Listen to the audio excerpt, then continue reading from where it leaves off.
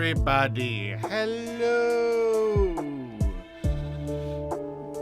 Oh, some nice Final Fantasy VIII music. Oh, that sounds good. Love some good Final Fantasy VIII music. This is, it's Calico Beasts again. Heck yeah, man.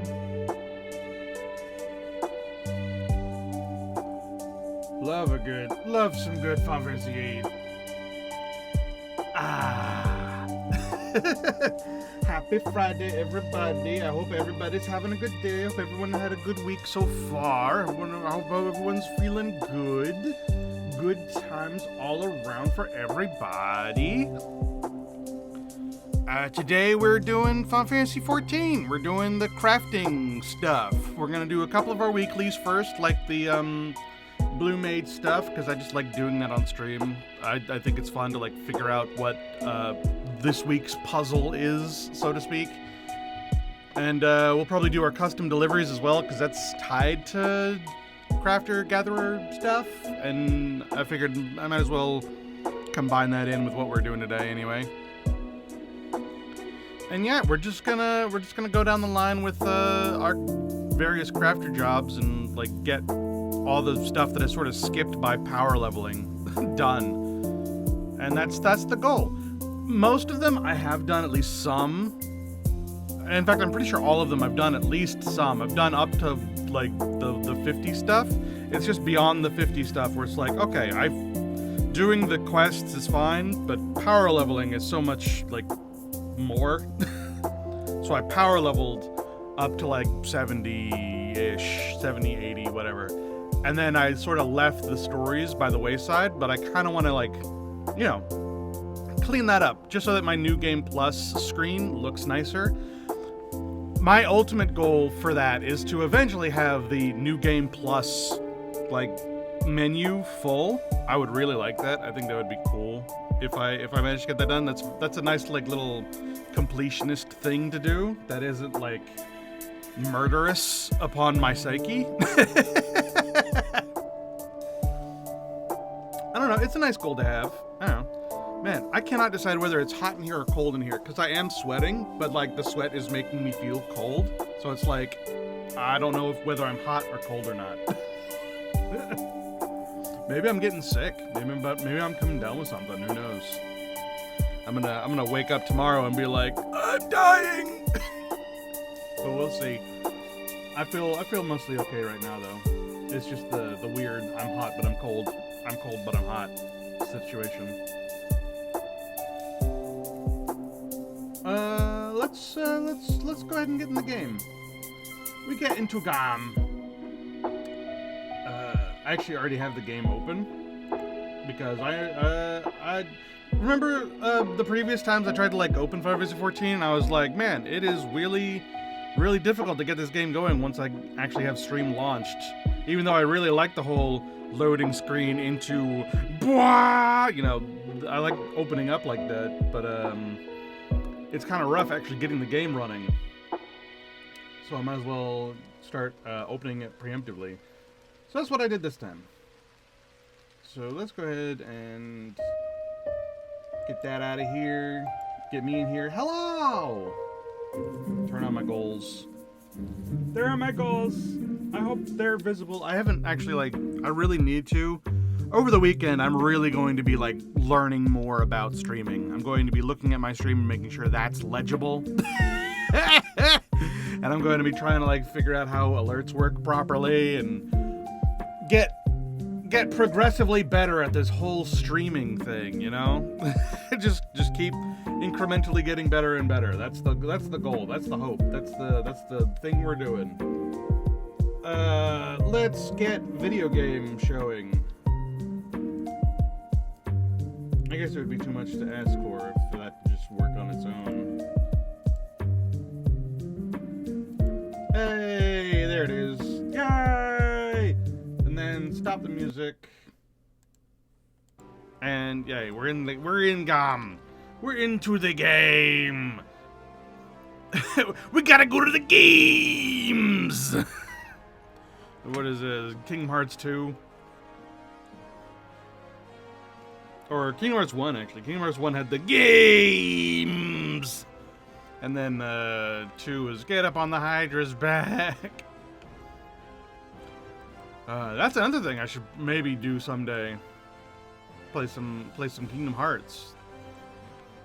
I was on a like completionist kick for Kingdom Hearts for a while, and I need to hop back onto that because I really like. I bought the Kingdom Hearts collection on Steam like as soon as it became available, and I'm like, all right, I'm gonna sit down and I'm gonna complete the entire series. Let's go. And then I completed Kingdom Hearts 1, and then took a break, and then started doing Kingdom Hearts 2, and then took a break halfway through, and then I started playing again, and now I've beaten the main game. I'm just doing the like cleanup stuff at the end, and I kind of got bogged down by that and decided to take another break, and that's kind of where I'm at. And I need to decide if I want to stream that someday. Do I want to start over, or do I want to just continue where I left off and try to complete the game, like continue the project of trying to complete the games, or start over from scratch and do it on stream? I don't know. I didn't know. Things to think about. We gotta find ourselves a healer. That's a botanist. That's a paladin. That's a... are you a healer? You are a healer. Gimme. And we bow to be polite.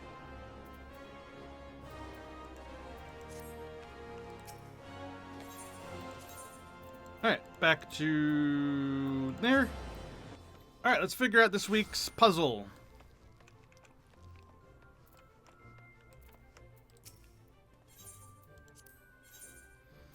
Alright, so the one we just have to do without anything difficult is just kill the knight. That's okay, we can do that. That's fairly simple.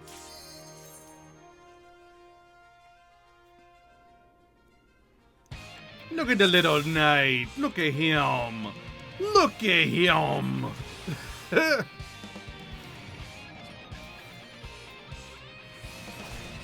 Breath of magic. Mortal flame.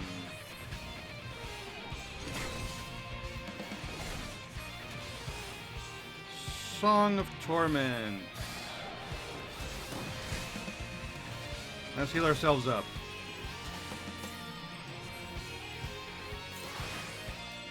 And now we kind of just wait for him to melt.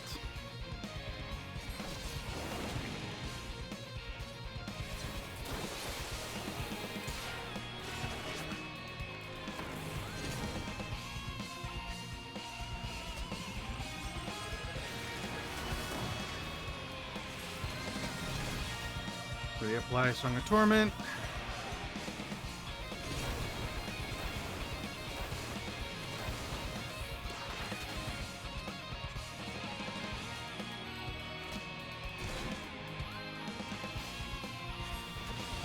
Reapply Breath of Magic.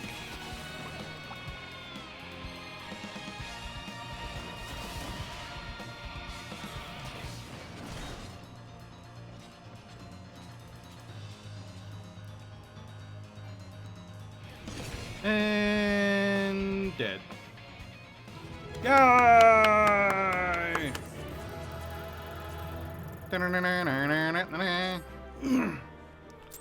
Alright, so that was the simple one. What's our silver? Our silver is on a clear day you can smell forever. Oh, we gotta beat 2 Malboros, it looks like. The Reflective Rebecca. Do they cast Reflect? How? What? And then we just have to do it faster than the standard times. We have to complete this in under 5 minutes. That doesn't sound too bad. I wonder what the problem with that is. I'm just fighting 2 Malboros. What do they do that's different? I assume it's something to do with Reflect. Yeah, it is. All magic attacks are reflected, so I need to do melee attacks? Physical attacks, I guess? I should probably put Mortal Flame on them, because that will, probably kill them. Do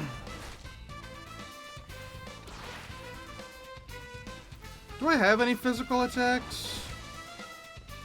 Oh, yeah, that one is. Although, honestly, Breath of Magic is kind of killing it. Oh! Who knew that both ends just, like, kills it dead?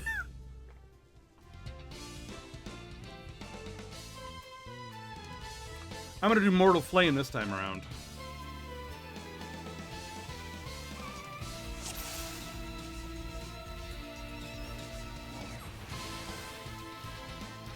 Oh, it casts it much faster.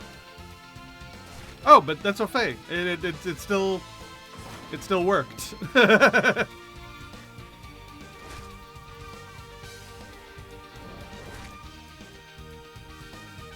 This is unaspected damage. So is that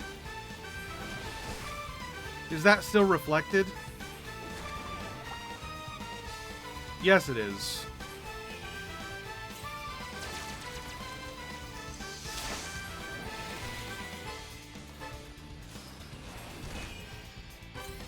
Oh.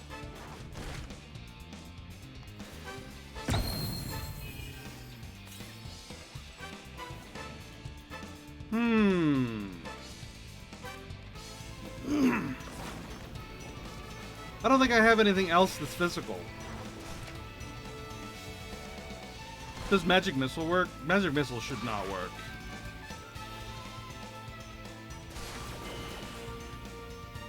Ah, yeah, no effect. Well, this is a problem because I needed to beat this fast.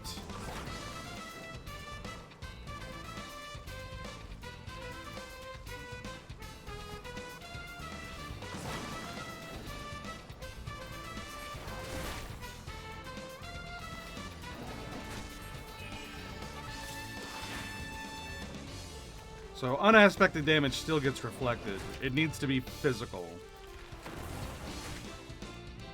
And both ends doesn't kill it this time around. I'm gonna need to try this one again. Maybe with some different spells.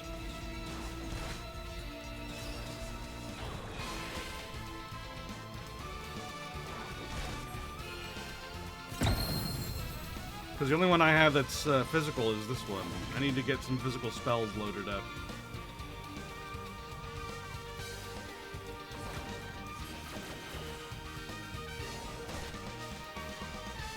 Does that still do damage?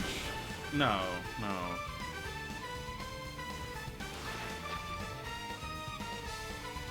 No, that's the Mortal Flame. That's. I mean, I will win. It just is too slow. Breath of Magic did better.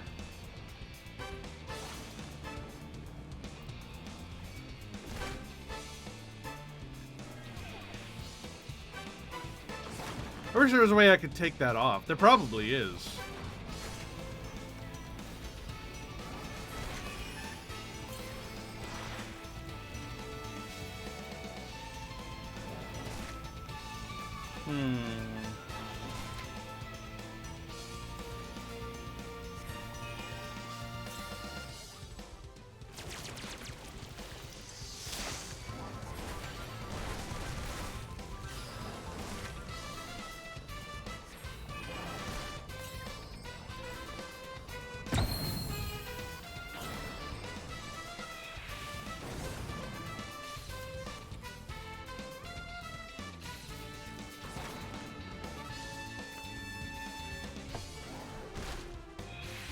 Darn, that is a problem.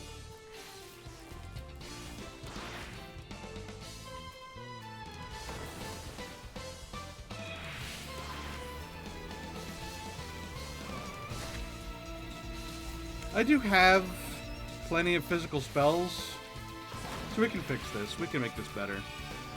Honestly, I should just let myself die, because I'm not gonna do what I need to do.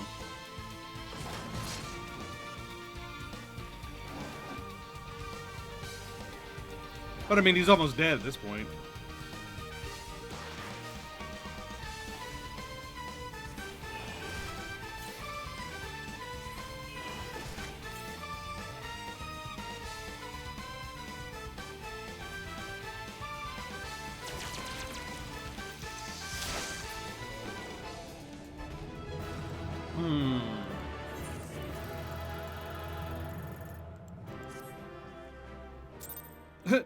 Hey man, technically that was 4 minutes and 59 seconds. That should have completed it. Alright. Blue Mage Spellbook. I don't have physical on here, which is a problem.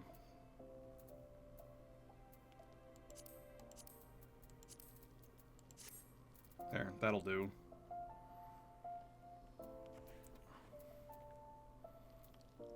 Oh, I didn't know that Flying Sardine did physical damage. I mean, that makes sense, because that means that it wouldn't be reflected. So which one do I want to do? That's the real question. Probably one that doesn't have a recast on it. That's like super long. Like, we don't want these minute-long recasts. We want just something I can do over and over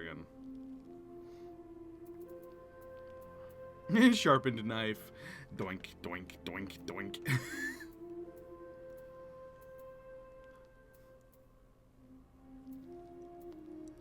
If we have one that does stun, that might not be a terrible combo.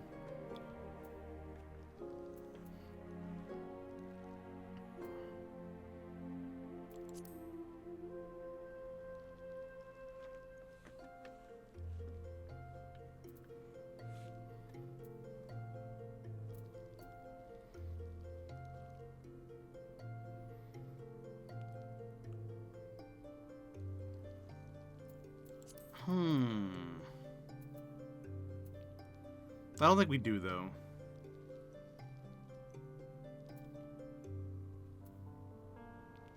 We've got one for paralysis.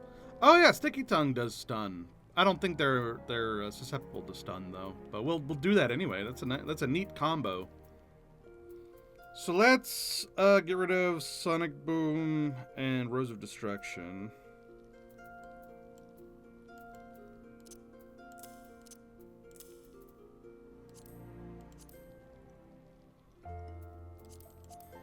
And add Sharpened Knife and Sticky Tongue. And let's see what happens with that.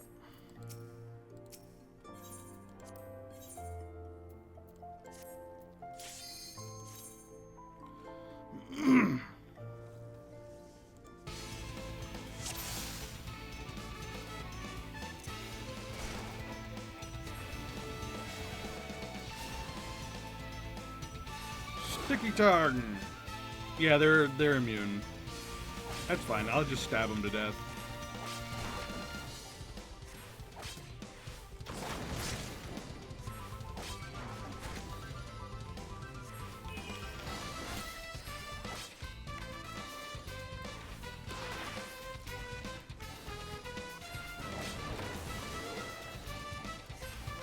Stab. Stab. Stab.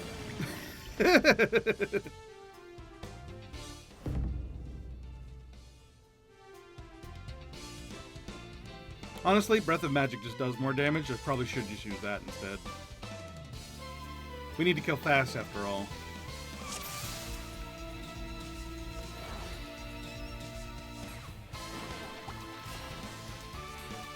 Stab.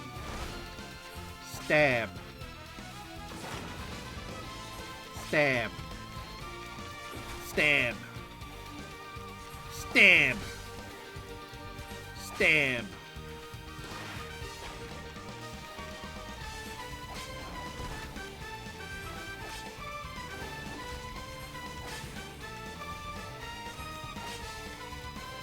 Stab. Stab. Get doinked, idiot. Oop, gotta... There we go. Stab. Stab.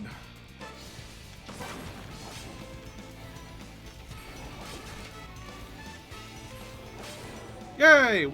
Achieved weekly target B. Heck yeah, dude.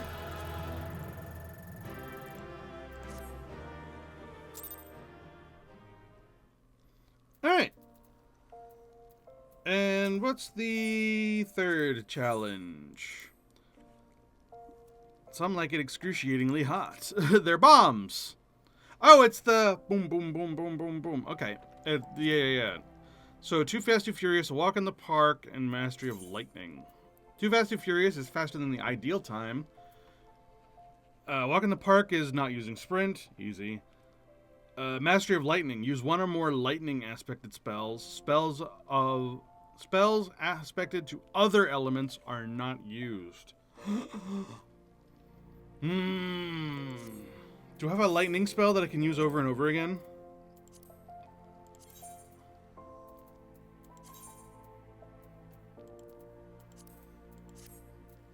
A lightning spell that I can use over and over again. Glower, maybe? Glower might work.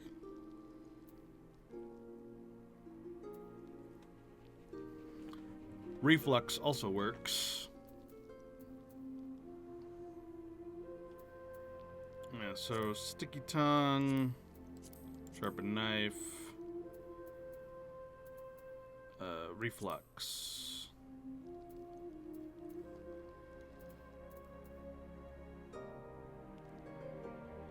And Glower.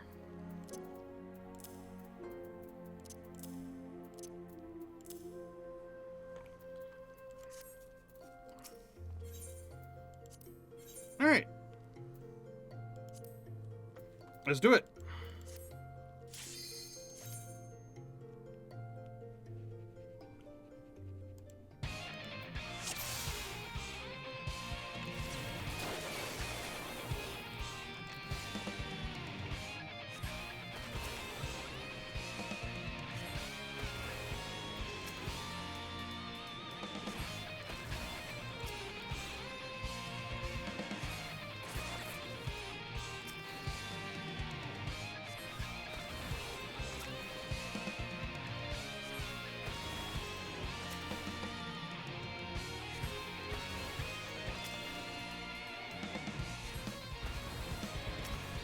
Now, the other problem is that this doesn't do a whole lot of damage. I'm a little worried about that.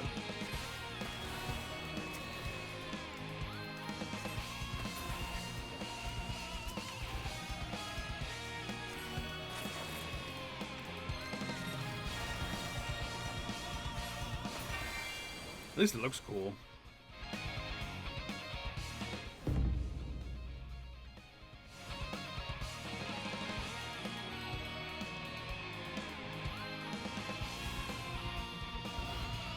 So getting this done faster than the ideal time will be a little difficult.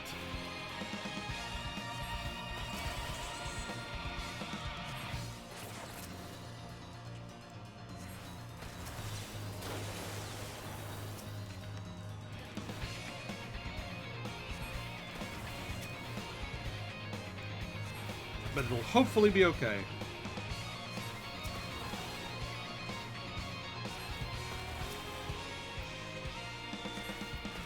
If not, we'll need to find something that does a little bit more damage.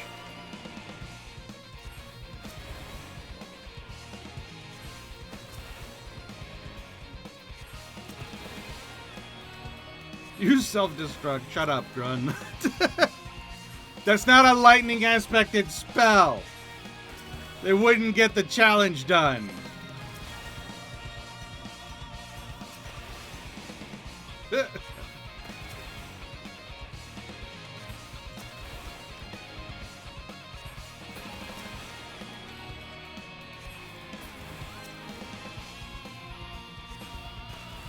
Yay! Weekly target A done.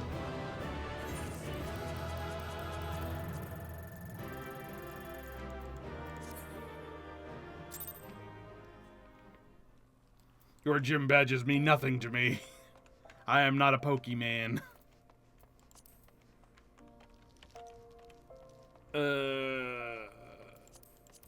And that's the weekly Blue Mage done. Did it. We are awesome. We are good at video games. Let's go dump our currencies and then do our custom deliveries.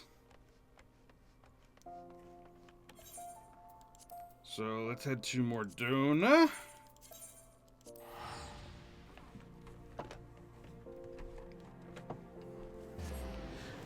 Me needing my poetics for my relic has kind of got me in a bind because I've been leveling my my classes again. Like I finally got monk to 80, and I'm like, oh no, I can't buy the tombstone gear because I'm busy dumping my stuff for this. No. And I need so much of this that I don't want to waste any of it on these guys because they're just gonna out-level the gear anyway.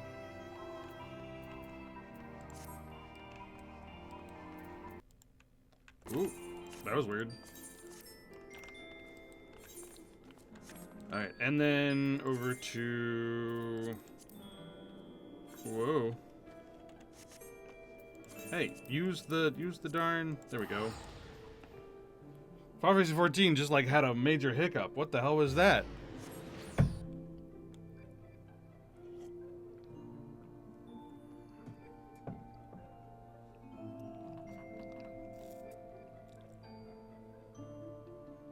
Oh, and now it's having trouble loading. What's happening? Okay, there we go. Yeesh. What did I come here for? Oh, right. My Aetheryte tickets. Yay! Dun dun dun dun! I have over 1,000 tickets.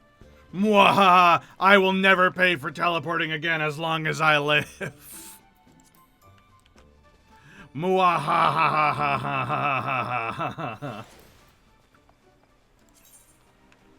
Alright, what other currencies do I need to dump off? That's it, actually. I need more of those in order to, like, make that worth it. Alright, so now we do our custom deliveries. We'll do that as minor. What are we doing this week? Miss Nidaweekway.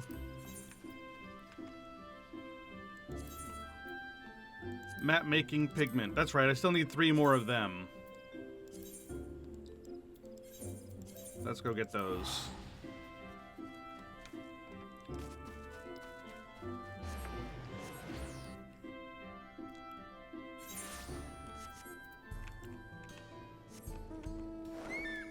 Zoom. I sense a legendary mineral. Oh my god, maybe this time, maybe at last I'll finally be able to mine it. Maybe. Please. Please let me mine it this time. Jeez Louise.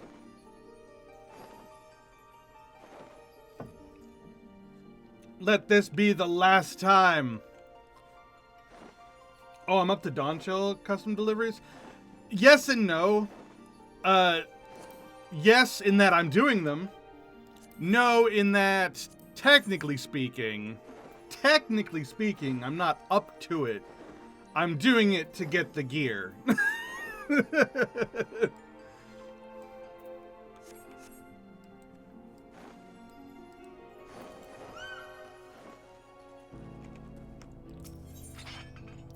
Son of a bitch! Why do they do this to me? Ah! It's fine. It's fine. Today is the last day that happens. Today is the last day that happens. Because I'll be getting enough orange scripts from this custom delivery to frickin' replace the rest of my gear to be orange. And then I'll finally be able to mine them damn things. It pisses me off so much that there is no level 100 purple script gear.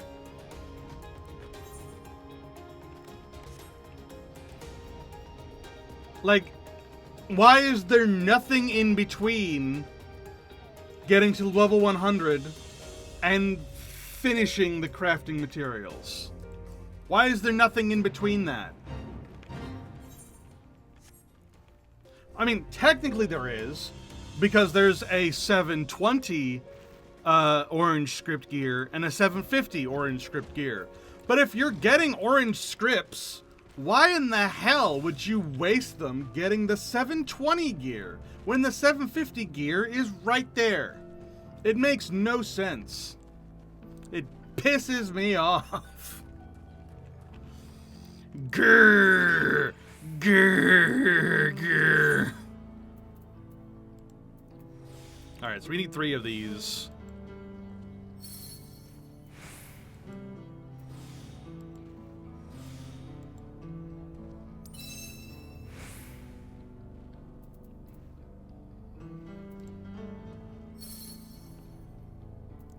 Collect. Collect. Alright, there's 2. We need 1 more.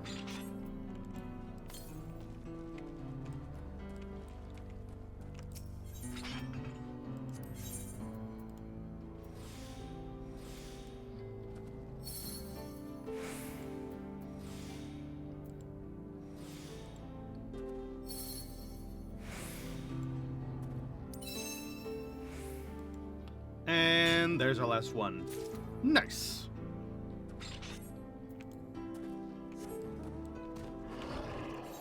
Let's go give those to Weeklies.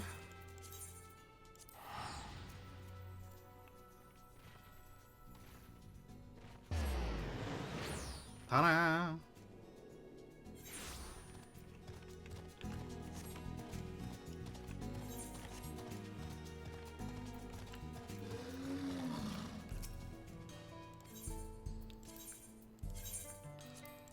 And yeah, we do 3 because they always, during the actual, like, leveling portion, quote-unquote leveling portion of the custom deliveries, they always change them after 3.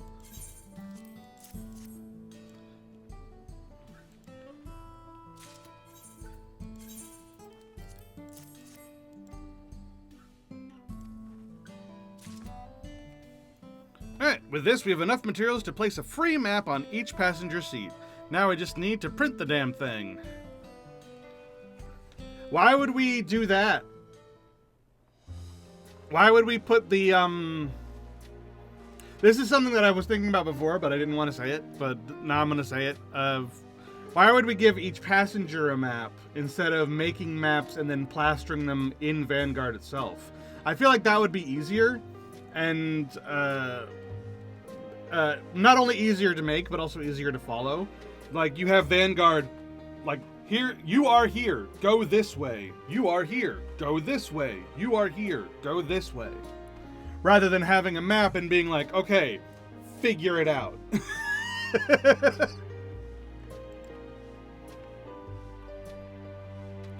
Alright, we've placed a few on each seat, and in addition, we'll be placing a few in the office. Sure. It's not what I would have done, but that's fine.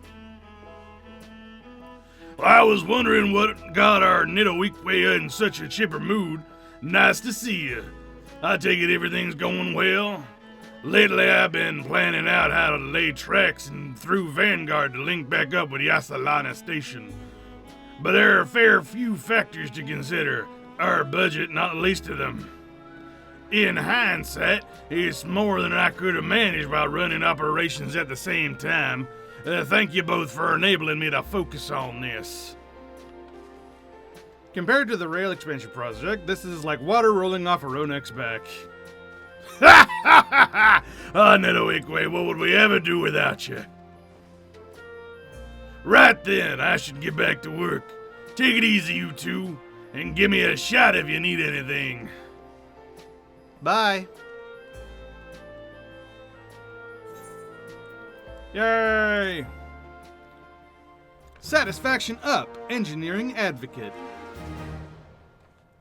And yet there is more work to do.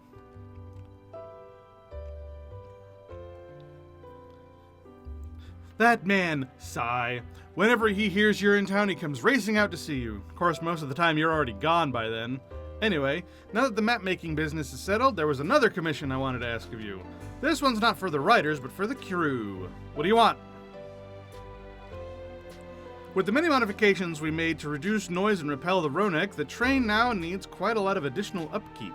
So I figured I'd do what I can to minimize the hassle by putting in an order for some top-notch maintenance supplies. Ah, yeah. You're gonna satisfy her right in front of her husband? Bold. Hey, listen. Considering how eager he is to see me every time I come by, I'm just saying. I don't think he has a problem with it.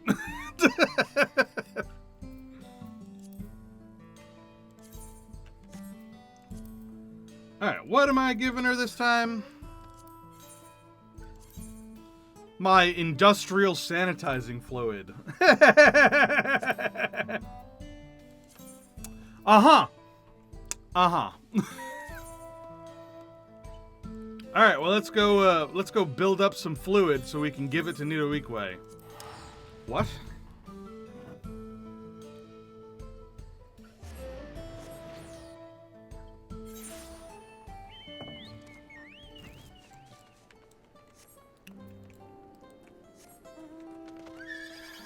Of course we have to build up our fluid in the lands of the giants.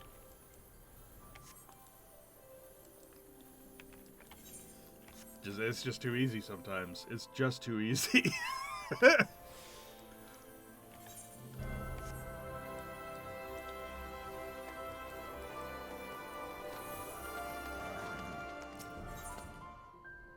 Alright, industrial sanitizing fluid. Let's get it.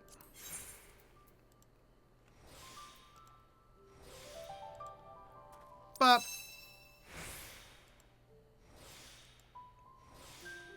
Bop. And bop.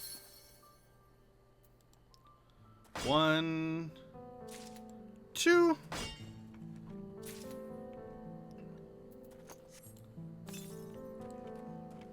And this one.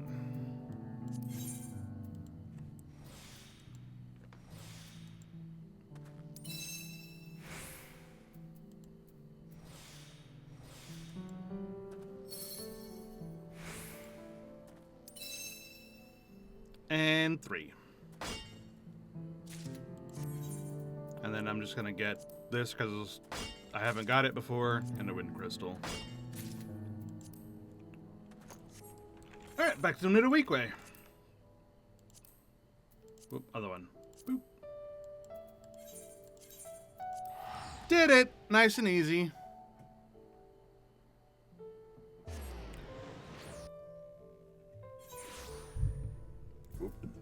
And then next week we'll have to give her some more fluid. Ha ha ha ha.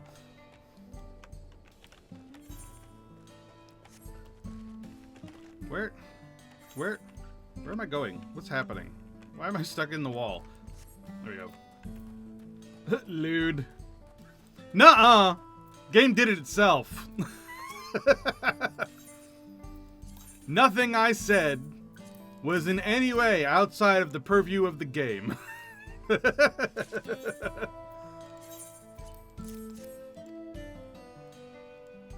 It's not my fault.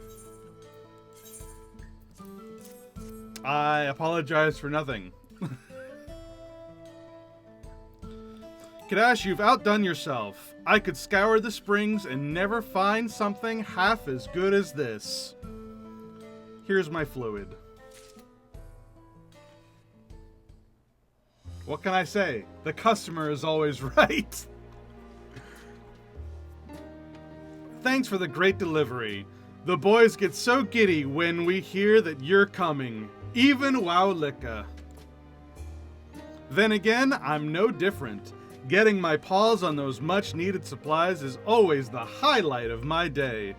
But I'd be lying if I said your presence was any less heartening.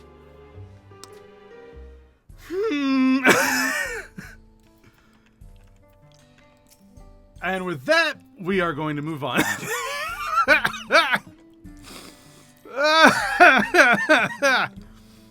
Oh, Jesus.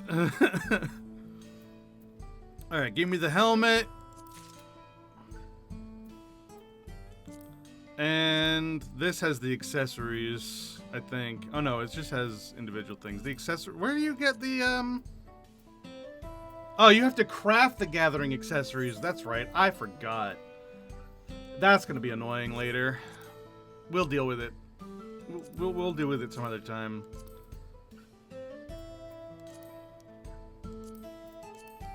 What do you even... Oh, mount tokens and shit. Eh. Eh.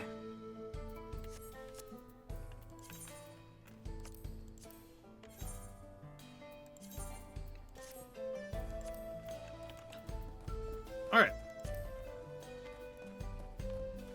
I needed it to be what, 448 or something? What did it say? Hold on, let's scroll up and see if it's still there.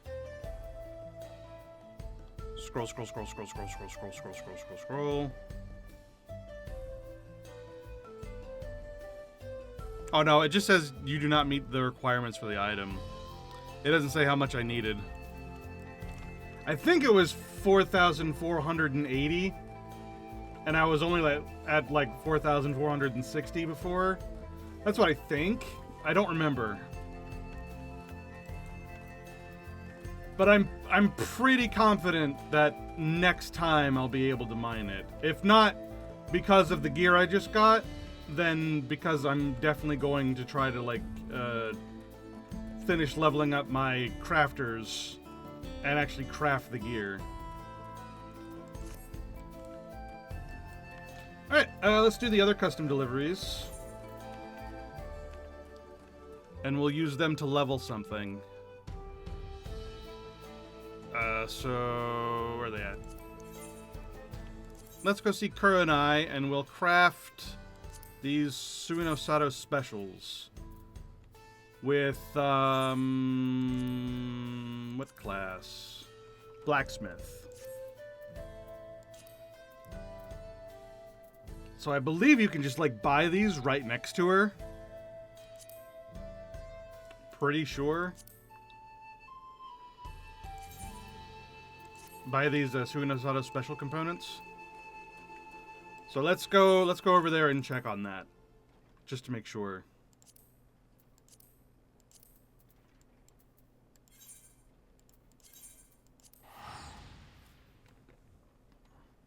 And I'm making 3 of them, which means I'm going to need 9 of those special components.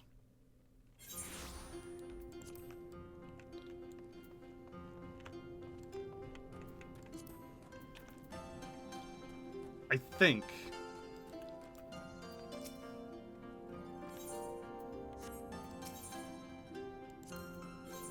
Oh, I guess not.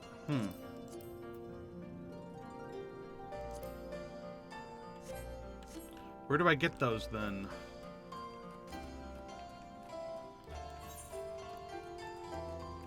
Maybe there's maybe the other shop over here or something?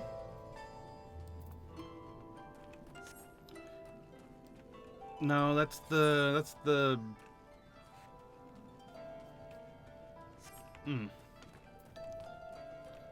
the blue merchant? What do you got?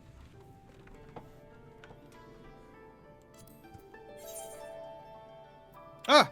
Suinosato special components. Yay! This is what we were after.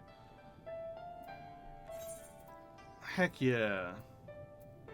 So it was... what do we need? Gotta open up all these frickin'...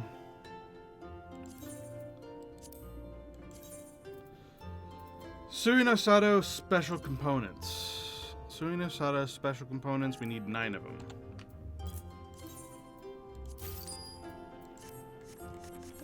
Jesus. So many menus. Alright, and let's craft them.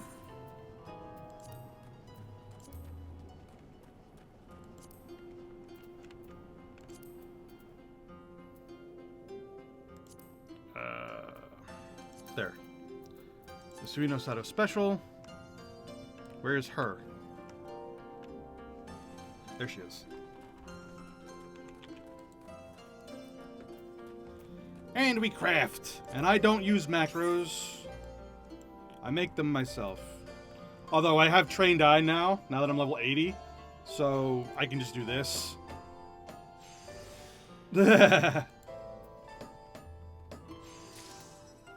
And that kind of trivializes this a little bit.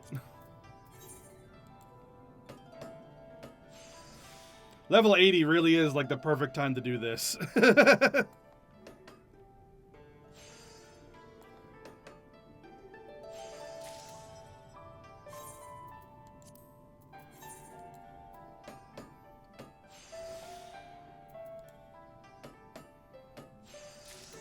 Easy peasy.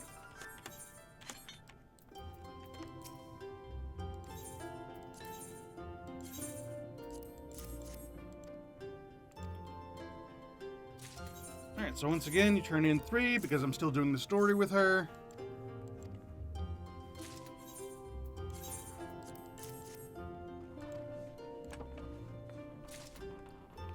Thanks to your tireless efforts, we now have sufficient stock of products that may represent Suinosado. I pray that they will meet with Jikan's satisfaction. Bow.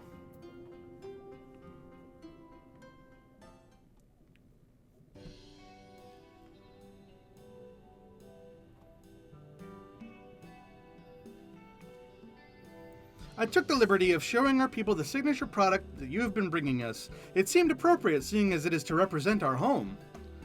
All were in awe of the foreign techniques employed in its creation, and full many were inspired to contribute like items of their own. The quality doesn't compare to yours, of course, but it's none too shabby either. As a matter of fact, it's good enough for a house to deal in. By my reckoning, we got enough hands to meet anticipated demand. Assuming they're willing, of course. Truly? If the House of Splendors should be willing to stock our products, we would be honored to supply them. Oh god, the House of Splendors. Don't do it. It's a trap. Glad to hear it. I must confess, though, I've been eyeing ways to turn a profit out of this for a while now. Grateful as I am for my life, I couldn't call myself a trader if I ignore the opportunity for an exclusive supply deal. Hey look, it's that guy again. Banned. Oh, is that the way of it? You did not give me that impression in the least. You still have lots to learn about business, princess. I'll teach you the good and proper, else you're liable to be eaten alive out there. Ha ha ha ha. I was not joking.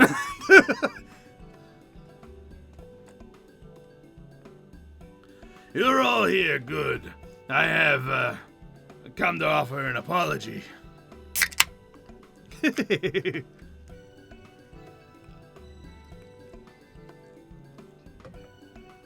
Well, if it isn't, she can. An apology, you say? I take it you've seen all the good that's come from Kadash's handiwork. Indeed. I have been observing our citizens. Never have I seen them so invigorated, so alive. Their passions enkindled by the prospect of having a product to call their own. As it stands, I believe that Suinosado would not only survive, but thrive, were we to emerge into the world. That brings me to my apology. My fear of the unknown had blinded me to many things, not least of all to our people's potential. I see this now, as do my fellow elders. And I speak for all of us when I say that we would be grateful for your continued support of Her Grace's cause. Yay! We are as newly hatched fish, yet trying to find our way in a great ocean. I, too, ask for your continued support, though I myself can no longer be involved in this endeavor. Le gasp! Well, yeah, you're the princess. You're not supposed to be out here in the first place. Ever since my charade was exposed, I have been prepared for this moment. Though I am grateful for being indulged these extra days of freedom, 'tis past time I return to my place in the palace. Oh, with regards to that, Your Grace, 'tis my firm belief that one among us who harbors the greatest passion for the outside world should continue to collaborate with our visitors. Indeed, Lord Jikan, I doubt not that you and your fellow elders shall find a suitable replacement. For someone who advocates the need for change, Your Grace bends all too easily to tradition when it concerns yourself. There is no need to find a replacement, for who harbors greater passion for the outside world than you? I'm old, not stupid. Makes a change? But what? But the law. I am the law! Rest assured, your lady-in-waiting has expressed her willingness to continue ruling in your stead. Ha! Ha! Ha! Ha! Your presence will still be required at functions of import, but outside of those times, you are free to continue as you are. Are you certain of this? Nod. Full certain, Your Grace.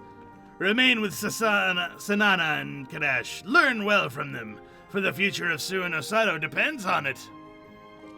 Also, you're kind of a shit ruler, and your handmaiden does a much better job than you.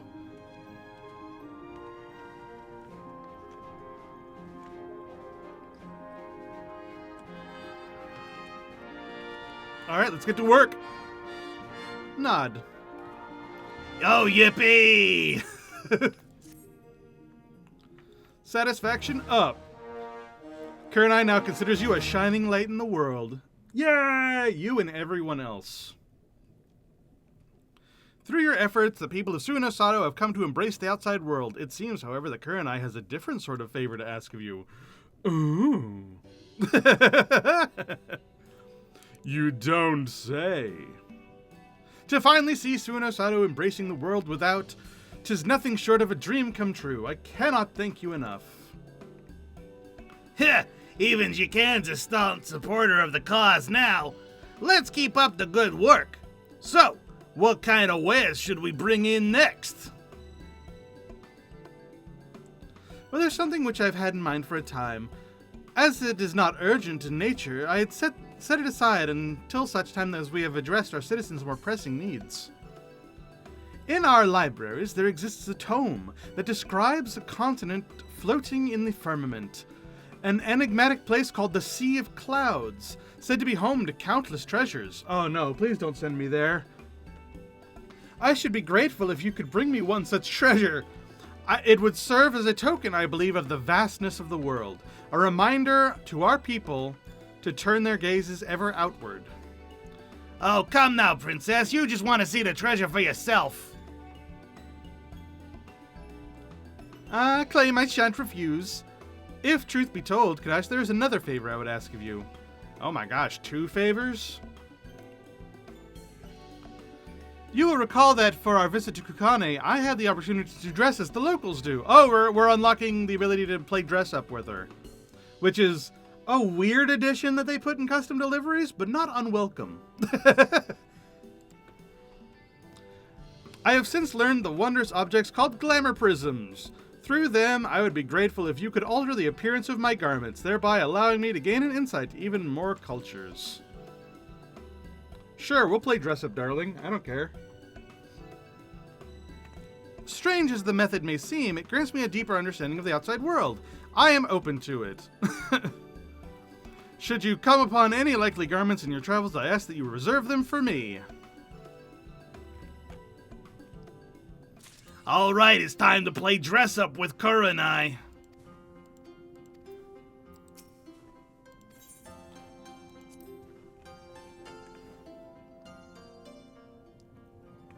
Bow. Oh, we're not we can't. Dear Square Enix, can you make it so that these can access our glamour dresser? Thanks, bye. I would really, really appreciate that.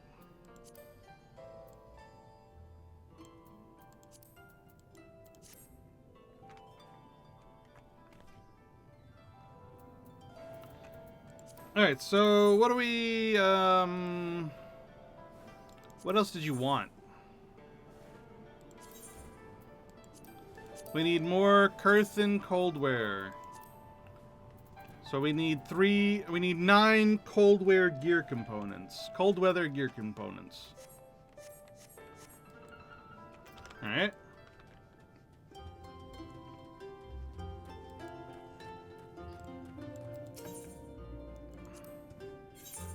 Alright, cold weather gear components.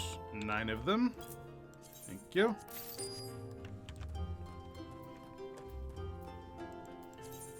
Also, I should be eating things. Let's eat this.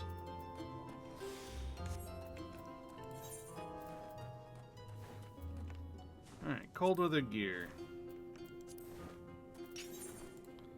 Boop. Boop. There's one.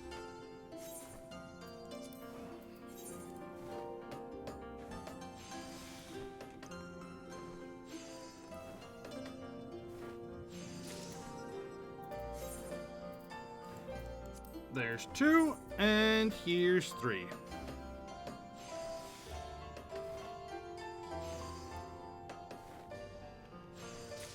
Ta-da!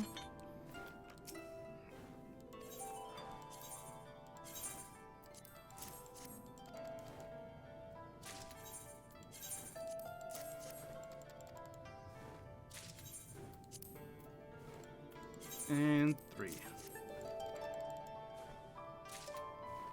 Yay!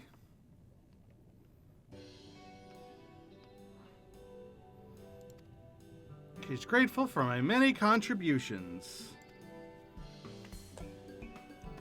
And I think we're actually done with Kurenai now. Well, I mean, except for the achievements, which I'm saving for later.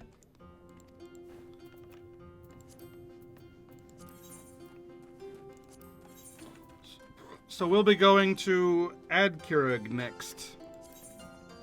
Which I believe is back in Idleshire. So we'll be doing him next week. As well as Nidoweekwe still. Because we need more stuff for botanist gear.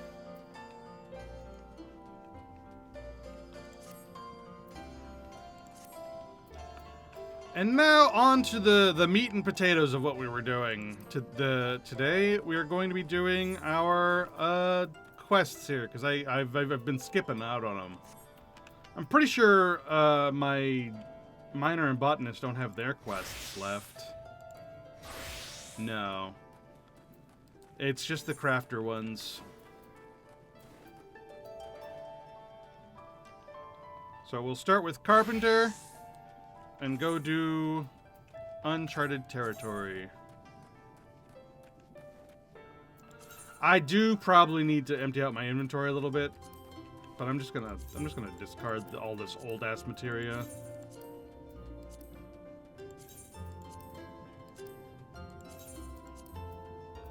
And then eat food as we need them.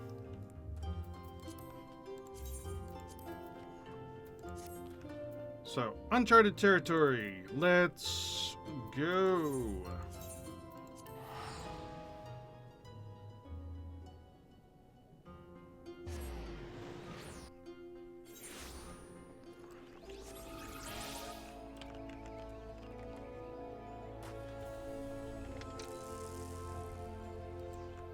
I'm sorry, what? Oh, I actually did not remember that my saw is a chainsaw.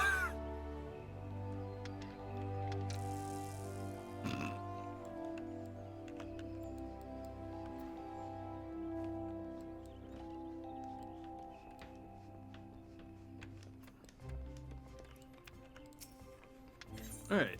Uncharted Territory. Tim Master Beaton's already furrowed brow deepens. Right, the very carpenter that I call upon. Yep. One of our new recruits seems dispirited of late. Though I have approached her on several occasions, she's reluctant to share her troubles with me. Mayhap you can try talking to her. She is like to be far more receptive to a brave and amiable man such as yourself. Sammy is her name. You can find her out front treating cedar logs. Thank you. We shall do that. What's up, Alcremie?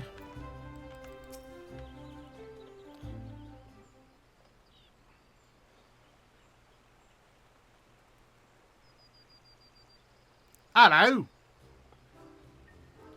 Good gods! You're Kadash, famed adventurer and Beaton's most promising disciple. What are you doing here? Ah, yes, that. It's nothing I can speak to most of our other guild members about, much less Tim Master Beaton. You see, our guild, it's in peril! Our sales continue to plummet, and if this downward trend continues, I know not what will become of it. Le gasp!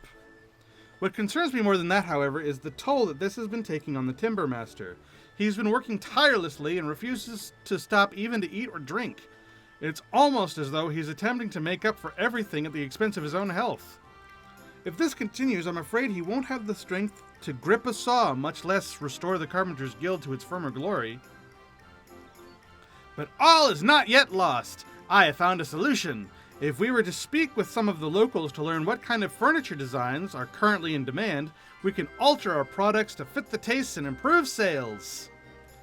It is, however, a rather monumental task for someone to take on alone, doubly so for an inexperienced carpenter like me, so please will you help?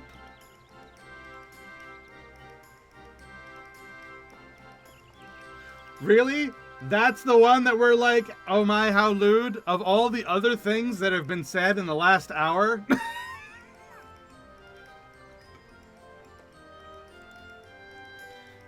Now then, let's begin by interviewing potential customers at the Carline Canopy.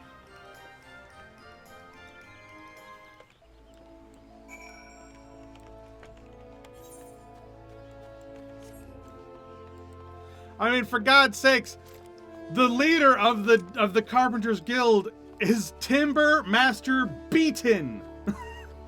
Come on now. That's just like, that's already a joke that's pre-set up.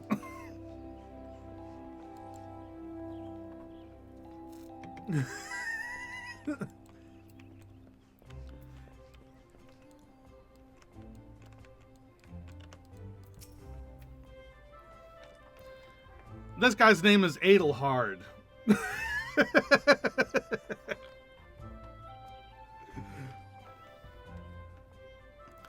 I recently finished building a house in the Lavender Beds and have been furnishing it with Doman-themed furniture. The bold yet delicate patterns prevalent in such work it greatly resonates to me. Noah Gamdula. What sort of furniture have I been buying? Lately, I've been purchasing a lot of Far Eastern style items. After all, that's what's popular nowadays. Alright, so, considering this is the level 60 quest, and I'm being told about a bunch of Far Eastern stuff, I think I know where this is going. Hello, Farar. Furniture? I must say that Hingen furnishings trickling in from the Far East have struck a chord with me. People are often far too eager to forsake their own heritage in exchange for keeping up the latest trends. I, on the other hand, take great comfort in knowing my furniture embodies generation upon generation of tradition. Thanks, Farar.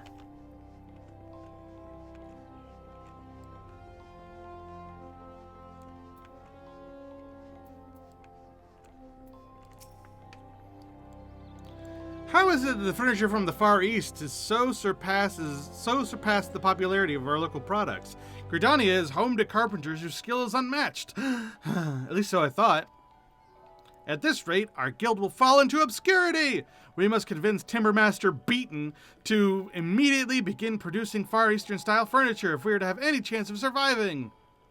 Had I more clout with him, I wouldn't hesitate to march in there and tell him as much, but as it stands, I'm afraid he won't take what I have to say seriously. If you, his star pupil, were to accompany me, however, my words will hold more sway. So you'll come with me? Fantastic. Let's go pitch my idea to Timbermaster. Yeah, he's in there beating wood as we speak.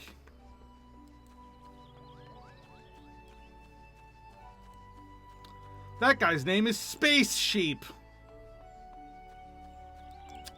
Anyway.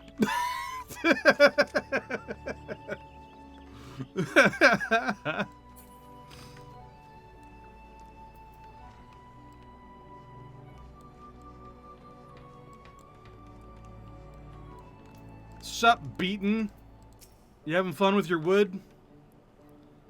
I suppose the two of you are here because it's something you'd like to discuss. Very well, have at it. Sir, you might already be aware, but Far Eastern furnishings have recently been flooding the market, with men and women all across Gridania, Eorzea even, only too eager to buy them, and we are at great risk of falling behind. I believe, however, that if we were to get ahead of this trend and begin manufacturing products of Oriental design, we can convince more customers to purchase from us and improve the status of our guild. Oh? And you think producing crude imitations will suffice? I'll not have it said that we compromise on quality.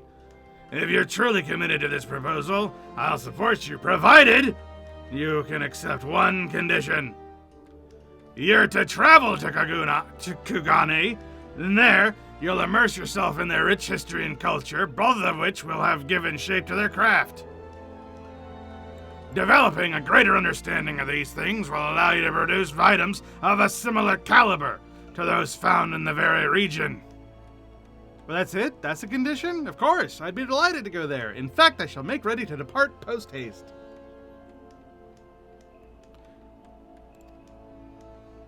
Wish me luck. I shall send you a letter once I arrive. Bye! I wonder if she truly understands the purpose of my sending her there. At the very least, she seems to have overcome her despair, and I suspect I have you to thank for that. Well then, I suppose all that's left to do now is wait for the letter. Da-da-da-da. Letter's arrived. She's made it safely to Kugane. Or rather, that is what I have surmised from this letter that goes into great detail about the various new foods she's tried there. While I was the one to suggest that she embark on this trip alone, I've come to rethink my decision.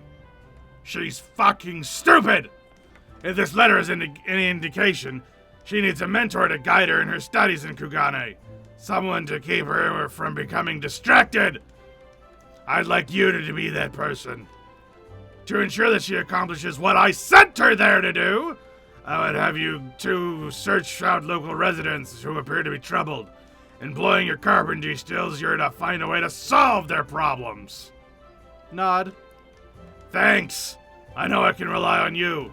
You're the only one here who's not an idiot. I imagine there are a number of things you need to attend to before you leave, so I'll say my farewells here. Till you return, get the fuck out of my guild! Bye.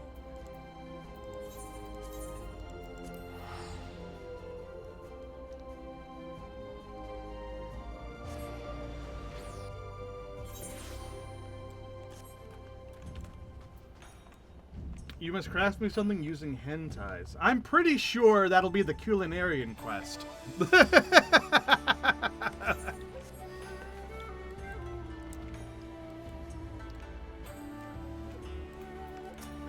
Hello, Sammy. Oh, Kadash, 'tis a true miracle that our paths are converged so soon, and here of all places. I certainly hope you've been enjoying this splendid city as much as I am. I've only just arrived and I am completely enamored with its people, food, and customs. Everything here is so different, so unique. Something which can no doubt be attributed to Kugane's extended isolation from the rest of the world. Take, for example, the delicate motifs that recur in much of their work. You'd never be able to find this in Eorzea.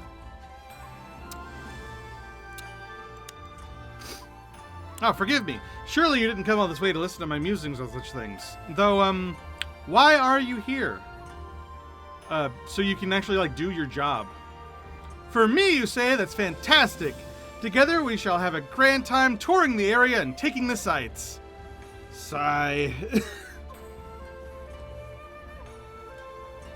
Do your job. So Timbermaster Beaton would have us search for troubled citizens and fix their problems with our saws and hammers. What a brilliant idea. Not only will this help me improve my skills, it will also afford me the perfect opportunity to establish my reputation as a carpenter. Huh? We haven't a moment to waste. Let's scour the streets and see if anyone's in need of our assistance. And there she goes. Yeah, my nose. Alright, let's find someone who needs fixin'. I'll fix them.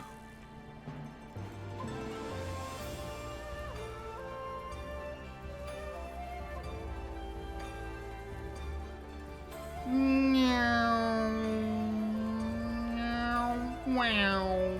Ah. Withdrawn woman. Who is this strange girl? Stranger danger! Kadash, thank the matron you're here. I found someone in need of our services. There's just one teensy problem. Why will no one even listen to what I have to say? She approached me asking if anything was wrong, so I thought that this time would be different. As soon as I began talking, however, she sat down and began banging her tools together. Please, I can't take it anymore. I need help. Your help. Yeah, sure. What do you want? I'm just so fed up with the way I look. With this lanky hair and these plain features, I melt into the crowd. No one remembers who I am. After this, you'll probably even forget about me. Sob. My confidence dwindles by the day. It is to a point where I must summon every ounce of courage to even speak to someone. Yeah, don't worry about it. I got this. I'm so sorry you felt that way. I had no idea. Mother was right. I need to learn how to listen instead of jumping to my own conclusions. Don't worry, madam. We'll find an answer to your problems. Now, please, if you would, allow me to escort you to the Shiokaze hostelry, where you might wait while we figure out how we go about this. Kadash, in the meantime, can you go and interview some of the Mujikoza actors? Surely they'll know how to gain people's attention and have more confidence.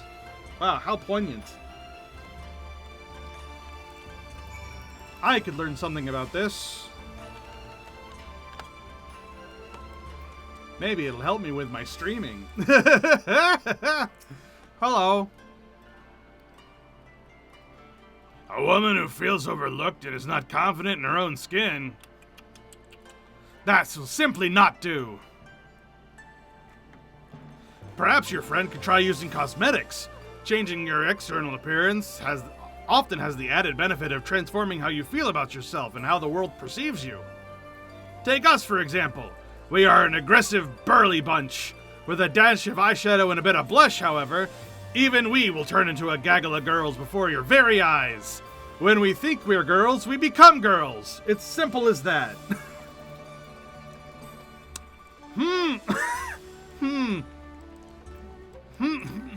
Hello.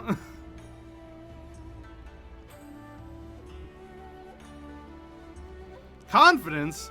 You asked me ways to gain confidence? The best way to do that would be to improve yourself, whether that be from inside or from outside. When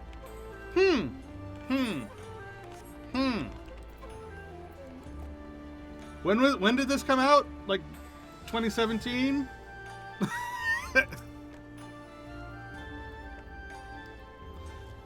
Have I ever been ignored by an audience? Of course I have!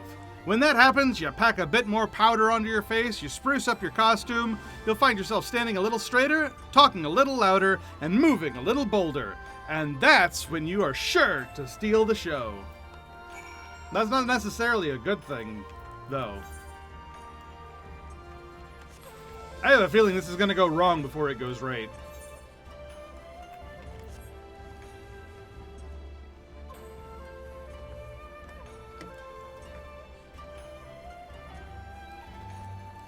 Huh.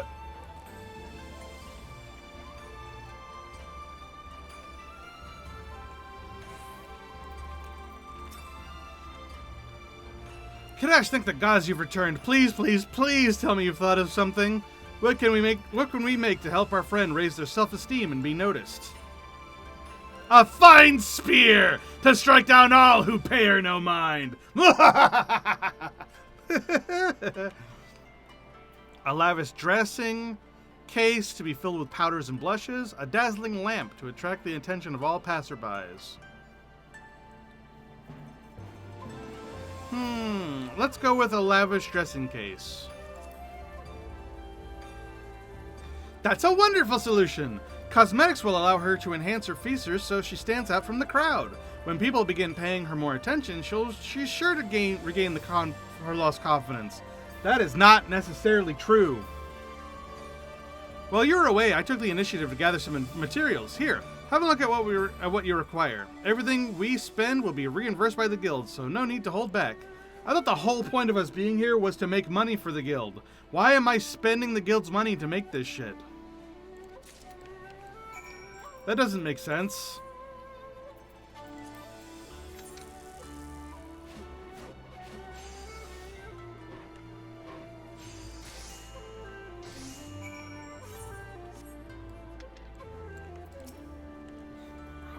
Do you truly think there's no hope for me?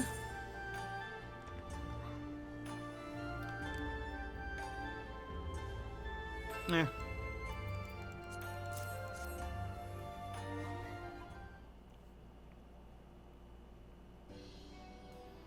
How about this thing? A dressing case? It certainly is beautiful, but I fail to see how it will help me. Put stuff in it, then put that stuff on. Dumbass. So you're saying altering my look will change the way I feel about myself and how people react to me? It's certainly worth a try. Wallowing in self-pity as I have until now will fix nothing. This box, however, might. Well, may I have a look? Ooh! It's so beautiful. Everything down to the last detail has been crafted with such delicate precision. It's no wonder Timbermaster Beaton holds you in such high regard. Even with years of practice, I doubt I'll be able to craft anything quite so splendid. I made it in like 2 seconds, man. Madam, please accept my sincerest apologies for the earlier distress I caused you. I should have been more considerate of your feelings. No, 'tis I who must apologize. If only I had the strength to convey my thoughts and trust in my own voice, none of this would have been an issue. Besides, I dare say that meeting you two may well be a turning point in my life. From the bottom of my heart, I'd like to thank you for your help. I wish you all the very best in your endeavors.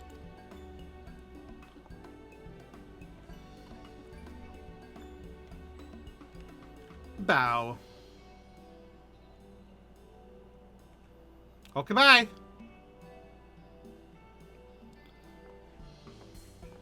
Hurrah! Her words have lit a fire in me, unlike anything I've ever felt before. While I have been nothing but a hindrance thus far, I promise I won't be for much longer. I don't believe you, but fine. This weird, like, non-monocle really makes me feel like an asshole.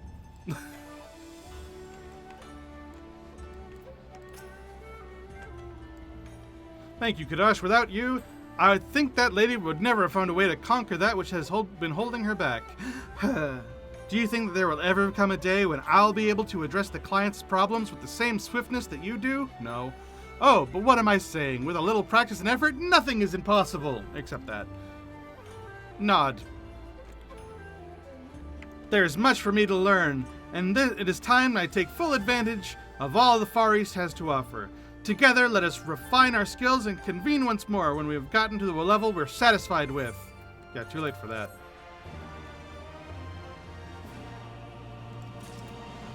Next quest, please. Ah, Kadash, you're here. Since we last met, I have been working day and night to improve my shortcomings as a carpenter. I am leaps and bounds from where I once was. Until now, I have been undependable. I promise, however, that from this moment forward, you'll be seeing an entirely new side of me. Doubt it. To prove to you just how much I've changed, I took the initiative and found us a new client. Her name is Ume, and she runs the local tea house. I've even finished crafting the item as she requested of us. Haha! Are you impressed yet? Well, there's more. I've scheduled to deliver it to her shop, and you'll come with me, won't you? After all, my first successful business transaction is something that you'll not want to miss. Why do I have a feeling I'm going to have to clean up your mess again?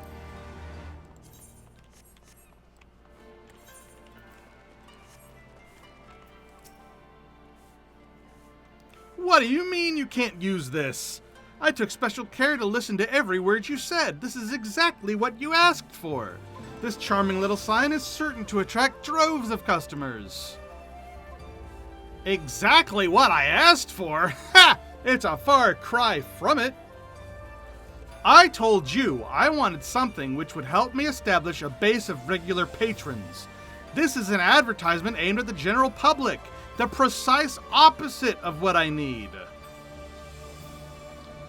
Even if I had requested this ridiculous sign, what makes you think it would do anything to convince customers to come here?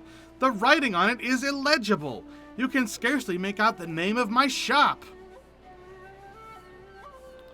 Let's sigh. Oh dear, Crush, help. Ah, you've brought a friend. You look like you have a good head on your shoulders. Maybe you'll be able to help me. Sure, what do you want? Excellent. Well, I cannot quite place my finger on it. I suspect that my tea house lacks something in the way of ambiance.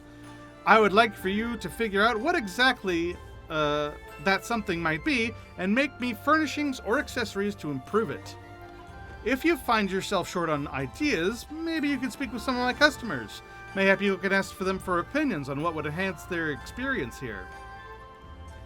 As it seems I'm no longer needed here, I'll return to the Shiokaze hostelry and ready some materials for you. Once you decide on what you want, come to me and I'll provide you what you need. Alright, dull-eyed adventurer, what do you want? For all the good food and drink, it still lacks warmth. I'd come here twice as often if I had a corner where I could sit back, relax, and have a smoke after a long day. Isn't that kind of what you're already doing, though? I mean, all you really need is a chair. I mean, here, sit. Literally right here and watch the sunset. Like, bro. Or here, sit here. This is even better. Like, literally. Sit, smoke, watch sunset. I feel like that guy's problem is a non-issue. Hello, Byakudan. How would I go improving this place? While I have no complaints about the tea or the food, it would be nice if they had books or a place to smoke to help pass the time. Literally, what you're doing right now, you just need like a little bookshelf right here.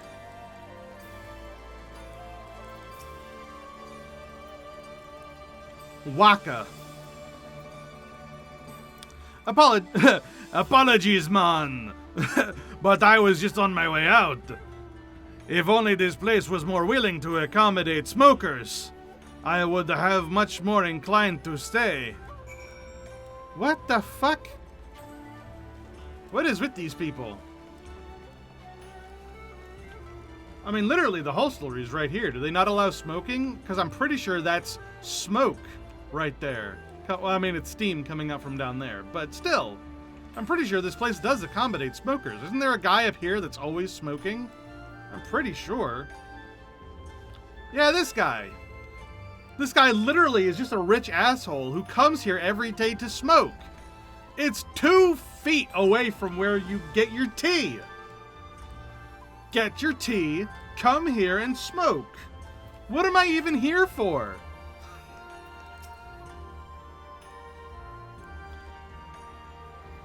Karash, I know not how to apologize to you. It seems the harder I try, the more work I create. Yep. If only I could figure out what I'm doing wrong. I thought my problem was listening, so I made sure to take note of every word that came out of her mouth. But it made no difference in the end. But I digress. Now is not the time to be dwelling on my failure. Let's concentrate on fulfilling the tea shop proprietor's request. Do you have any idea that we can make to satisfy her? A cudgel so she can defend her establishment. An onsen where people can relax. How about a pipe box so people can smoke and unwind? I have noticed that many men and women in Kugane do indulge in the occasion. Setting a pipe box in the area is the perfect way to invite them to have a leisurely smoke after they finish their tea. It's certain to keep them coming back. Now then, let's set about making it. You'll be needing this, maybe some of that, and of course this. Here, that should be everything. I think the tea house owner is quite eager to receive her delivery. If you could finish the pipe box and see that she gets it quickly, that'd be much appreciated. Oh yeah, don't worry about it. I'll make this in a jiffy. Like, watch this. Bam. Bam. Done. See? How fast was that? For a nice, stylish pipe box. It's got an ashtray in the design of a oh no, I thought it said chocobo. It's tobacco. Never mind. I thought it said it had a chocobo themed ashtray, which would have been cool. The key to running a successful business is cultivating a loyal clientele, and I need for you to assist me in doing just that. Here, have a pipe box. I'm sure no one is going to complain about all these people smoking out in the middle of the road. That doesn't sound like a real thing. That is a nice looking pipe.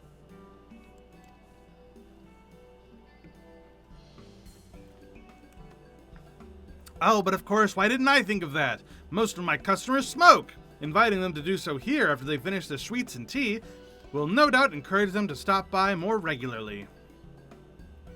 This is a tea house for smokers, except it's not a house, it's out in the middle of the road. Do you see now, little lady? This is what I was asking for. Oh yes, it's crystal clear now.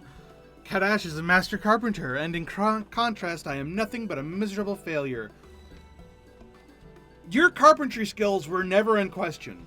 Well, that's not true. You couldn't make a sign that was legible. Ah! May I take a look at that? Jesus Christ, dude. You cannot be sneaking up on people and beating your wood. Great gods, Timbermaster Beaton, what are you doing here? I felt the call of wood and followed it here.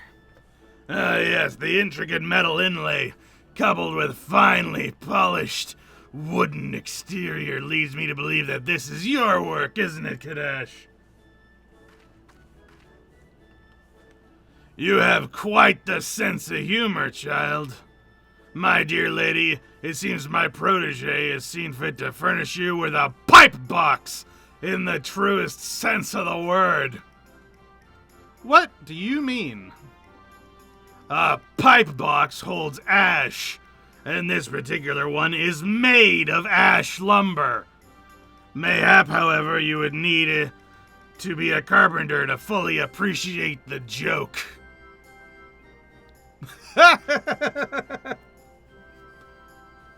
Mayhap indeed. All jesting aside, I would like to thank you for this magnificent gift. I cannot wait to see the reaction it will elicit from my guests.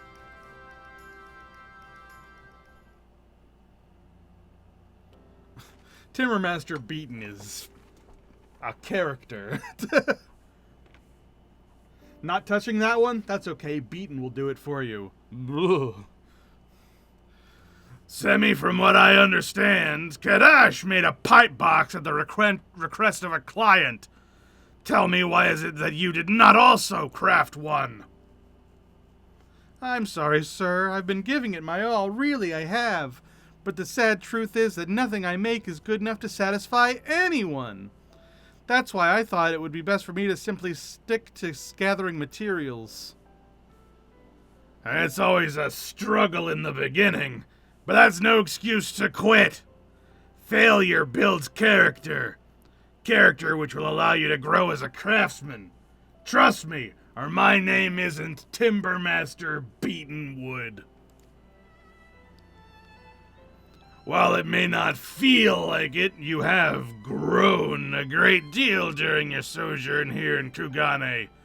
However, it is time for you to pack your bags. You're to journey to Yanxia next, to the lands beyond the Ruby Sea. Yes, sir. I'll make ready to depart straight away. Kadash, I'll be going on ahead of you, but worry not. Once I arrive, I shall send you a letter. Okay, Calvin's dad. Sammy, before you go, allow me to say this. You have a firm grasp of all the basics, and a sharp intuition besides. There is, however, one thing holding you back. You strive solely for perfection. Remember, your purpose is not to create something flawless, but something authentic. Something unique that will be cherished for years and years to come.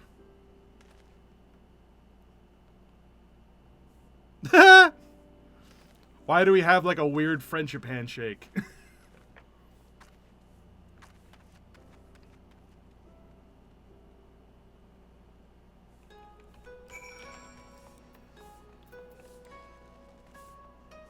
So he literally came by just to say that and then leave and head back to Gridania? Alright. How exciting is this? I'm going to Yanxia. Don't you fret, Kadesh. I feel like I mentioned this earlier. Once I settled in, I'll send you a letter.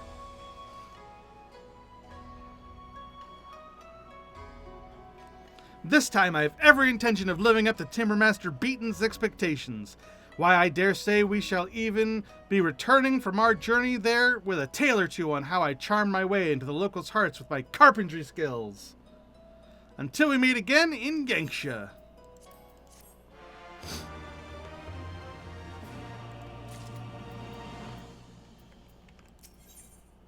Uh-huh. Kadesh, a letter from Semi has just arrived for you. Thanks, Korakaze. Wasn't there a storyline that focused around you? I vaguely remember, but it's been a long time. Dear Kadash, I am writing to tell you that I've arrived in a tiny village in Yanxia known as Namai. Oh no, not Namai! Isn't that where the Namazu live? The little fish dudes? It's a delightful place. Every day I stumble across something new, whether it be the unusual materials they employ in their construction or the unfamiliar but delicious foods. Oh yes, the food here is exquisite, and the desserts are even better. In fact, the sugar-coated dumplings they have are simply to die for. I'll be sure to treat you when you come. See you soon. Yours truly, Semi. Alright. To Namai. I think that's... Oh no, Namai is the... No, Namai is the town with the persimmons. What's the name of the place with the Namazu? The name of the place with the Namazu is the Yuzuka Manor. That's it.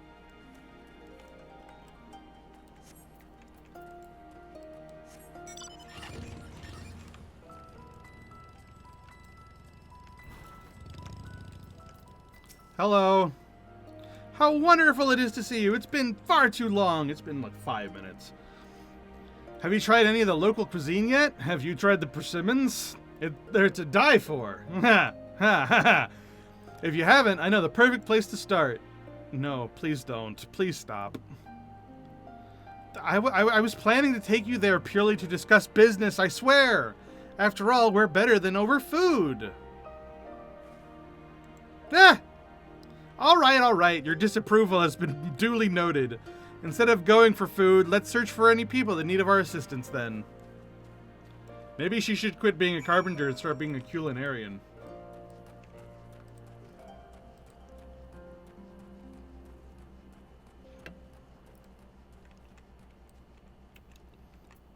Hello, Raisin. Are you Razan or are you Raisin? I think you're Raisin. I'll help. I could use some of that. You see, in the days before the Empire held dominion over our lands, I was a chef. While I was feeding them and far from fleeting, I would nevertheless like to use this opportunity to once again pursue my passion for cooking. As such, I have been thinking how to open a restaurant for cooking. For a restaurant, you know, for cooking. To do so, I would need to procure basic furnishings for my future shop. It is not a simple task, and most of what I have come across is either too expensive or poor quality. Then you may be pleased to hear, sir, that before you stand two highly skilled members of the Carpenters Guild of Gridania. We shall see that you receive the furniture you require. You would do this for me? Most certainly. What kind of furnishings do you need? Well, apart from the tables and chairs, I need something that will allow my guests to feel at ease. Those from the Enclave have different dining habits to those of us here in the Mai. I would like to create an environment where both will feel equally welcome.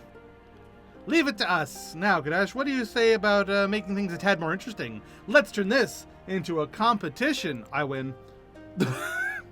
Don't even need to. I win. We'll each make something for our client to present the finished product to him. He will then judge them and decide on the winner. Pretty please, won't you do this for me? This is the only way I can show Timbermaster Beaton I'm just as skilled as all the other carpenters in the guild. Alright, if you want. Haha, it's settled. Well, go ahead about making the furniture however you will, but I recommend you speak with the people before getting started. Some have lived here with their entire lives, others have lived in the Enclave. With their help, you may better understand the subtle differences in their ways. Nod. Thank you, sir. We'll do just that. Kadash, once you've decided what you'll be making, come and find me. I'll furnish you with any materials you need. Okie dokie. We need to find a person. Hello, Miyake. Miyake? Mayake? They're eating are they eating persimmons? They are. And the only difference is that table manners. The only difference is that of table manners. Wait, hold on. I can't read. The only difference is that table manners are practically non-existent out here. The people have good hearts, but they have no sense of etiquette. They'll eat their food on the streets and sip their tea right in front of you. One should take their meals behind closed doors with family or friends. It would be nice if they would at least eat behind a partition of some sort and spare the rest of us the sight. Wow, rude? Rude.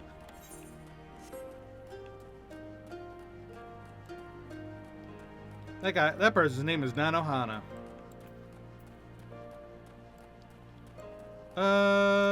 Any more people? Where's all the people to talk to? People. I need people. People. Oh, Ingara. Hello. I would say that the people from the Enclave are more elegant than us. Never seen one with a hair out of place or in clothes that have not been neatly pressed. They place great importance on rules, manners, and fashion over there. Thank you, Kermit.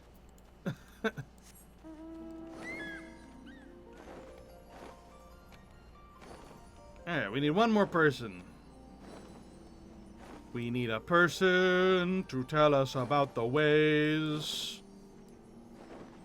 A person to tell us about the ways. Oh my god, where? There. Manazuru. Whoopsie daisies. Oh yes, I suppose you could say I'm from the Enclave, though I have lived here for most of my life. When I was young, my family and I fled to this village that I might escape Imperial troops. What? You would like for me to demonstrate the difference in dining habits? Nod. I'm afraid that's not something I can help you with. I refuse. It's rude.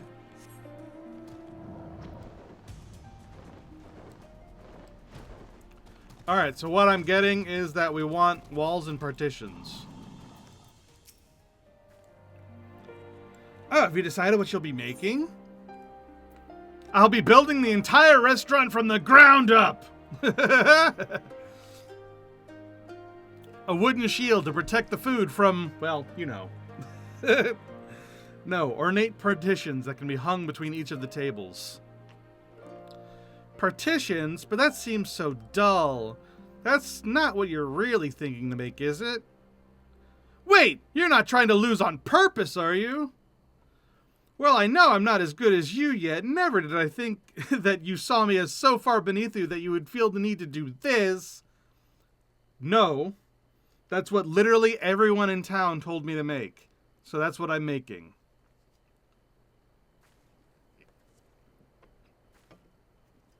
My apologies. It seems that I jumped to conclusions again. I know you're not the type of person to do something like that. It's no excuse, but lately I've been on edge. I can't shake the feeling that this is my last chance to convince Timbermaster Beaton that I'm a capable carpenter, worthy of being called as such. If I don't, he might stop assigning me work, and I may as well leave the guild. I never got that impression. I feel like Beaton doesn't really care about that, and he kind of just wants you to make things. I shall not let it come to that, no matter what it takes. I must find a way to prove myself. Oh, I completely forgot. I'm terribly sorry. I didn't mean to blabber on about my worries. After all, you're here for materials, right? Here you go. Feel free to come back if it's not enough. I feel like her little crisis here is kind of out of nowhere. I mean, the whole reason we're looking for these Far Eastern designs is because the Timbermaster's been working too hard and has been, like, trying to do all the work himself. And he's just kind of letting the rest of the guild do whatever the hell they want to do. And her showing an interest as this is why he sent her all the way over here. Because it seems like she's interested in this. And then, when he came to inspect it, he's like, why aren't you the one doing this? Alright, so you go over here and work on this now. And now, all of a sudden, she's like, I don't feel like I'm good enough. He's going to make me quit the guild. And it's like, I don't think he cares. I don't think he gives a shit.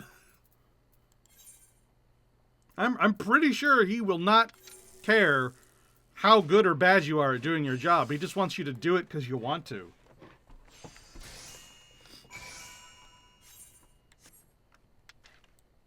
At least that's the impression I get. Although he does seem to be very, everyone else is useless except for you.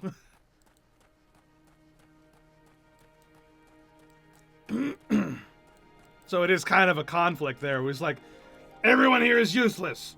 Do whatever you want to do. It doesn't matter. Look at all these persimmons.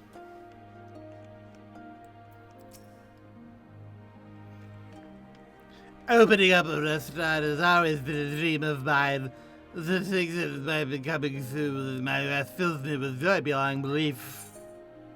Here you go. A nice partition.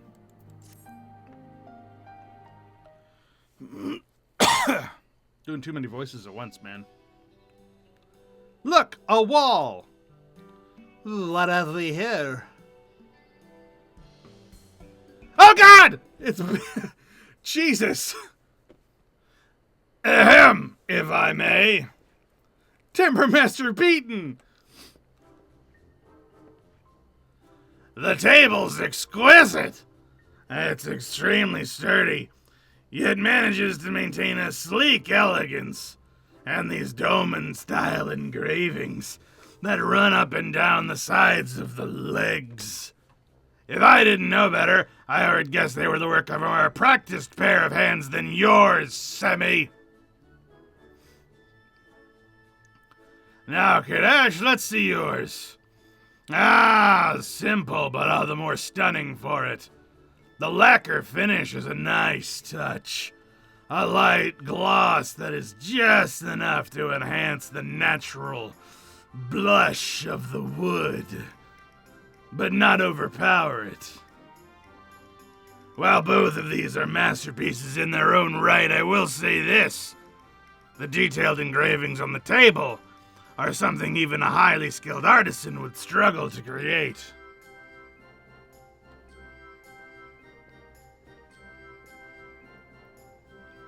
What do you think, sir? From the moment I saw it, I knew it's one of these I wanted, desperately even. I choose...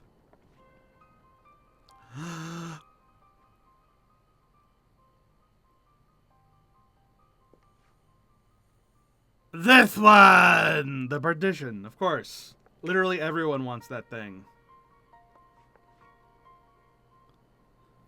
That Kadash is a better carpenter than me, I won't deny. That he has skills I could never dream of attaining, I also admit, but I poured my heart and soul into that table. Sir, why is it that you chose Kadash's partitions over Semi's table? That was simple, really. Though when folk are a private sort, they appreciate the way these hidden barriers will hide them from sight as they eat. The Ugg Lady's table is magnificent, a work of art even. However, it does not fulfill the needs of my customers like the partitions do.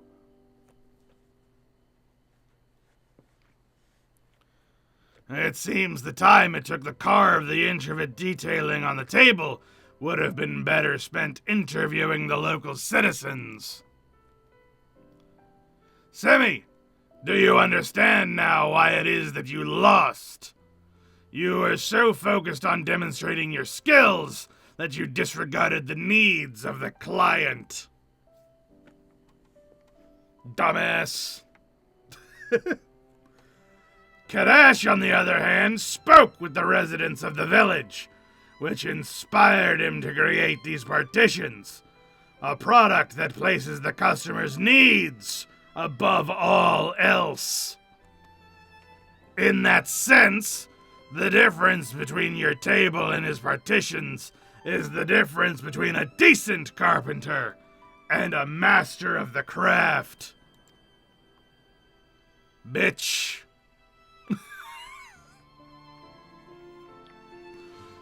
That said, this is where your journey ends. I expect to see the both of you back in Gridania shortly after I return.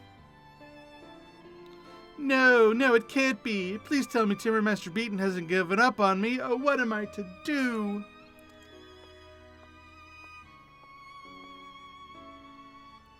Is your friend all right? Well, I cannot claim to understand any of what that was about. I would like to thank you for the wonderful contribution. It is sure to suit my restaurants perfectly. Sure. Are you sure you only need one partition, though? I'm pretty sure that a restaurant would need more than just one. Whatever. I guess it doesn't matter. Back to Gridania. Let's use one of my fancy schmancy tickets.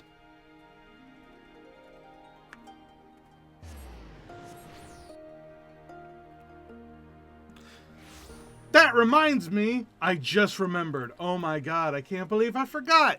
Today is loot box opening day. We have loot boxes to open today.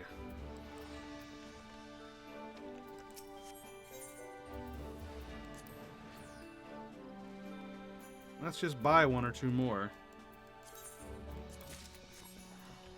We'll have to do that after we're done with the carpenters. And before we move on to the armorers. Remind me! I'm liable to forget. But today is loot box opening day, and I forgot all about it. Lovely lady. Timbermaster Beaton, thank the patron you've returned. The drawers of this desk you made for me are broken. Is there a chance it can be fixed? I'll see what can be done. After all, I can hardly say no to someone who has so cherished one of my creations as you have. Timbermaster Beaton, sir, my son. He's just been accepted into the Order of the Twin Adder. To celebrate, I'd like to have you craft a fine spear for him. Order of the Twin Adder? That is quite the accomplishment. Very well. I shall make him one that will see him through all of his battles. Chipper Shep. Oh, wait, sir, come back. I also had a request for him, but I suppose you'll have to wait. I should have known getting the finest carpenter in all of Gridania to make something for you wasn't going to be an easy task. Excuse me, if you don't mind my asking, why is it that all of you like Timbermaster Beaton so much? When you ask him to make something, He creates that iron for you and you alone. What? To make something for that person and that person alone. Thinking back, that's how I first got into carpentry. I was born into a family poorer than dirt, one where we couldn't afford to purchase even the most basic of furniture. My mother raised us all by herself, working from dawn until dusk so that my sisters and I wouldn't go to bed hungry every night. As a result, she pushed herself too hard, and one day, the pain in her back became too much to bear. Seeing her suffering drove me to make her an armchair, which she could rest from time to time. It was all the young me could think to do. While the finished product creaked and buckled under her weight, not for a single moment as I was making it did I lose sight of the fact that I was doing it all for her. She kind of looks familiar. I've been so preoccupied with myself, with trying to prove my skills, that somewhere along the way I forgot the most important thing. Let's never too late to remember and begin anew. I feel like you lost the plot about halfway through this storyline. You went to Kugane for my benefit, you dumb bitch. Semi, the key to harnessing your own potential is to recognize what is holding you back. From here, you can only grow. Yes, sir, you're absolutely right. There is still hope for me. Didn't we just talk about you stop focusing on yourself? You narcissistic fucking... Thank you so much for supporting me until now. It's only because of you that I've come this far. In fact, I'd go so far as to say that our grand adventures together have made me feel as though I've been born again. I am looking forward to exploring the world of carpentry once more. I don't think she understood a word of what I was trying to say to her. She's not the only one who owes you a debt of gratitude. While I am skilled at working with wood, I am not nearly so adept as dealing with people as their problems. You've helped Semi in ways I could not. You're part of the reason why I have such high hopes for the girl. With a mentor like you to look up to, she'll no doubt flourish. That's why I ask that you speak with her one more time before you leave. Okay.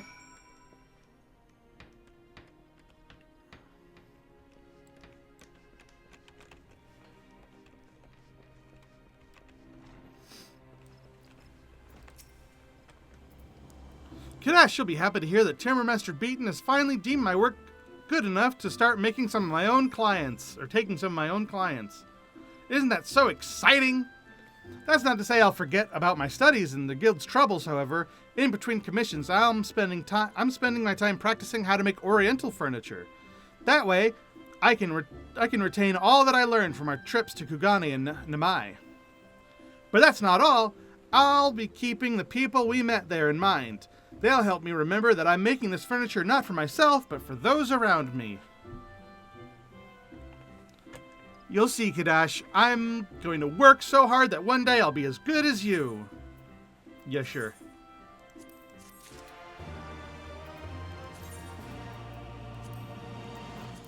I'm just going to discard that. Oh, I need to eat some food. Let's eat this.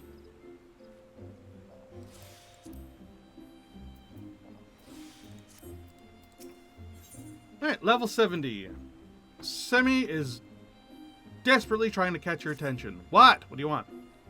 There you are. I was beginning to wonder when you show up. I didn't leave.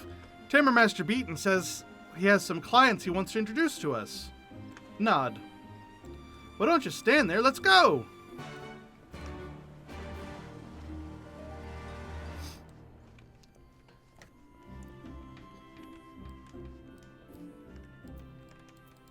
What? There you are. Gearhead, you remember Kadash. Hello, Gerhard. Gerhard. Not Gearhead. Remember? Ha! I could hardly forget. It'd be no exaggeration to say I owe you to this man my life. In fact, the reason I'm here is related to the time that Kadash saved us. By the bow he brought, I was able to drive out that Ixali force that threatened us. Our victory against them has bolstered our unit's reputation, and have been receiving new recruits by the dozen since then. In our latest batch, we received a mixture of eager Alamegans and Gردanians. If you don't see the problem, allow me to explain. There have always been certain racial tensions between refugees and locals. I thought holding a tea party might ease the unease between them. I was wrong. Now they seem to have an even greater aversion to one another. There you have it. I suggest you begin by speaking with Gerhard's recruits to see exactly what went wrong. If we can pinpoint the cause of their feud, it'll make it that much easier to solve the problem. Yes, sir, you can count on me. That person's name is Lily May. Kadash, would you mind accompanying Semi? Mind you, this is an official request. It would not do to send someone who has yet to complete basic training to carry out this task alone, Semi. So it'll be the two of you then. Good. Now I imagine most of my new recruits will be here at Adder's Nest. You should have no trouble finding them. And once you're finished, report back to me. Yes, sir.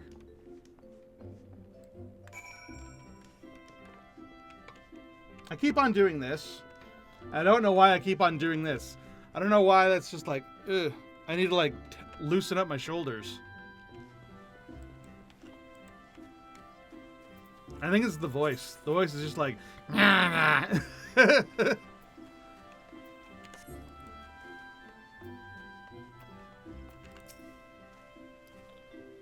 You're here to talk with the captain. Oh, you're speaking with me? Nod, what do you want? Why don't we like them? Well, it's obvious, isn't it? Every time we try to reach out to them, how are we repaid? With hostility. Take the tea party Captain Gerhard arranged for us, for example. We attended hoping we'd turn over a new leaf. They, however, clearly came for different reasons, entirely because the moment we sat down, they served us Alamegan tea. It seems they've gone from refusing to accept our culture to openly spurning it. My apologies, but I'd like to leave it at that lest the anger get the best of me. If you wish to know more, however, perhaps you could try speaking with one of them Alamegans.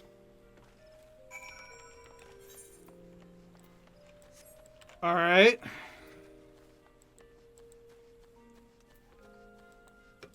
Hi, Sammy. What are you doing? My new motto is live, love, and craft to fulfill the needs of others.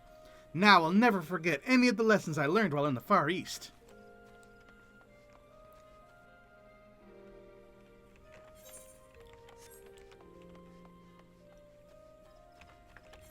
Alright, let's go talk to one of the Alamegan refugees and figure out why exactly these people are fighting. I mean, I know because it's like Alamigo and Gridania have had like a really long and really bad history. Like that one time that Alamigo purposefully brought the plague into the forest and killed like 90% of the here population. That sucked.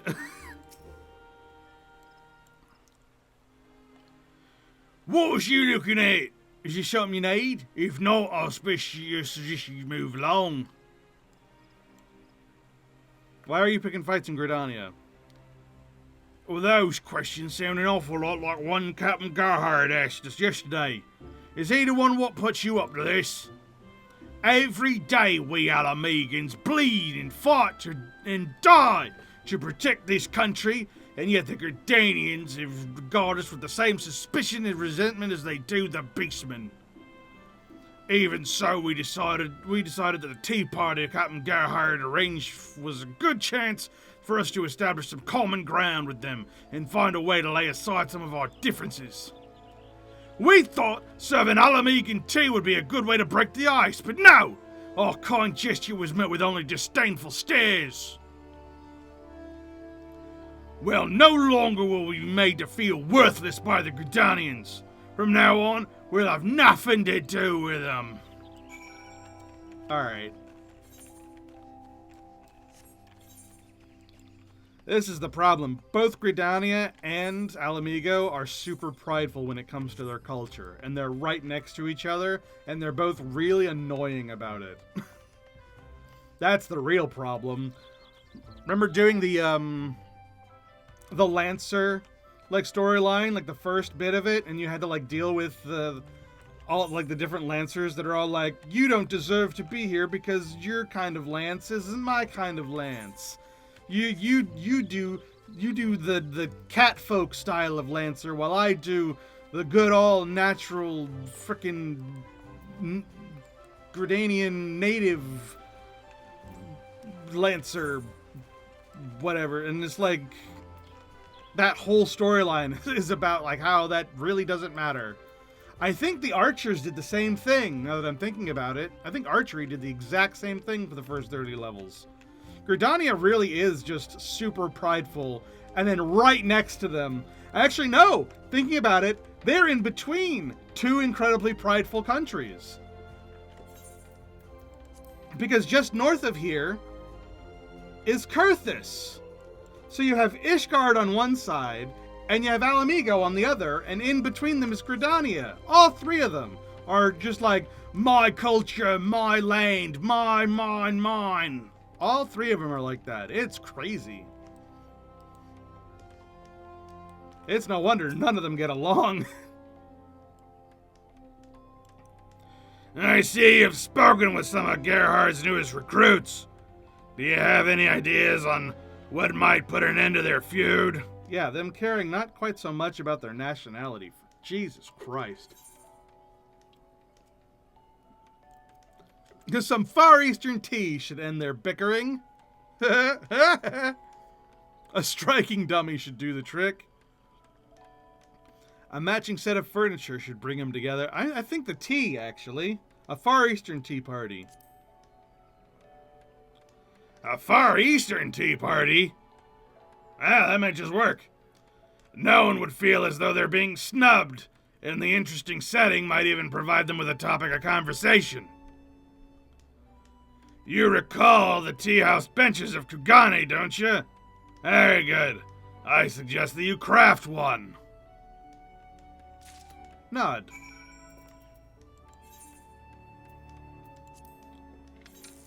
Boop.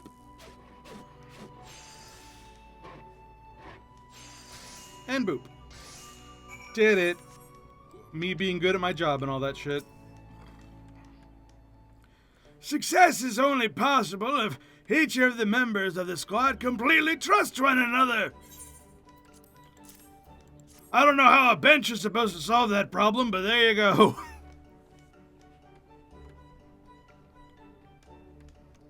What's this? How the fuck am I holding a bench like this? Oh, fuck. You're looking at a tea house bench. Somehow. The quality and make of which is identical to those crafted by the master carpenters of the Far East. Now, Semi, what did you make? Allow me to present you with this.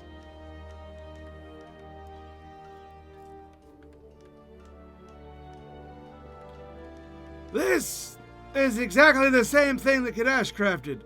What led you to decide on a tea house bench?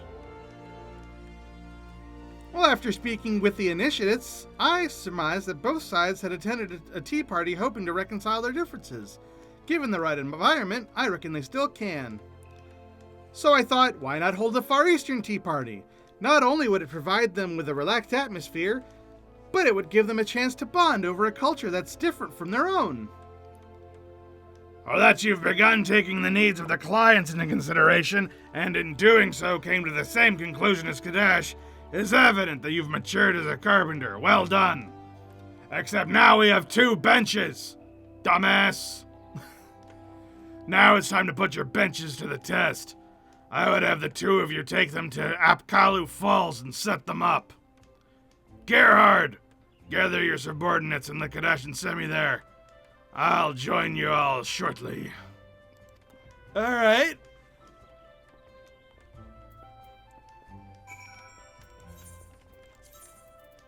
All right, up to Apkalu Falls. Whoops, that's not the door. This is the door.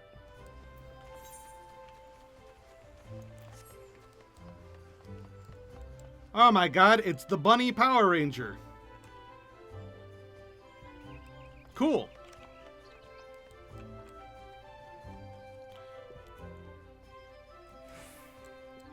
Kind of reminds me of the Orange Cat Ranger.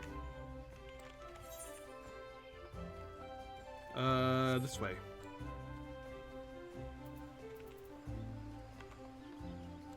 Hey, it's Ochre! It's Ochre and Anhor! Hi guys, what are you guys up to? Oh, it's good to see you again. We're using Gridania as our base of operations, honing our skills while offering our assistance to the guilds as they require it. While we may enjoy a comparatively peaceful life at present, doesn't mean that there's no trouble afoot.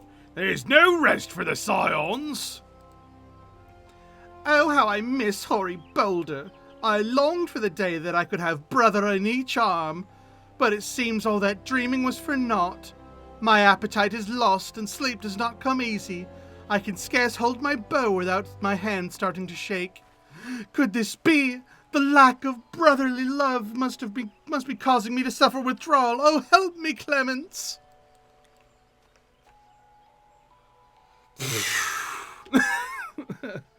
Yeah, if you ever play New Game Plus, speak to these guys literally every time you can, because Jesus Christ. Anor has the hots for both of the Boulder brothers and wants to have a threesome with them. And her sister is like, oh my god. Like, every time, it's like, what is wrong with my sister? It's hilarious. It's so good.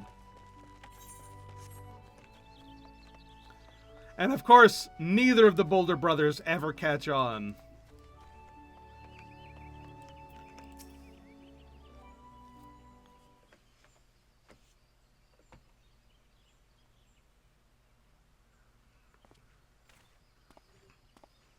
Although apparently a couple of times they do actually share a tent together, like with all 4 of them. It's just that nothing happens. And they're like, Anor is like so close and yet so far away.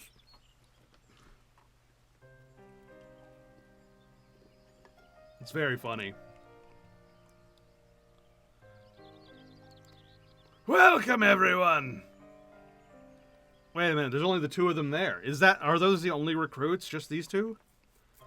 While I know our last tea party was by no means a rousing success, I appreciate how willing most of you were to give this idea a second chance.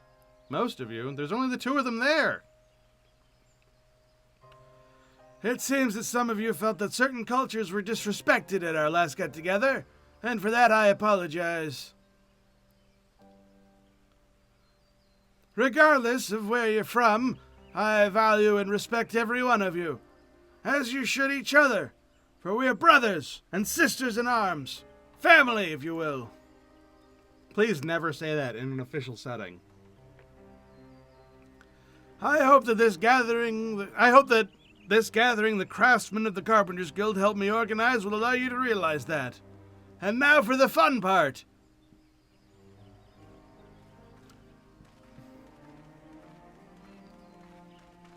Once again, there's only the 2 of them there. I thought we were hosting a bunch of people. What are we going to do with 2 benches and 2 people? And see, now there's a whole bunch. What the hell? What's happening?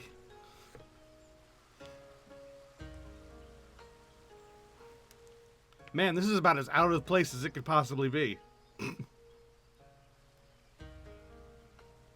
Well, what do you think, everyone? Before you is an exact replica of a tea house in Kugane. It's, literally just an umbrella and a bench.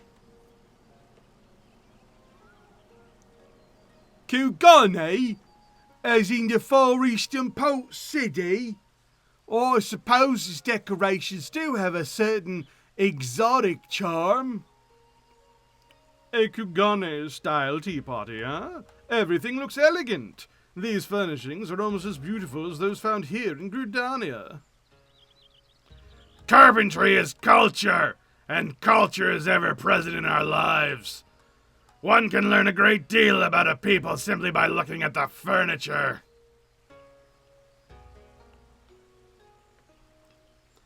Sitting here, these benches, has made me realize that there are many magnificent things in this vast world. In my narrow-mindedness, I nearly miss out on them. We should have taken the time to learn about you and where you're from. We eat meals together, we fight together, and yet because of our reluctance to speak with you, we know almost nothing about you. For that we are sorry. No, it's we who must apologise. While many of us consider Gridania to be a second home, there's lots about your culture that we've yet to fully grasp.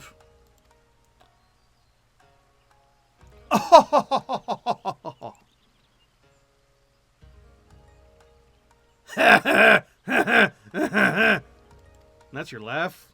Oh, Jesus. Let us raise our cups and give a toast to the start of a new and beautiful friendship.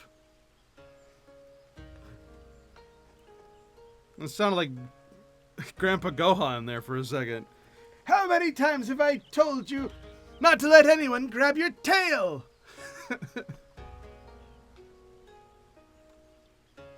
Like, why do you buggers talk to trees? You're weird. Now hold on, they don't talk to trees, they talk to elementals, which makes perfect sense.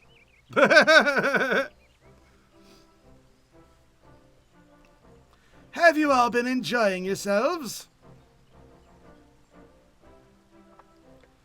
Oh yes, it's been a long time since I talked so much or laughed so hard. I thought we had absolutely nothing in common, but I was mistaken. Oh, indeed. The more we speak, the more I come to realise how alike we are. I'm glad we finally found a way to put our differences aside. I've got a butt chin, did you notice? How good. Remember, on the battlefield it matters not where you're from or where you were raised, only that you survive. And for that, you'll need to rely on each other. Never forget that.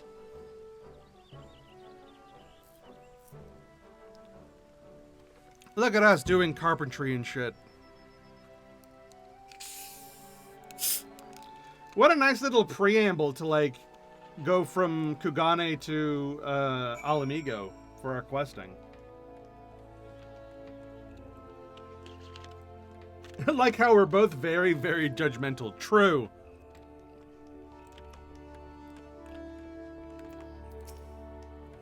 Very true.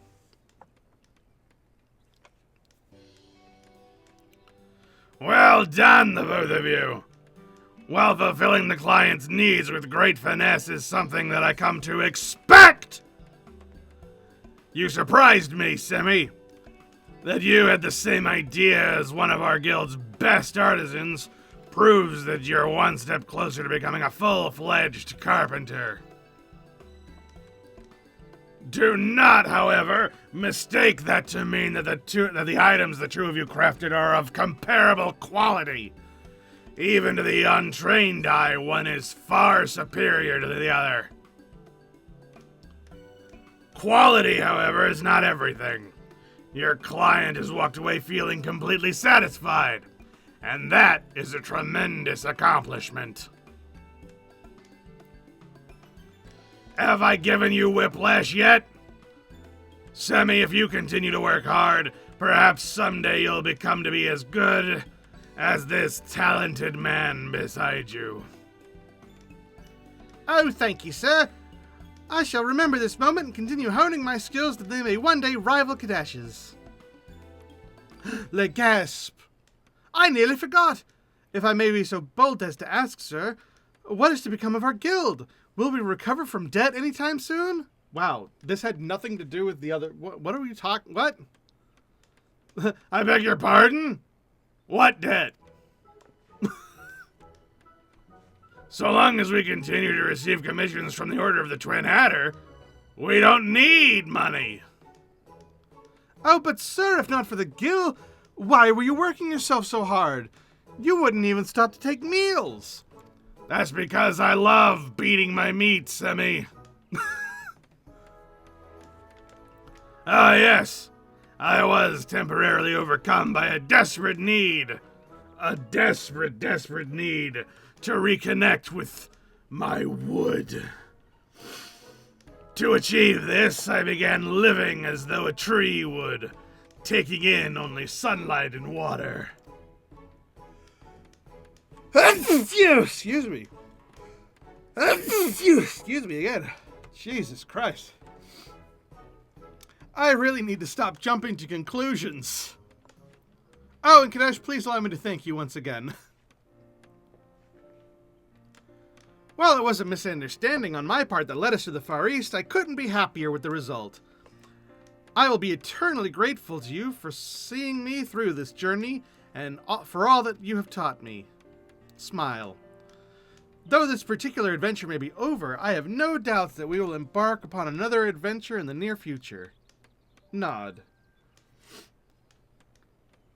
Until then, I shall continue to practice, and practice some more. When you next see me, I may be nearly as good as you, haha.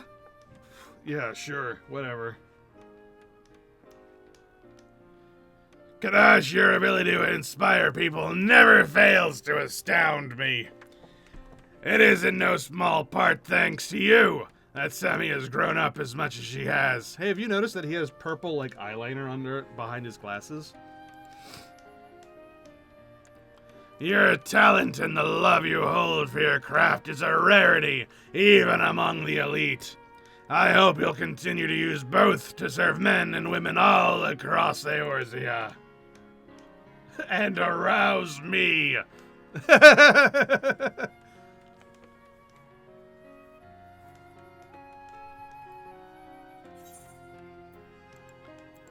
Yay!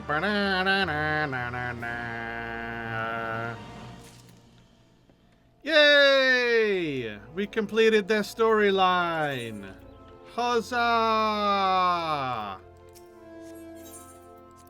Sell, sell, sell. Desynthesize. Desynthesize.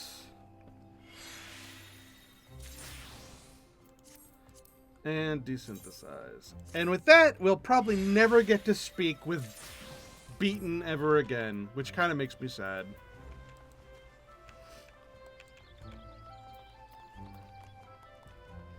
Alright, let's just throw this stuff up on the auction house, and then we'll start opening up our loot boxes. That's right, I didn't forget. Actually, I need to go collect the last couple from our island sanctuary before I do. That person's name is Nano Niblet.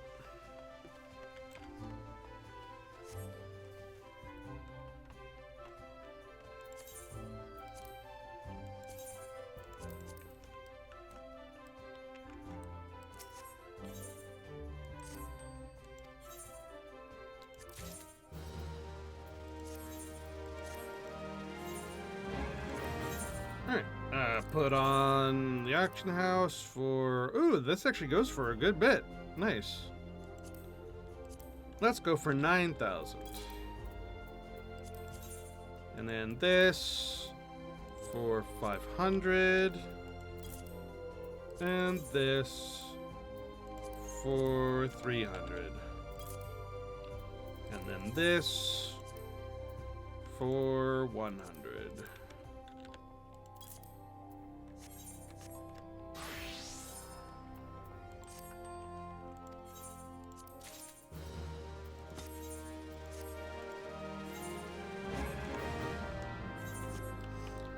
we're gonna hop on over to my island sanctuary, pick up the last of our loot boxes, and then we are going to open all of them. We have many, many loot boxes to open. So it'll be a nice, fun time. And anything we don't already have will go up on the market board unless somebody wants them. I'm talking to you, somebody.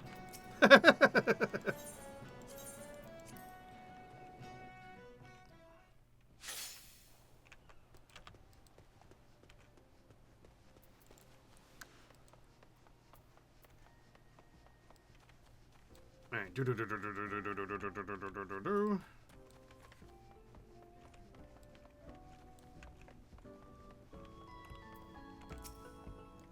So let's just grab this.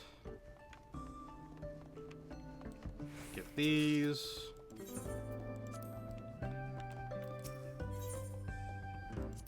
Felicitous tokens.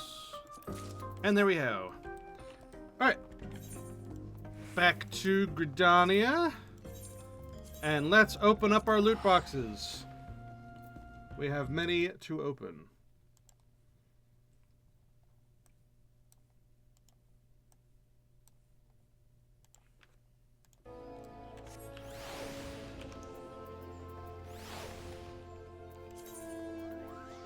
Alright, let's start with these 4.0 containers because I don't have that many.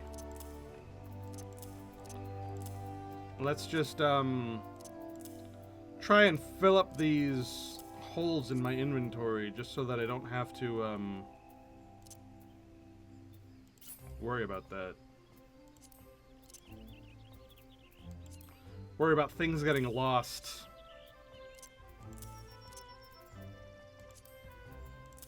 There.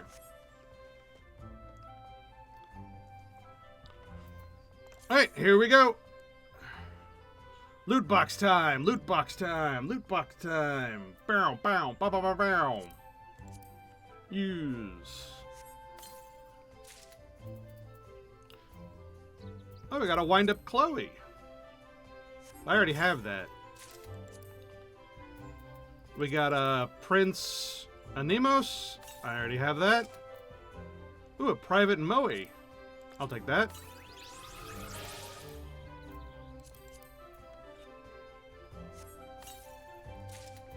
We got an Avenger, Magitech Avenger F1. I'll take that.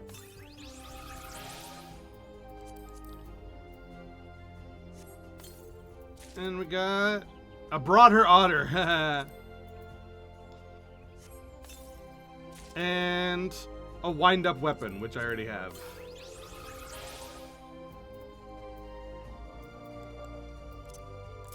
Alright. Let's see what they're going for on the market board. By the way, if I get any of these that you want, let me know. The wind-up Chloe is going for... not that much. The Prince of Anemos is going for basically nothing as well. And the wind-up weapon is going for basically nothing as well. So these aren't really selling for much. The wind-up Chloe seems to be the one that sells for the best, but it's only like 400 gil.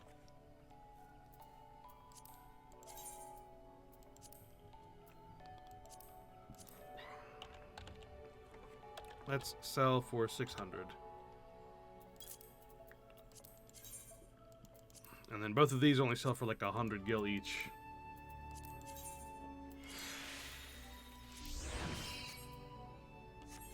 I'm just gonna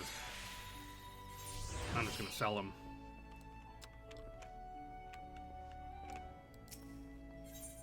Well, I'll put them in an inventory for right now. And I'll sell them later. If nobody wants them.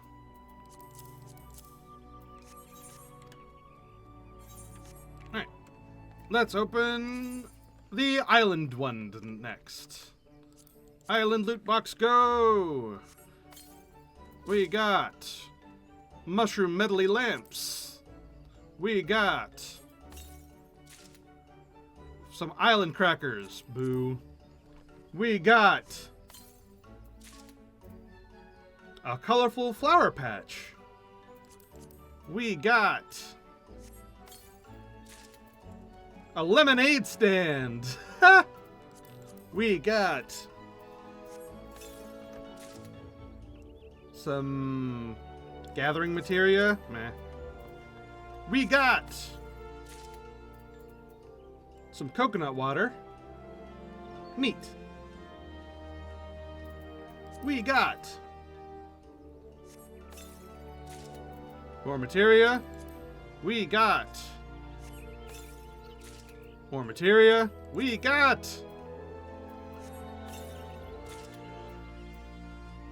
a garden creek. We got some indigo cloth. We got more materia. We got a bomboko. Oh, it's a raccoon dog. We got some general purpose dark red dye. We got a mobile garden stairs. We got island leaf headdress. What does that look like? Oh, that's pretty.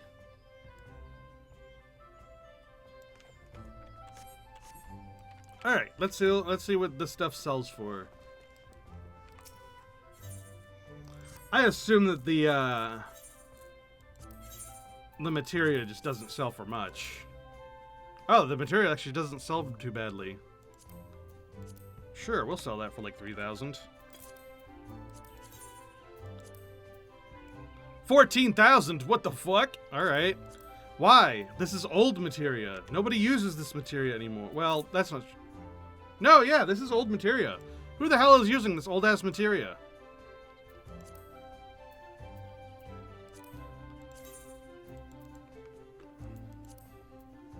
$11,000. Once again, who is using this old ass materia?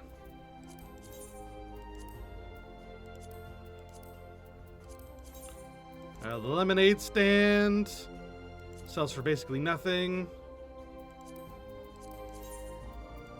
The flower patch, 17,000. I'll take it.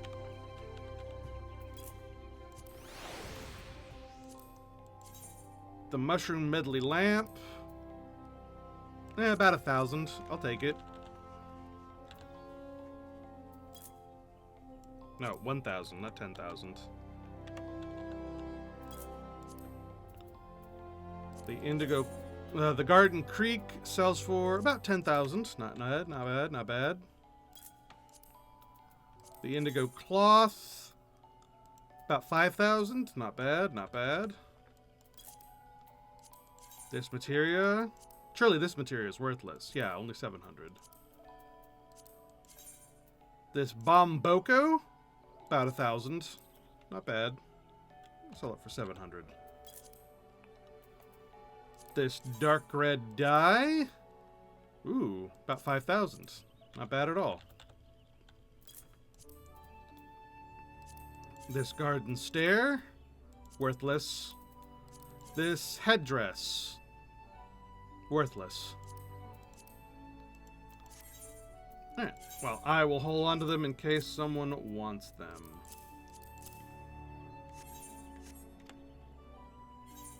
And I will sell the rest.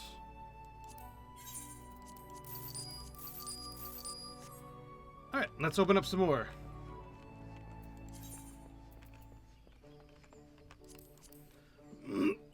And if we get any matches, I'm going to pull them back and then sell them again. Alright, we got a stone garden wall. We got more materia. We got more dark red dye. We got some general purpose metallic gold dye. Ooh! That sounds kind of cool. We got more materia. We got some sea cloth. We got a bomb fish, which I've already got. We've got more materia. We've got more indigo cloth. We've got some fireglass leather. Interesting. We've got more garden stairs, which were worthless. We got some firecrackers. We got a top hat. Oh, it's a mini top hat. Oh, that's adorable. Not for me, but it is kind of neat.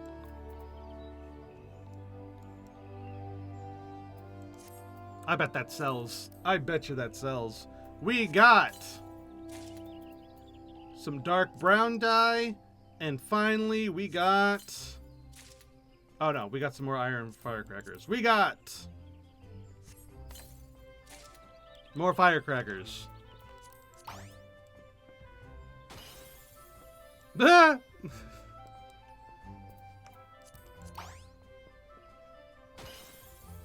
Oh, that one makes fish. That's nice. What about the island one? What does that do? Oh, it makes the little workers. That's cute. If only there was more inventory space, I would probably hold on to those for celebratory purposes. Alright. So let's pull back some of the stuff so that we can sell multiple. What is this one? The Gatherer's Guerdon. That's the one that sells for a bunch. And then the Gatherer's Grasp.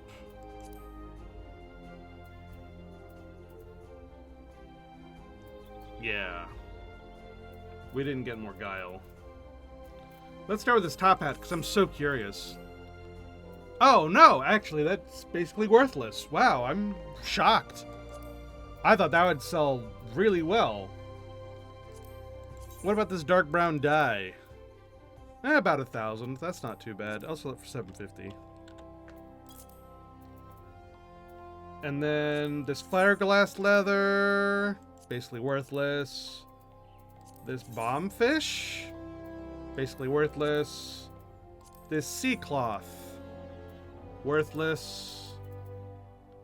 This metallic gold dye? Whoa! That sells for a bunch. It actually doesn't sell for as much as it used to, but it still sells for about 20,000. We'll sell it for 18,000.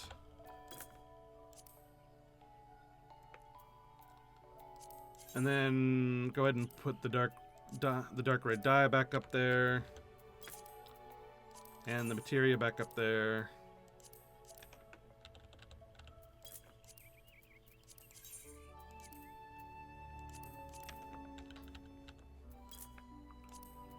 What about this garden wall?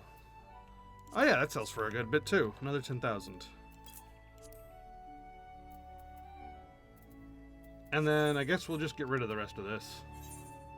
Actually, no, I'll hold on to some of it because someone might want it. And then I'll be able to give it to them.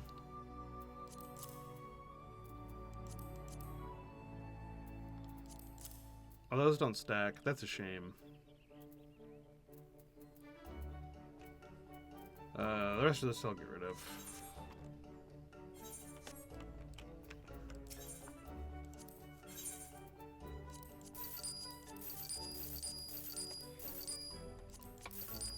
Oh wait, the indigo leather. That sold for something, didn't it? I almost got rid of that. Whoops.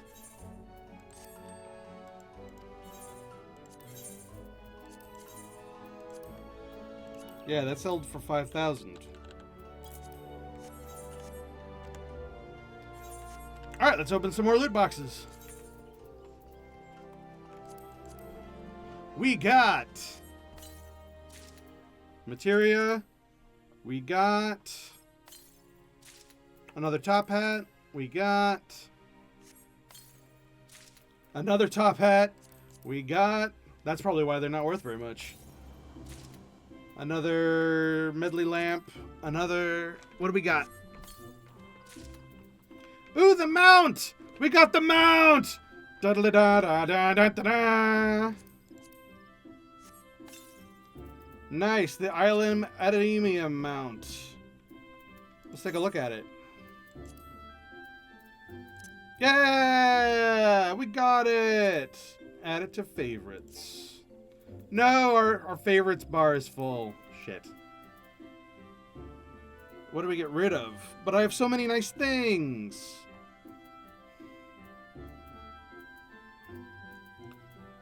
I guess I'll get rid of Midgard Swarmer. And add him to the favorites. Sure. Alright, we got some fairy pendant wall lights. Nice. We got more materia. We got some blue paint. We got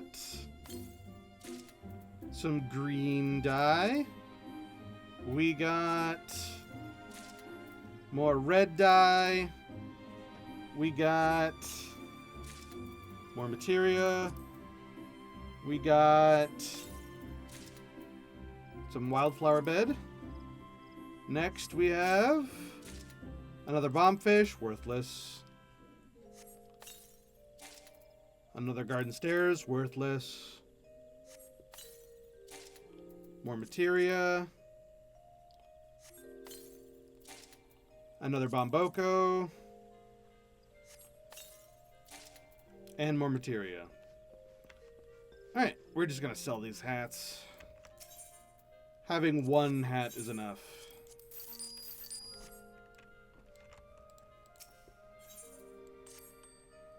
Next, we will sell... Let's see what the green dye sells for.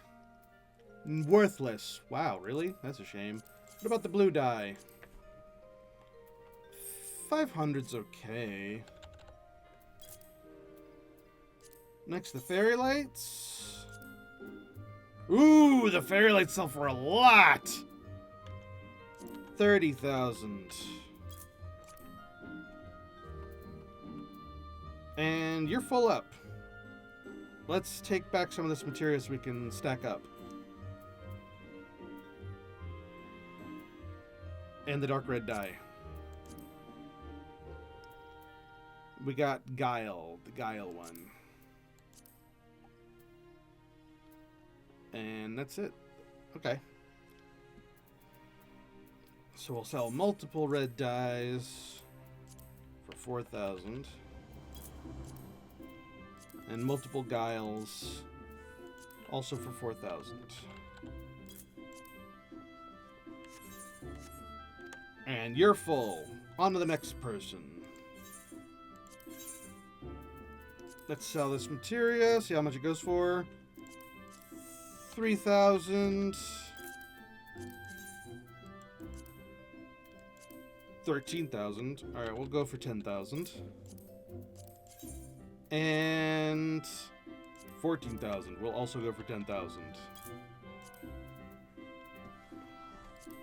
And then this mushroom lamp. Sell for 1,000. This wildflower. Oh no, we're full up already. No, I just want to see how much it sells for. No. Oh, here we go. We can consolidate these. How much does this wildflower bed go for? 1,000? Yeah.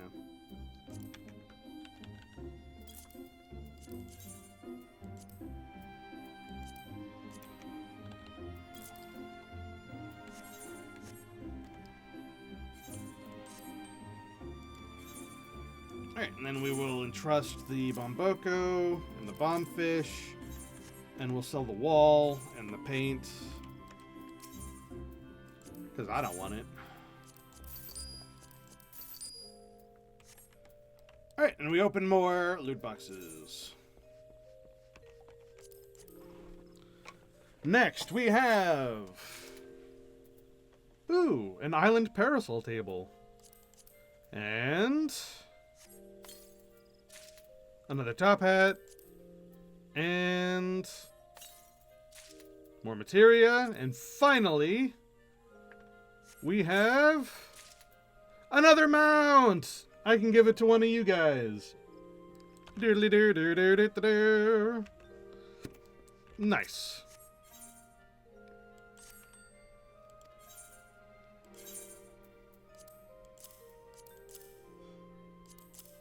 And we'll just have him hold all that stuff because we have more loot boxes to open. Because now we're opening these Material 3.0s. Let's see what we got. We have the Mandragora Queen. Nice. I'll take that. Next we have a tight-beaked parrot.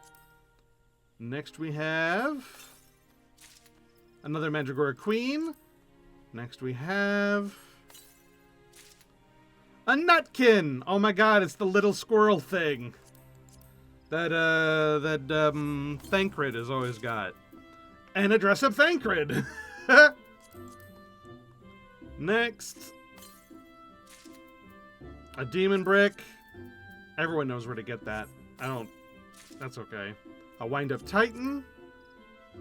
Next, a wind-up Shiva. Next, a magic broom. Next, an onion prince.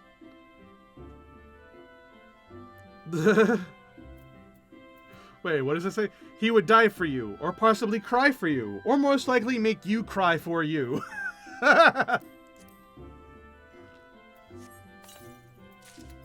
Another wind-up Thancred. A wind-up Astinian. A wind-up Ifrit. Ooh, I don't have that one.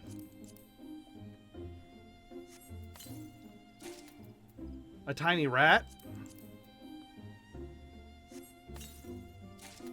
A cherry bomb. A Nana Bear. Oh, that's adorable. And finally, a wind-up Garuda. Well, let's get the tight-beaked parrot, the nutkin, the onion prince, the wind-up Ifrit, the Nana Bear, and the wind-up Garuda. And let's put these other ones away for selling later, or giving to friends.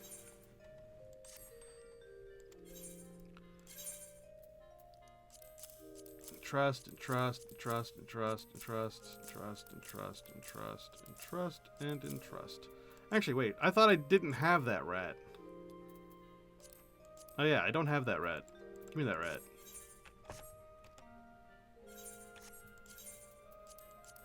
Tiny rat.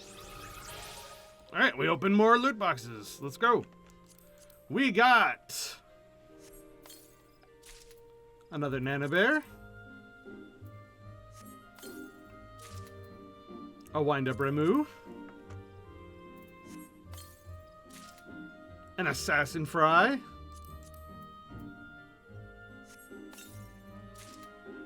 A fledgling Dodo.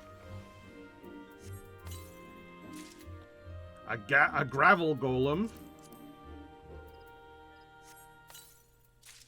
Another gravel golem. Wow, 2 in a row. Another tiny rat. A Corporker kid. For best results, keep moist at all times. A naughty Nanka. A wind-up Leviathan. A Corporker kid again. A miniature minecart. Another cherry bomb. A tomato king. A lesser panda. Oh, it's not lesser. And a wind-up kickern. Nice. As adorable as the real thing without the ratty odor.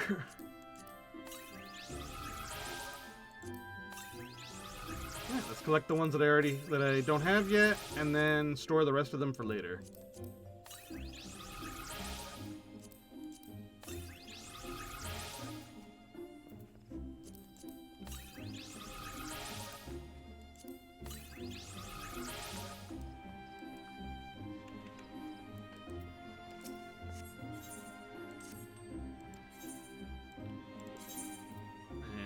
Store these away for later. Maybe I'll sell them, maybe I'll give them to friends. Depends on who wants what.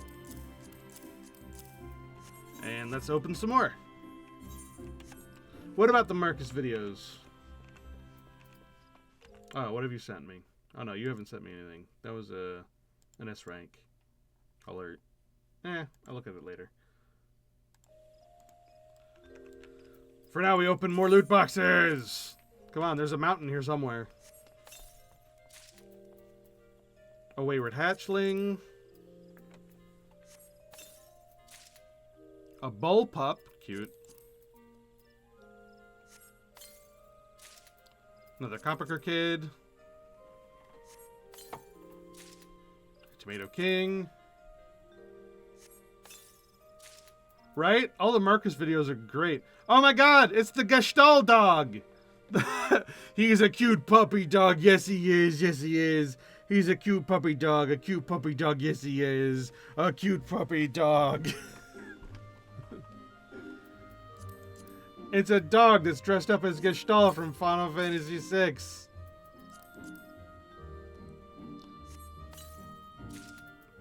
A fat cat. Nice. A mammoth number 1. I already have one. Another fat cat. A dust bunny. An infant imp. A wind-up Tonberry. Nice. Another wind-up Estinian. A bite-sized pudding. Another bite-sized pudding. The zoo! Wait, I already have it? Oh, okay. I didn't know. Well, I have one to give away to a friend, I guess.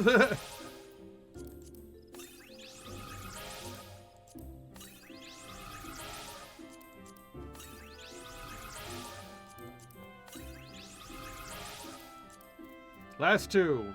We have a model Magitech bit and a wind-up Outgoat. Nice.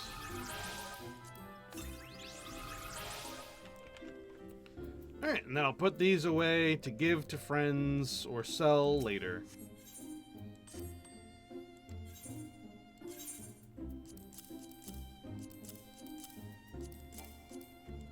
Oh no! That one's full. Shit. Alright, let's give to the other one.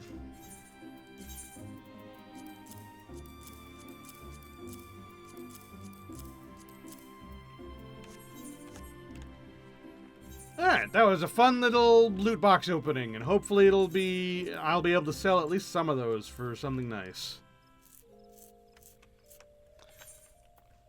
And now we can continue on with our crafting storylines. So we finished Carpenter up to 70. I forget. Did I already do the 81? Let me check.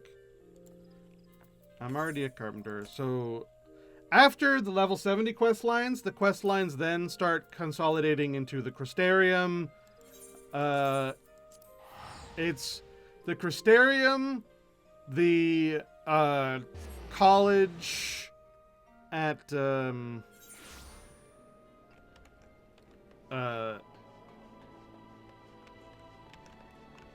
what's it called? The place. The Charlian College. And then at the Tulliolar Markets. So, did I finish over here?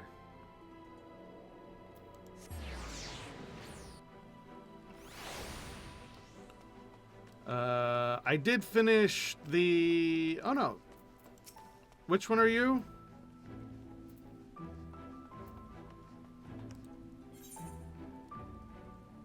Oh, yeah. Level 75 for this one. Actually, let's not do this on Carpenter because it's already level 90. And it'll help me level up the other ones. It's a different of experience. So let's not do it on Carpenter. I think I'll be able to do this one on other ones. Let's check. Let's go to Blacksmith and then see which ones it wants. It wants Carpenter, Leatherworker, or Weaver. So Carpenter, Leatherworker, or Weaver. So we'll do it on a Leatherworker.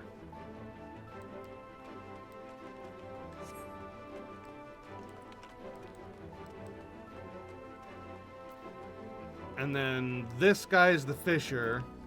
This guy, I believe, is the Alchemist and Culinarian. And I've done this person, which is the Blacksmith, Armorsmith one, I believe. And yeah, I can check the New Game Plus one for that, you're right. Crafters.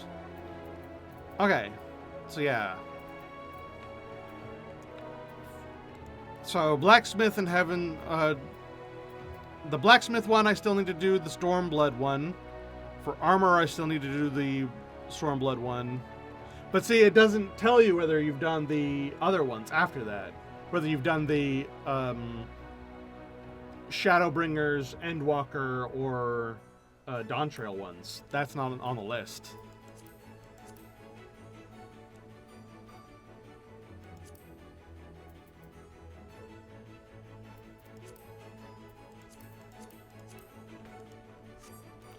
But yeah, so we need to go do the Blacksmith level 70 ones.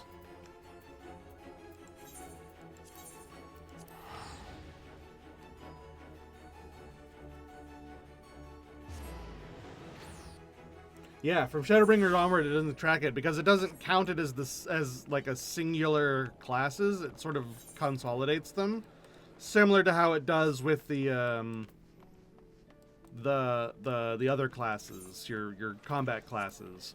It'll consolidate them into which like section instead of each one having their own individual one, so it doesn't track it. Which is kind of a shame. I still wish it would track it, even if it's not the same.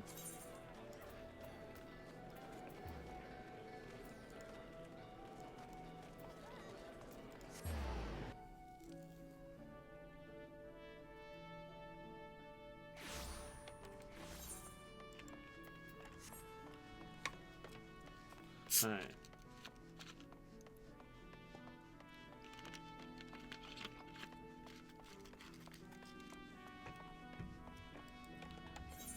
Now, I remember the the armor one being a particularly good story. I don't super remember the blacksmith one, though.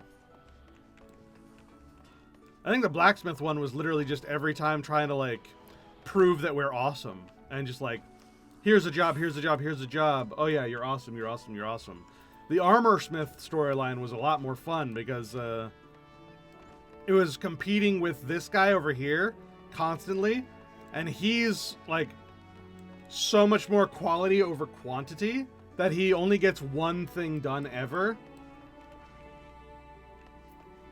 And what you need is a lot of quantity for like the soldiers and whatnot, because you're making a lot of armor for the army and whatnot. And finally he was like, well, fine, we'll have a competition. We need to make 12 suits of armor, but the suits of armor need to be so good that even the admiral herself will approve of it. And so we make the armors, and she comes down, and she literally like makes people put the armor on, and then pulls out her gun and shoots them. And we're like, "What are you doing?" And she's like, "It's armor to make my soldiers live. If they're not good enough for this, then they're not fucking good enough." And it was like, whoa. Holy shit, Admiral. Maybe don't do that.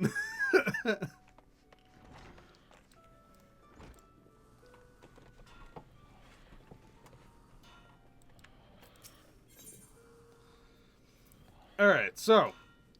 Armorsmith. This is the weaponsmith. The smithy. Forge Master Brithel. Brithel? Forge Master Brithel? Well, now he has to have a lisp. That's just how this has to be. My name is Forge Master Brithel. His eyes glisten with glee. I'm sure they do. Okay, that's 8 days shaping up for me a mighty fine day.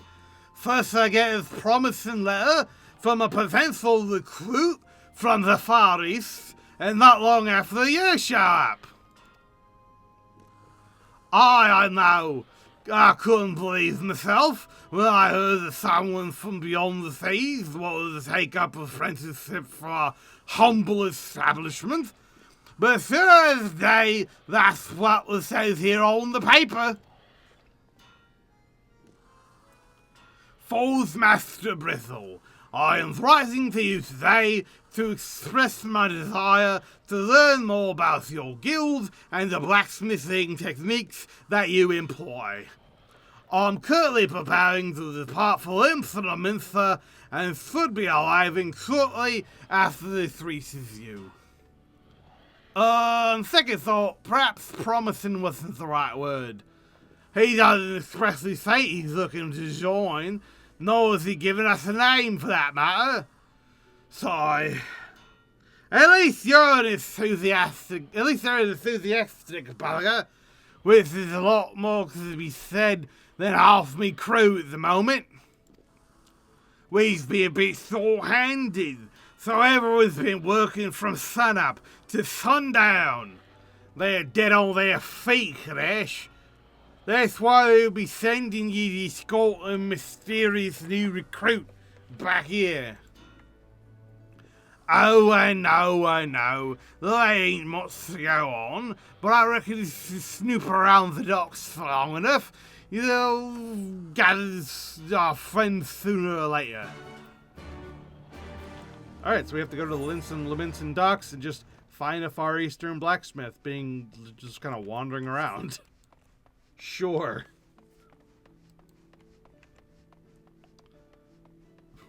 Look at that guy's name. That is very in theme. How very in character of you. I give you a clap.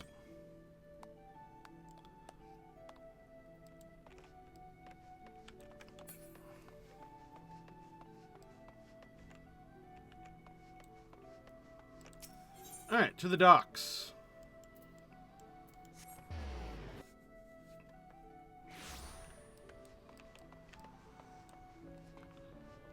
Hello? Are you our blacksmith?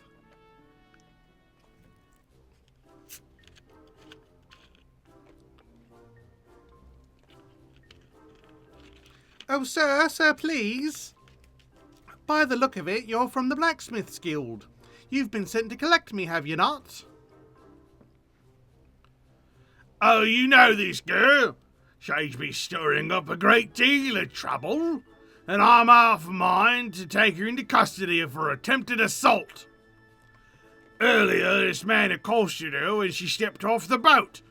Rather than telling him to bugger off or approach a nearby officer for help, however, she responded by pulling out a sword and slashing wildly at him. You did what?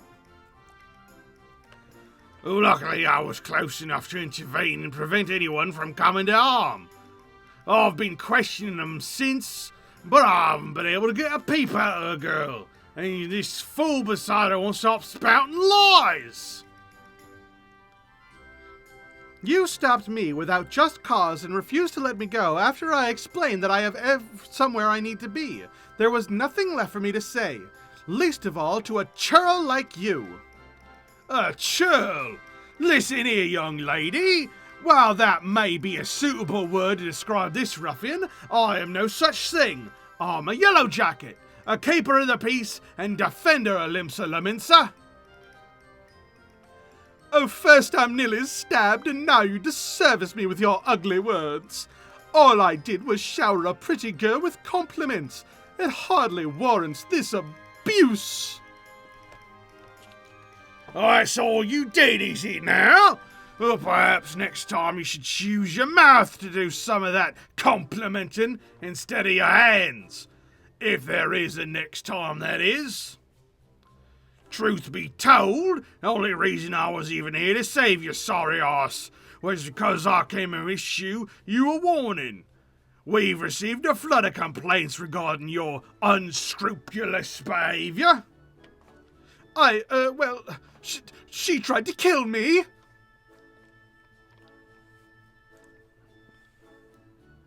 While I turn the girl and her sword over to you, I ask that you keep this well out of her reach. She may have had her reasons, but I'll not tolerate a repeat of the incident. Are we clear?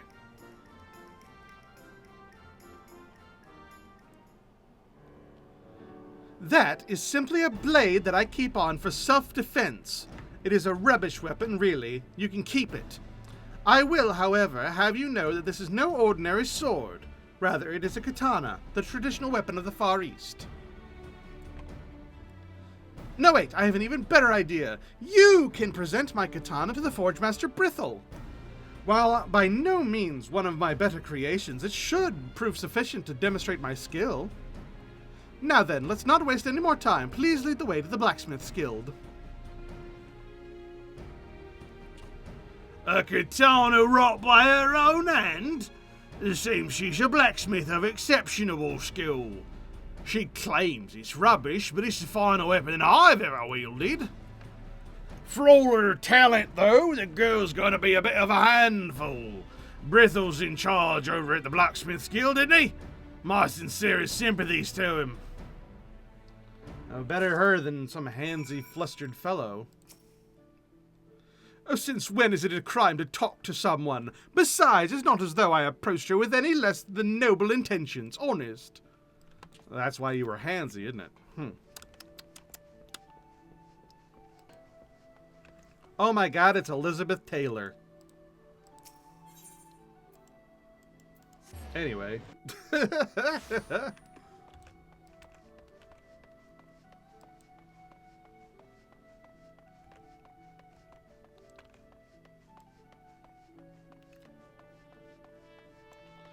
Let's go turn in at the Blacksmith's Guild.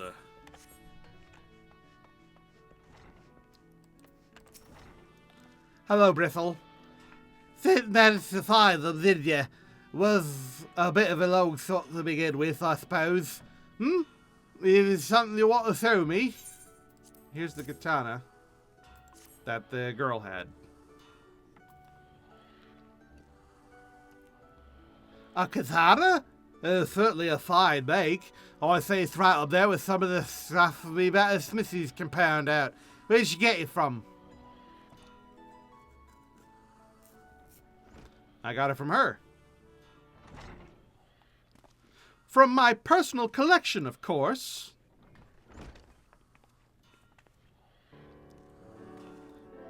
Apologies, I lost sight of Kadesh on the way here. Please allow me to introduce myself. I am Seka, aspiring swordsmith from Kugane. Forge Master Brithel, it is an honor to finally meet you in person. As stated in my letter, I have come to Eorzea that I might be placed under your tutelage. Well, not to be rude or anything, but you say you're looking to become a swordsmith. Why come all this way? Surely there are places where you're from that are better suited for honing your talents. A certain someone banned me from taking up the hammer at any of the local forges. While I'm certain he thought doing so would deal a crushing blow to my career, it has only served to strengthen my resolve. So, you're looking to join our guild, then?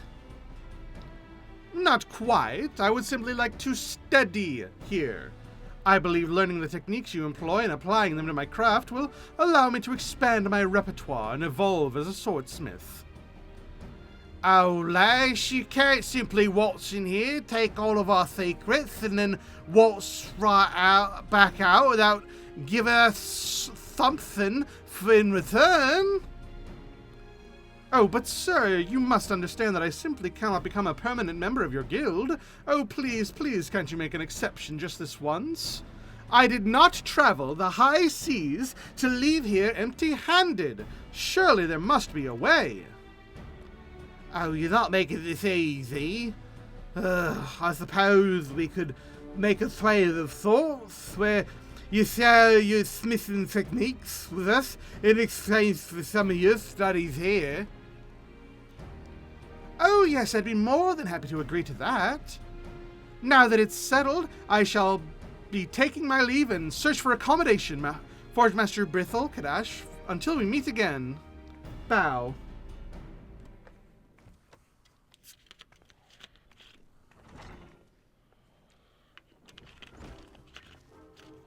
Well, was he something? Yeah, like that one time that she tried to stab a dude and grabbed her. Started up trouble right off the boat, eh? Why is it I'm struck with by the sudden urge to take a trip to the wench and drown myself in ale? Oh, but mayhaps it won't be so bad. We simply got off on the wrong foot, though, or at least I hope so.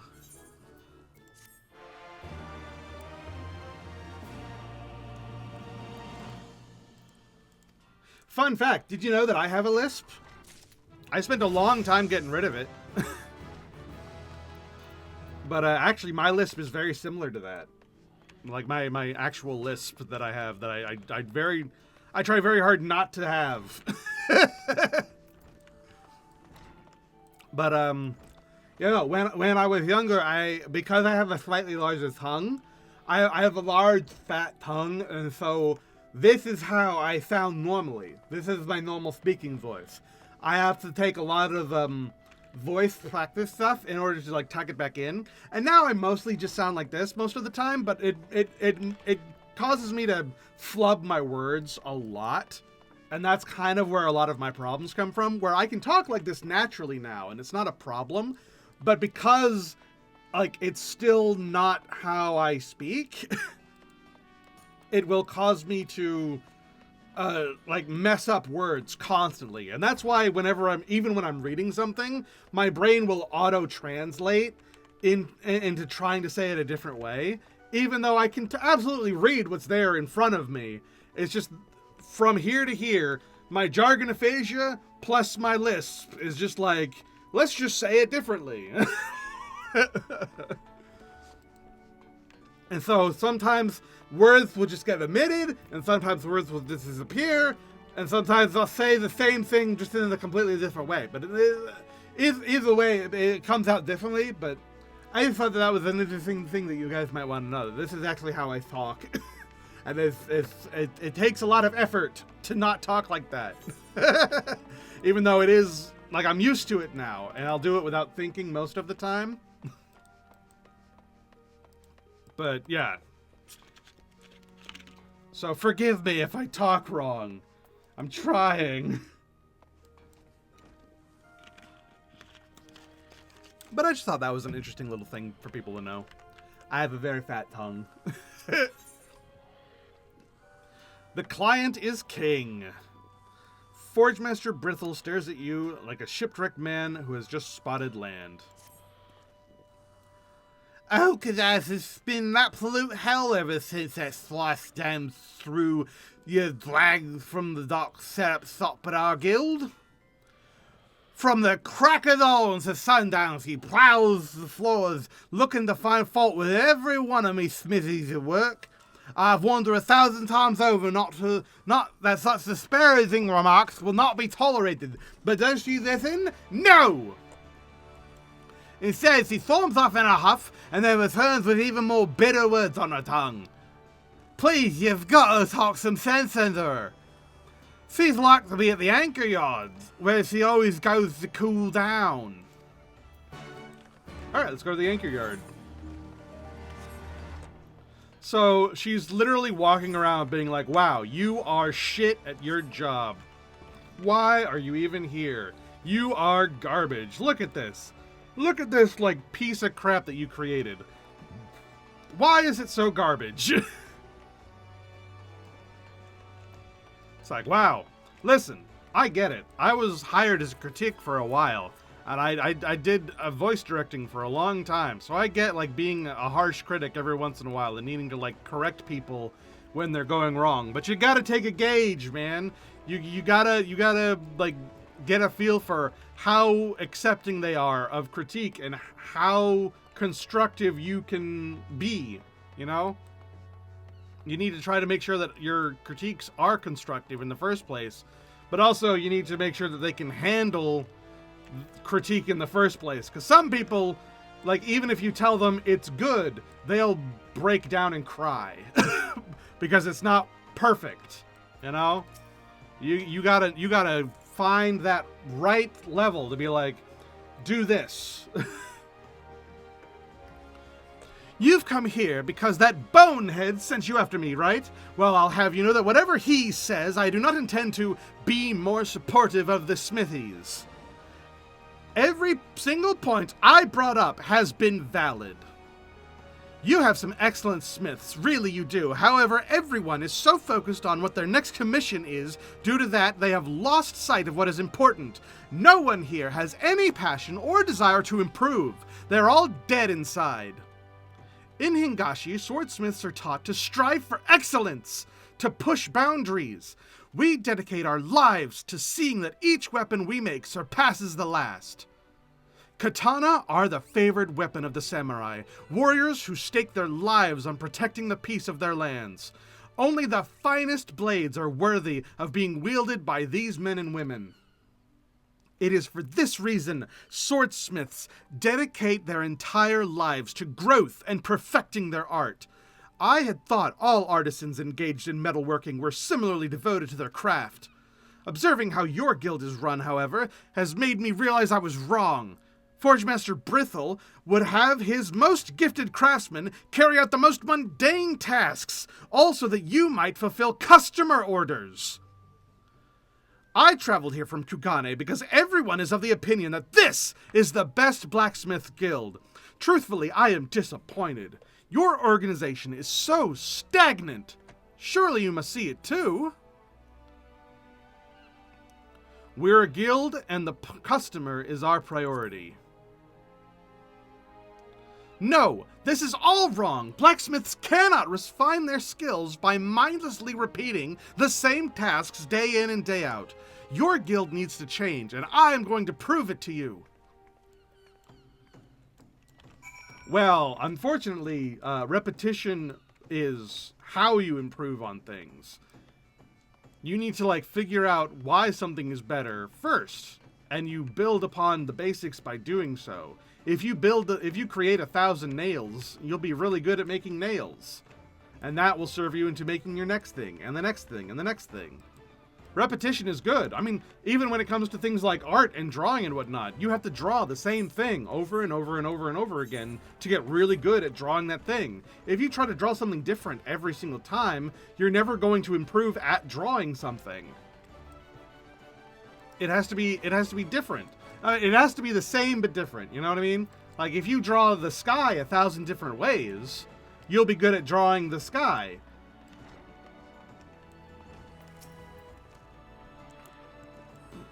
But if you draw, if you try to draw something completely different every single time, it's going to be different, you know? You'll never be able to make things uniform. And that's really important. It's really important when it comes to drawing. It's really important when it comes to art. It's really important when it comes to voice acting. You've got to make the same voice every single time. The reason why I can Hey, pal, Trade Prince Galloway's here. Like, the reason why I can do that is because I did it over and over and over and over and over again. So it's the same every time. You got this book in your hand because you wanna be like me. Who wouldn't? There ain't a goblin alive more powerful or dangerous than me. You know what I mean? Repetition makes perfection. So pushing it and pushing it and pushing it, well, good, you're not learning anything. You're not really improving. I don't know. I guess it's different for other people as well. I thought I told you to go and smooth things over with her. Instead of returning calm and composed, she storms in here with a murderous gleam in her eye. Says she wants to challenge me guild. It's me against one of yours, he says. You're to assign both of us the next order you receive, and the smithy who makes the better item is the winner. Yeah. Oh, so that's what all this is about. But perhaps I'm looking at this the wrong way. This is a perfect opportunity for us, for you, to put her in her place. Yeah, if you were to win for us, she'll have no choice but to back down. Ha! And as luck would have it, the latest order that came in is from two people you know personally. They're down in the weights waiting to discuss the details that you make. Second's already gone ahead, so I'd hurt it if I were ye. Alright.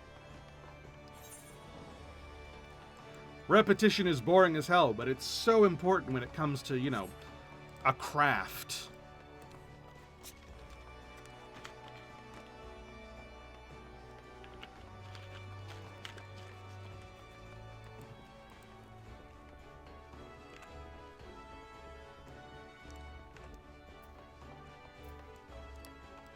Hello.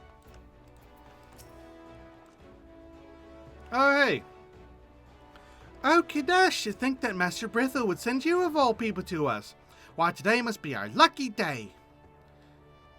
This is the first true break I've been afforded since being promoted to the apprentice squire, and I decided to come here to thank your guildmaster in person for his services, but not at all. Lately, each mission I'm dispatched on takes me further from the city to the last, and I'm forced to leave Fremondane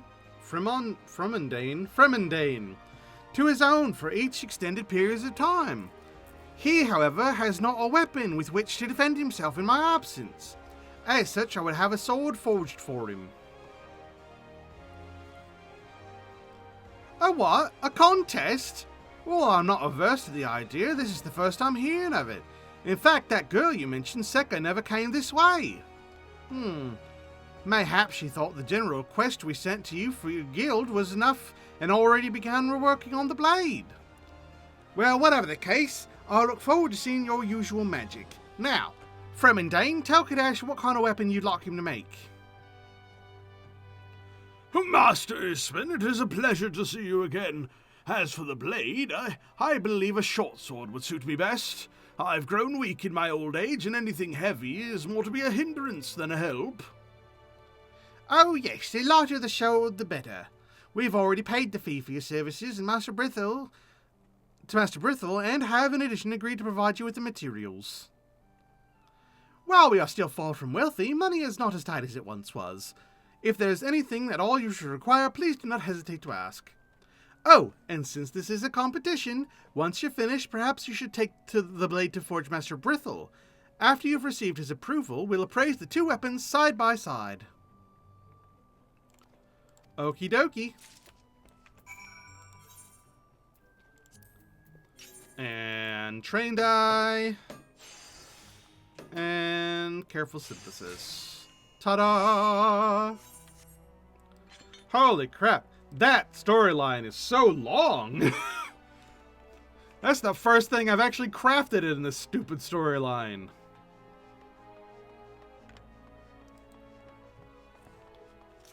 How incredibly long-winded.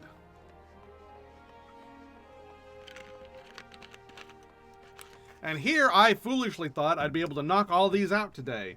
It doesn't look like that's going to be the case.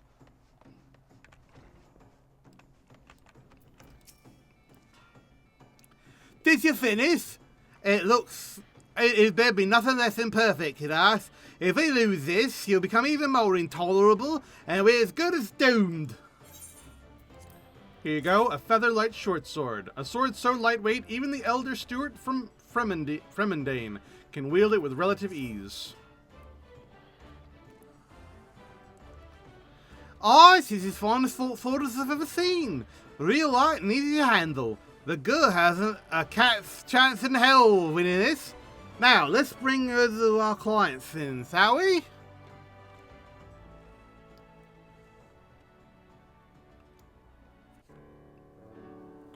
Oh my god, what the hell is this? I thought she was gonna make a katana.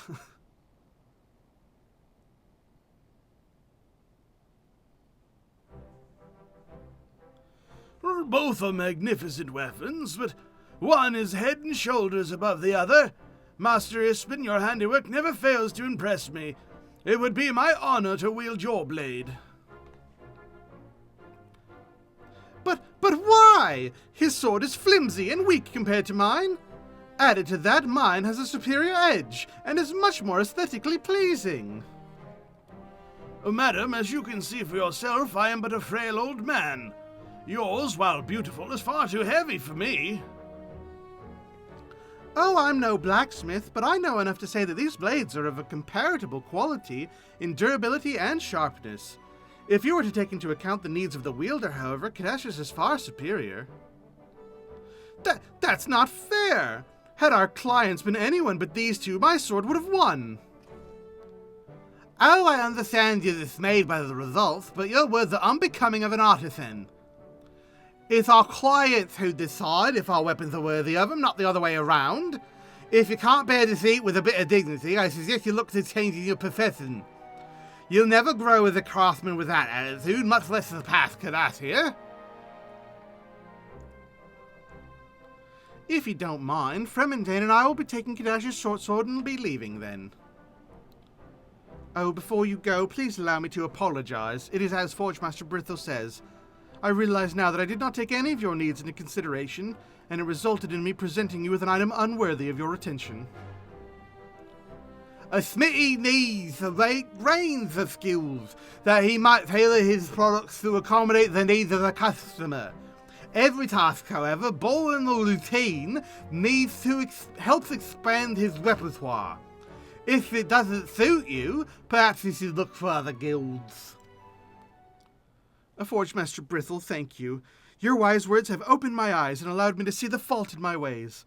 I am terribly sorry for my earlier behavior. Nothing of the sort will be happening again during the course of my studies here. Studies? Here? So you prefer to go somewhere else? No, because she said that she was coming here to study, and she just learned something, which was the whole point. So, why would she go anywhere else? I'd say that she succeeded, even though she failed. Oh, not at all! I'm quite certain that whatever those other places have to offer will not come close to what I can gain by observing Master Kadash. Bow.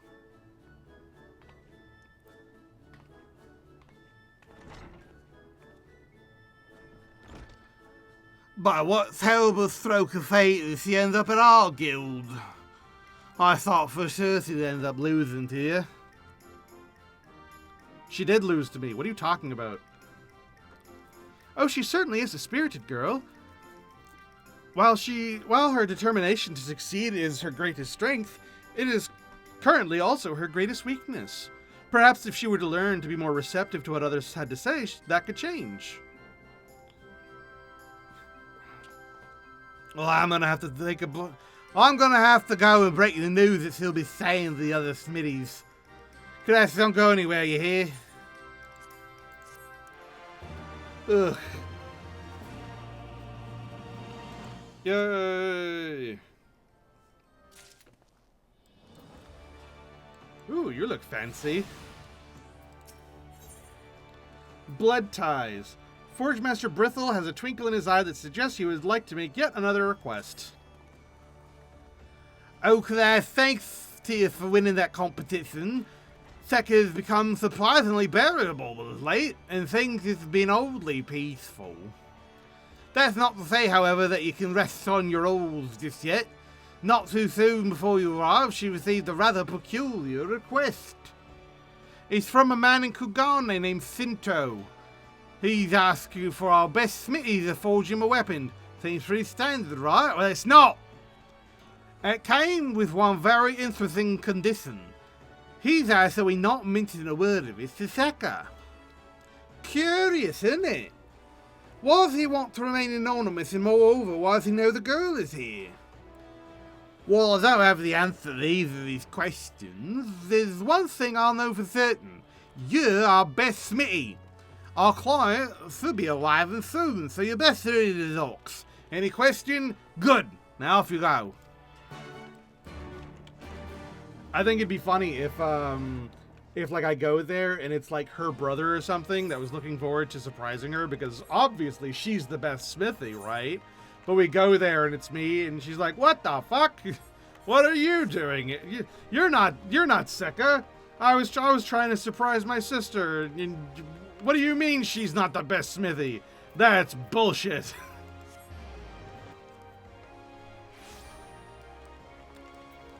Hello, Shinto. Here must be the blacksmith Forge Master Bristles promised me. Thank you for coming. Before I make an official request of you, however, please answer me. Have you ever made a katana before? Have I ever made an uchikatana before? Yes. Excellent. Then you are a man with experience, and one which I can confidently entrust with this. What the hell? What did I just see? What you hold in your hands is a hunk of rusted iron. I'd like for you to forge a heavy ukatana using this. Ah, yes, the look of a skeptic. You do not think it a worthwhile endeavor? I agree that it's far from ideal. Had my savings not been lost to unexpected expenses along the way, perhaps I would be able to provide you with better metal to work with, but alas, that's all I can currently offer. That said, I do not think it by any means an impossible task, especially not for one of your purported talent. If you find yourself struggling, however, feel free to appeal to your colleagues for assistance. From what I understand, one of them is quite knowledgeable in the art of making katanas. Be advised, however, not to mention my name should you choose to receive advice from this particular individual. Oh, so, okay. I should be able to, like, do it myself, but the story says I have to go talk to Sekka about it.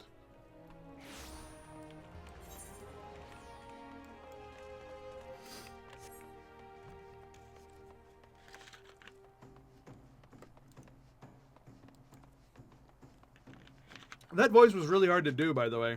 I think I did it wrong. Hurt my throat. Oh.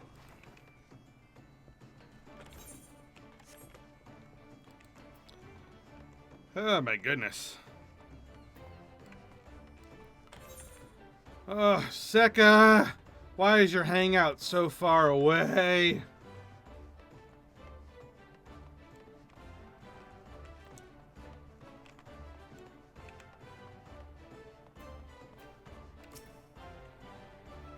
Kadash, what brings you here? I need to make an ukikatana using this. What do you think? You've been tasked with forging an ukikatana from this rubbish? Even the realm's greatest masters would struggle to do so with iron so poor. What idiot would make such an outrageous would ask such a thing of you? Keep the identity secret? Yes, keep the identity secret. If the client has asked that you protect their identity, I suppose you must oblige by their wishes. Still, this is absurd. There are so many impurities in this metal that any blade forged from it would be extremely brittle.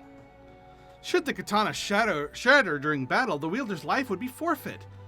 To preserve what little durability is present in these brittle hunks, we must refrain from folding the metal too many times. As such, you must make a heavy ukatana. While the rust appears to be overwhelming, I think we have enough workable iron to make a full blade. Take half. I shall hold the rest in case we need to try again. Yeah, we won't need to try again. I could have just done this on my own.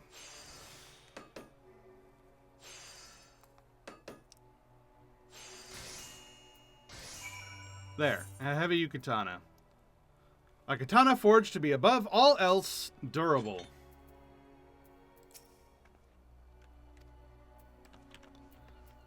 Alright, so now we gotta take this to Shinto at the docks.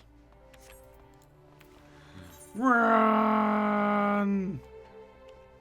I think the docks are actually right underneath us, so I don't need to do a teleport. I could just go down this way, I think.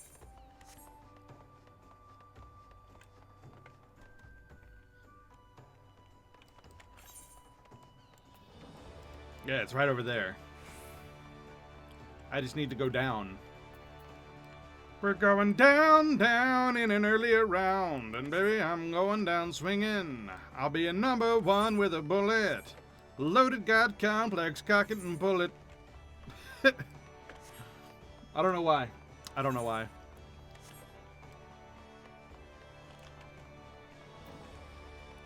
Hello, Shinto. So have you done? Have you finished your katana I requested? Yeah, here you go.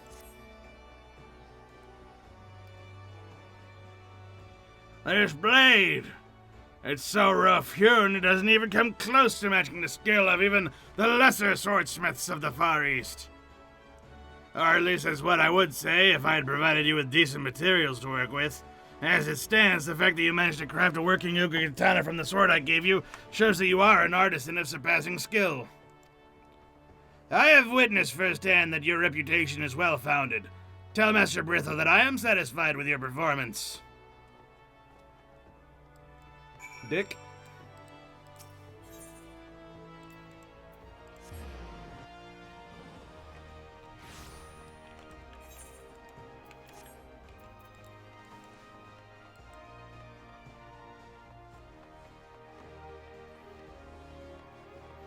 Alright, after I turn in this, I think I need to BRB. I need to get some more water. My voice is starting to hurt a little bit from all this dialogue. Oh, I should have talked to Sekka first. It looks like she had something to say. God damn it.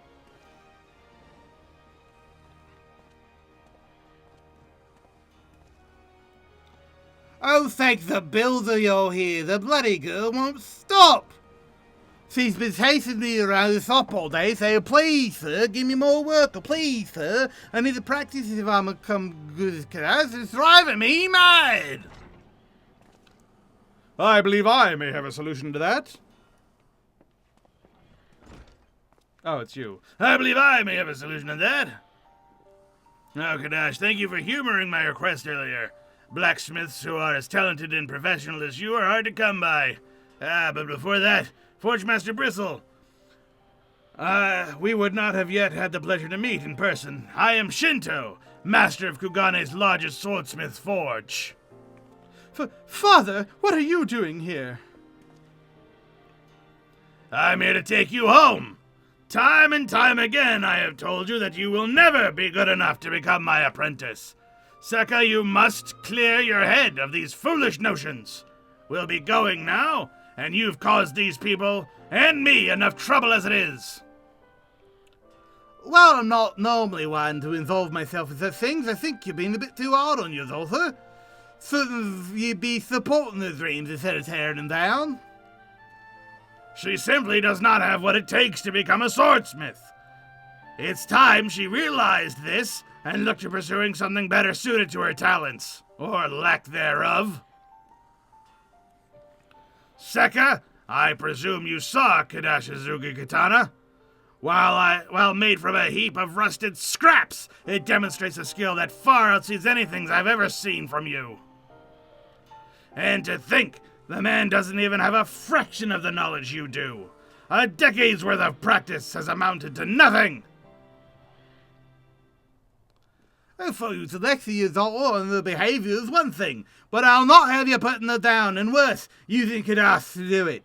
Sekka may still have a ways to go before she's a master, but she's got talent, and puts in a great deal of effort. I don't know who you think you are, but if you happen to be the finest swordsmith who have ever lived, it doesn't give you the right to tell a person to abandon their dreams. A Forge Master. Setting people up for failure and with hollow praise may be your way of doing things, but not mine. Sekka, come. I will allow you a few days to come to terms with this. Know, however, that should you disobey me again, you shall be disowned. Wow. She was a bitch because her dad was a bitch. Father, that, great soulsmith or not, I don't see why you'd want to be an apprentice of such a sour bastard, man. Will you study under someone who believes in your potential? Well, I grew up watching him work, pounding, pouring, and heating metal with a single-minded focus. Despite his numerous faults as a person, he is an extraordinary swordsmith, and I hope to one day be just as good as him.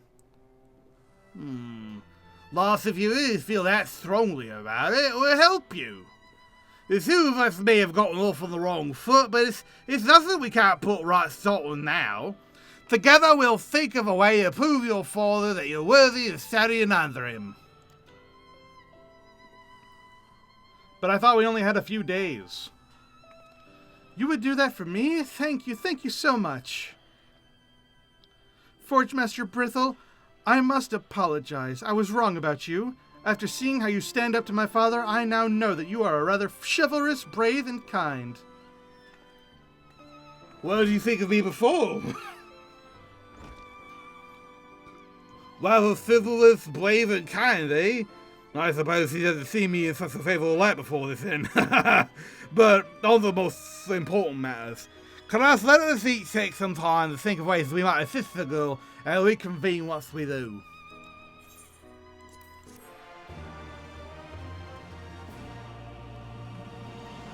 Yay! Alright, where are we? Level 68? Yeah, three more quests. But I will be right back. I need to get some more water. So let's just hang out here for a little bit. And, yeah, isn't there like a free cam thing that you can do? I forget what the command is to like do the looking around thing. How do I do that?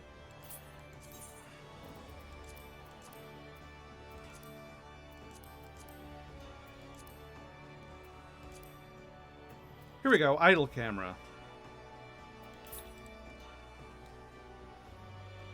It zoomed into my bat. Of course it did. Alright, I'll be right back.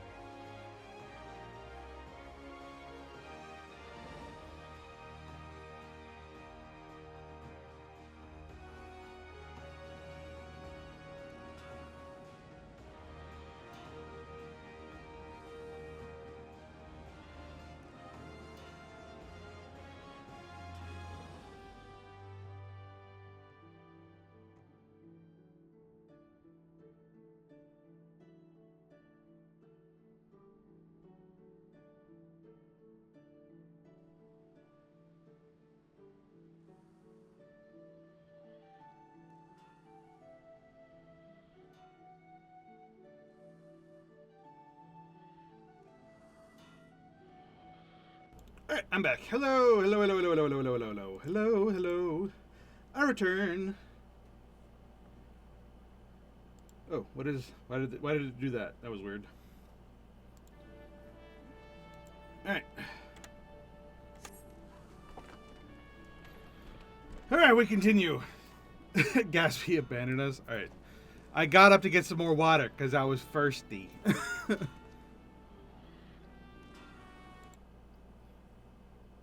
Alright. We continue.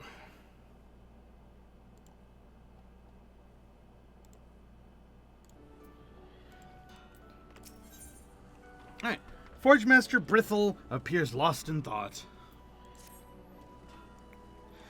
Oh, 'cause I say you are.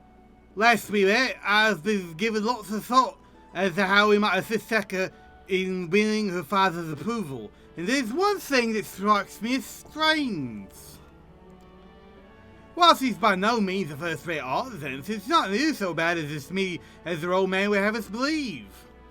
So why is he trying so hard to convince us that he'll never amount to anything? Miss Wixie tells me he's hiding something, and it's up to us to find out what he's up to.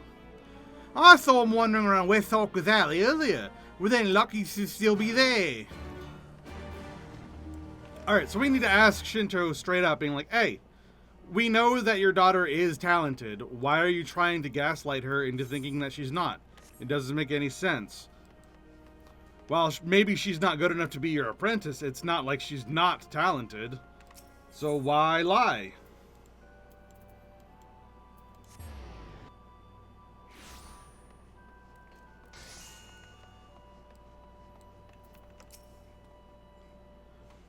You ought to know what will convince me of Sekka's potential as a swordsmith. You are an odd one. You are an odd one. To be so gifted and yet so humble as to treat a mediocre craftsman like my daughter as an equal. To answer your question, nothing will persuade me to take her on as an apprentice. What she lacks is something far more fundamental than skill. While I'm certain Master Brithel sent you here with hopes of learning more than what I just told you, that is all I'm willing to say on the subject. So what she's lacking isn't skill, it's something else. What I have to guess is that she lacks the passion for it. She just wants to do what you do because you're her dad. It's not that she wants to be a swordsmith. And that's kind of the key thing that he thinks that she's missing, I guess. Maybe? I don't know.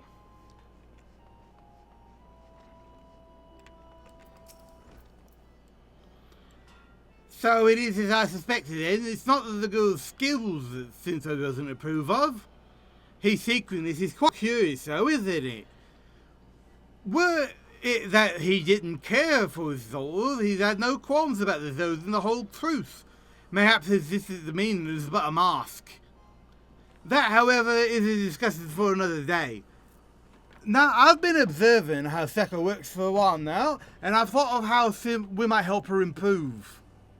From what I see, she's a great deal of power, but her clunky tools prevent her from displaying the full extent of her skill. I believe that her hampered dexterity is missing something fundamental, to which Shinto refers. This would be an easy thing to fix. All we need to do is provide her for some better tools. That said, forging custom-made implements isn't easy, and there's only 2 people like such in the world to do it right. Well, Chris, what say ye? You make her a nice hammer, and I'll take care of the rest. Landwolf will be able to supply you what you need. You can find where he normally is, over by the reception. It's a poor crafter who blames his tools. I thought you literally said that earlier, and then you told me to make new tools anyway. Oh, the 2 of you's making you choose for the girl? Ha! So the old bugger does have a chivalry streak to him. All right. It should be all you need, but feel free to come back if it's not enough. Thank you, Randwolf. Custom-made tools. And pop. And pop.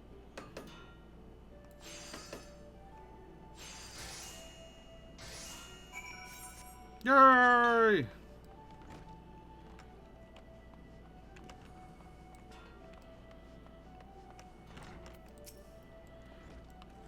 Let's see then. Alright. A remarkably small hammer intended for use on projects requiring extreme delicacy. Oh, so maybe she should be a goldsmith.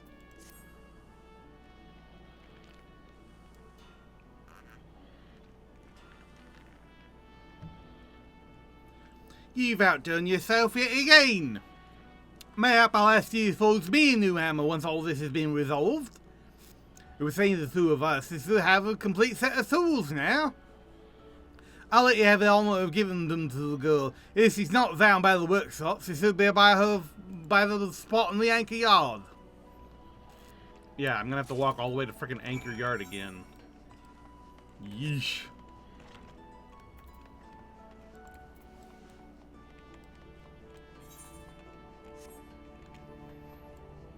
Alright, to Anchor Yard. Running, running, running, running, running, running, running, running, running, running, running, running, running, running, running, running.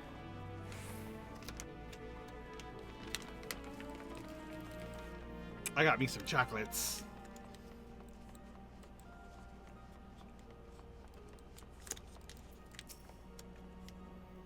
Kadesh, I'm pathetic. I do not deserve to be called a smith. Forge Master Brithel was invested so much time and effort in helping me achieve my dreams, and yet everything I make is rubbish. I am undeserving of his teachings and his kindness. My father is a distinguished artisan in Kugane. To gain his recognition would require I craft an exceptional katana. This whole time I've been thinking how exactly I might bring such a blade into existence, but the harder I think, the more I'm overcome with panic.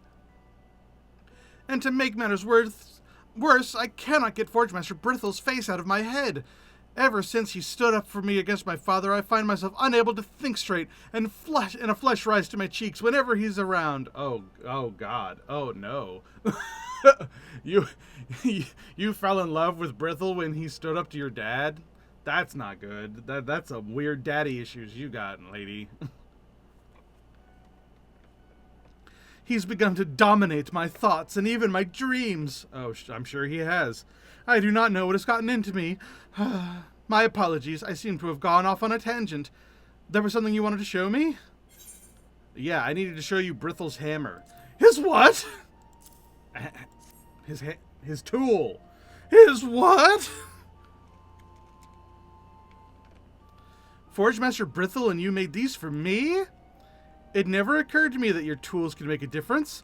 Unlike my current ones, these feel so light and sleek. Thank you so much for this wonderful gift. I cannot wait to test them out. Oh my. Oh my, no. Oh my. Chocolate. Hum.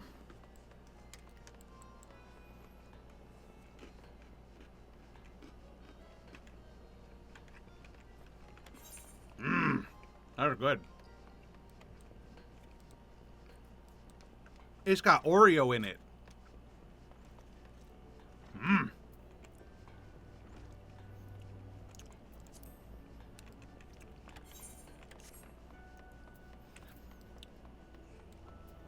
It's like someone took some like Oreo ice cream and like shoved it, made it into a chocolate ball, and I just tossed it in my mouth. The girl flew in here a quarter bell ago and began pounding up a storm. Well, I knew the tools would make her happy. I didn't realize it'd make her that happy. Kadesh, look, it's magnificent, is it not? I made this using the tools you gave me.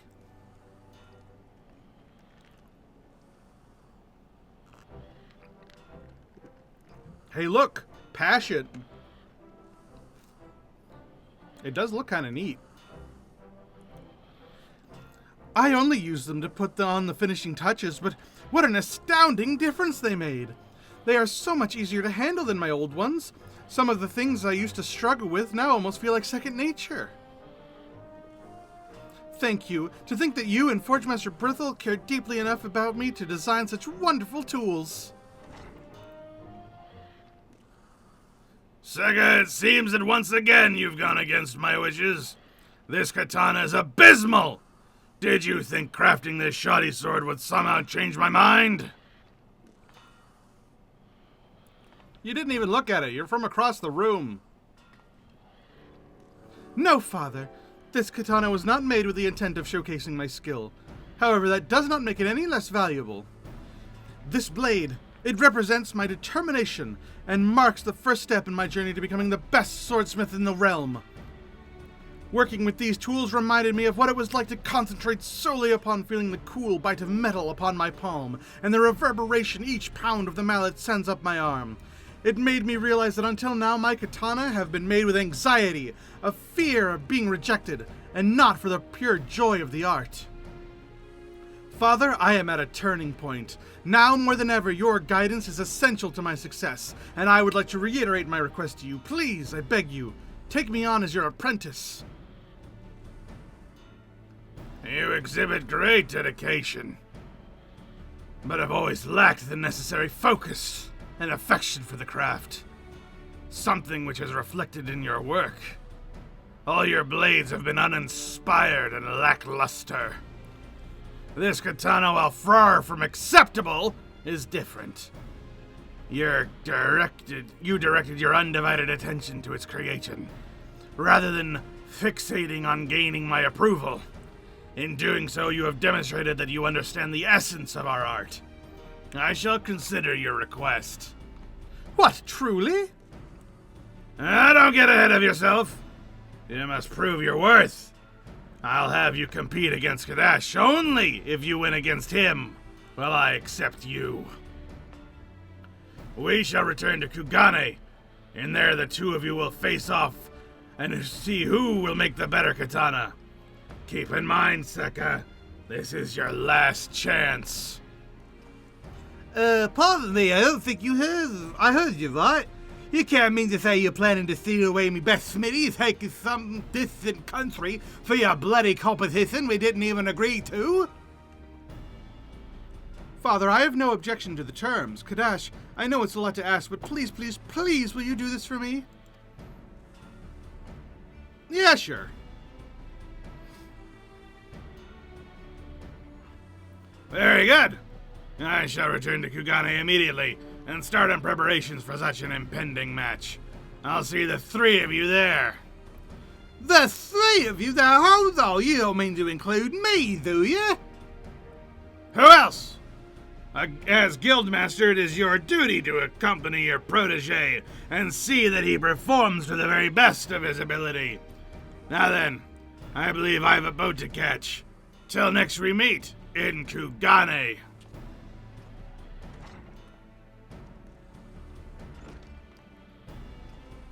I shall be returning with my father.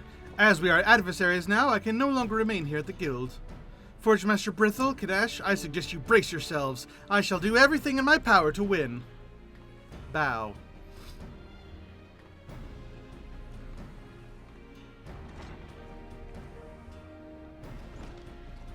Seven hells! Those two could give some of the fiercest pirates a run for their guild. There's a lot that needs to be done here, there's a fight.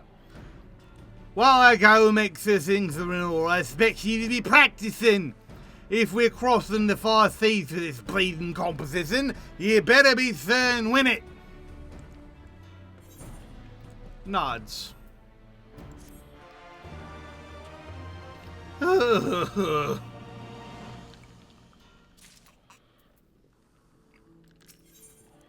It's the final face-off. Do-do-do-do. Be-do-do-do-do. I'll capitulate with Navi, apologies. It seems I had myself one of too many pints last night. Don't worry, that's not going to keep me from traveling with you to the Far East. After all, Second and Father still owes a few trade secrets, and I have to see if they uphold their end of the bargain. I can't fake the feeling that unless he wins, they'll try and weasel their way out of it. I suppose that's just a bridge we'll have to come to when we get to it. For now, let's focus on making it to Kugane in time for the match. It's gonna be a lot harder than it sounds. With me head's pounding and my stomach's churning. I don't think I've ever been so unenthused by the idea of leaving Eorzea for distant lands. I'm gonna have to take a moment to recuperate, lad. So you go on ahead, I won't be long, you have me word. Alright. All the way to Kugane.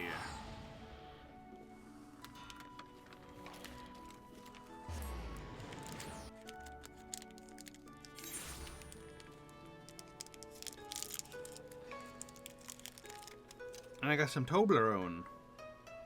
Yeah, home. Tasty, tasty chocolate.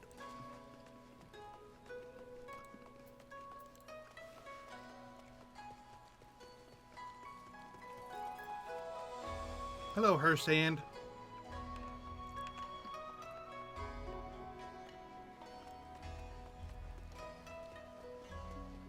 Alright, so I guess I wait here at the docks. Oh, there's Sekka. Welcome to Kugane, Kadash. We received notice earlier that Forge Master Brithel left shortly after you. I imagine he should be joining us soon. I feel like a totally different person than when I was last here. Where before I would buckle under the pressure of my father's unwavering gaze, lately I've not felt fazed by it in the slightest. Oh, but my apologies, I got off track again. Speaking of my father, he has asked that you meet him at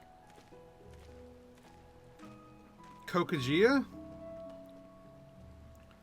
where craftsmen from the poorest to the finest gather in Kugane. There he will apprise you of the details of our upcoming match. I shall remain here to collect Forge Master Brithel. And maybe go on a date?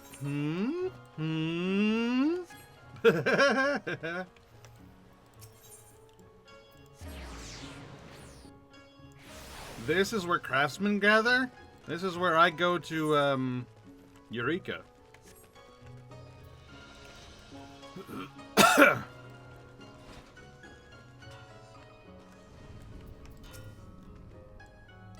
Oh, Kadash, you've come! Very good. Now, without further ado, allow me to explain what it is I'd have you do. You and Sekka are each going to forge an Uga Katana. These blades are to be shown to each of the greatest samurai families in Kugane. Their lord is interested in having my forge provide his retainers with a katana. Before he officially entrusts me with a task, however, he asks that I provide him with a sample. The two of you will compete to see which of your Uga Katana I would present before him. Oh, and one last thing. My daughter, she mentioned to me earlier that in exchange for studying at your guild, she promised to share with Master Brithel the techniques we employ here at my forge.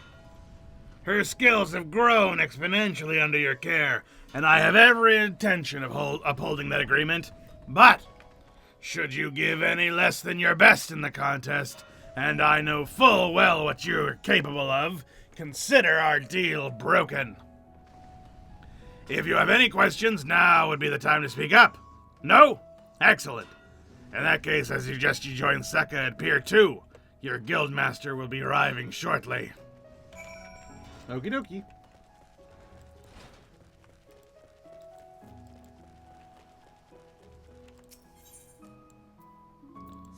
Back to Pier 2.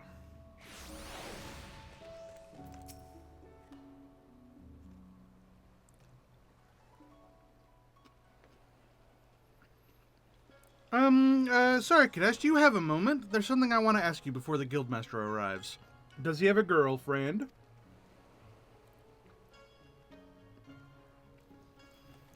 You see, every time Forge Master Brithel comes near, my heart feels like it will explode and stop beating at the same time. Sometimes it's so painful I can scarcely breathe. When I first saw him as a dull and uninspired man. But then, when he so courageously defended my realm, my dreams,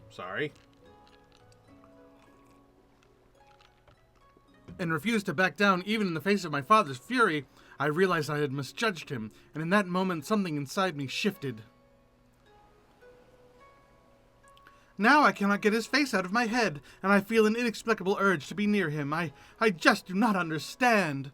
You supported me with my journey just the same, so why is it I do not also feel this way about you? Because I didn't bitch slap your father, that's why.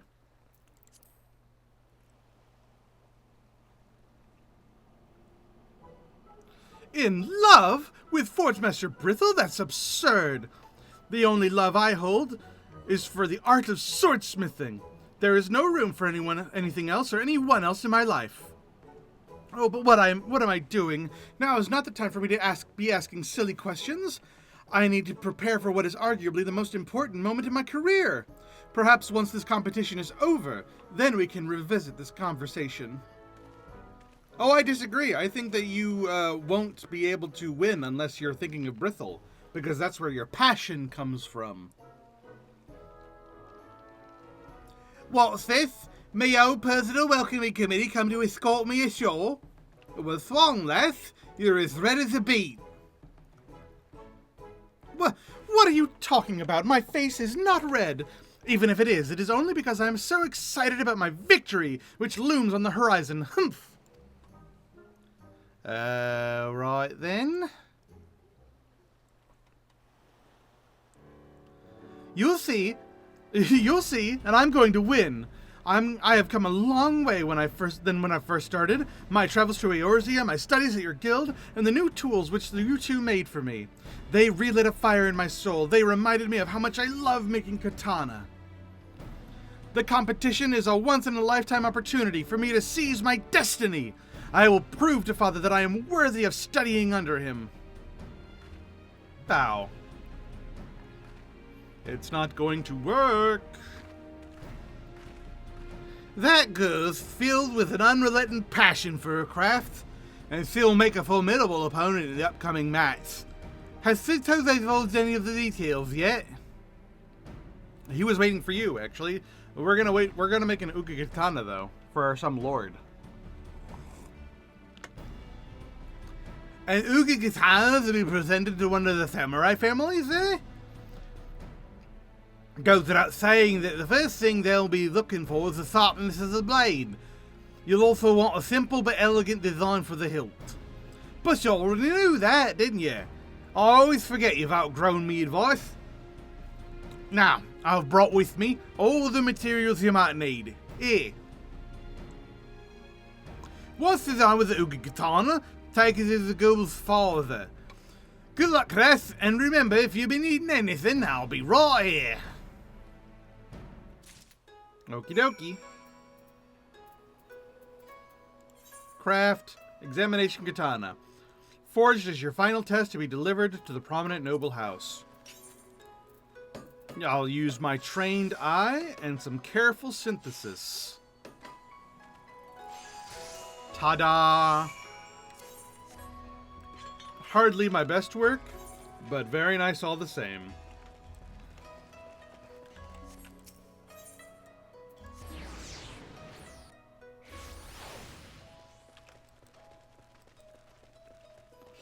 It's the final face-off. I saw it again. I saw it in the corner up there. Have you finished your Ukikatana? Yep, here you go. Very good. Sekka's still working on hers, so I shall hold off on all critiques until she presents me with her blade. Here we go. Hers is gonna suck, won't it?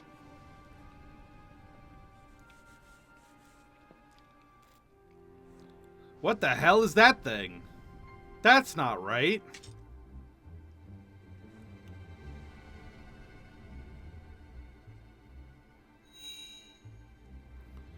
Oh, Kadash, this is beautiful. The radiance of this blade alone might be enough to repel the tides of chaos. In addition to that, it's so sharp it could cleave even a fine thread of hair in half. Meanwhile, I don't think hers is even a Ukikatana. What the hell is that?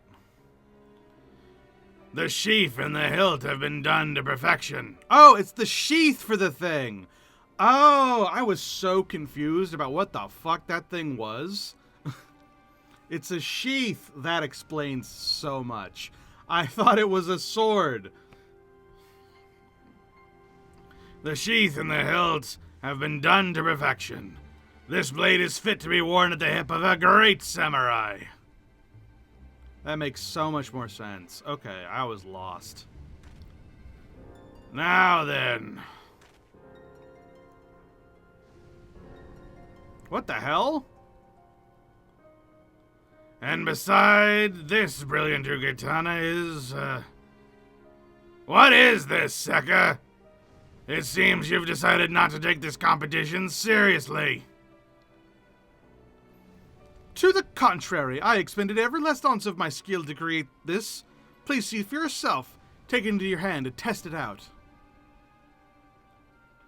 No. It looks burnt. By the Kami! Sekka! Explain yourself!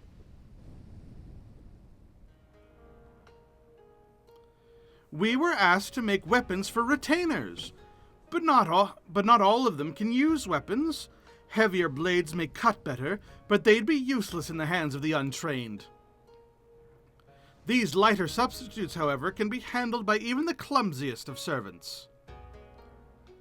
Even so, the reduced weight has come at the expense of the blade's overall quality.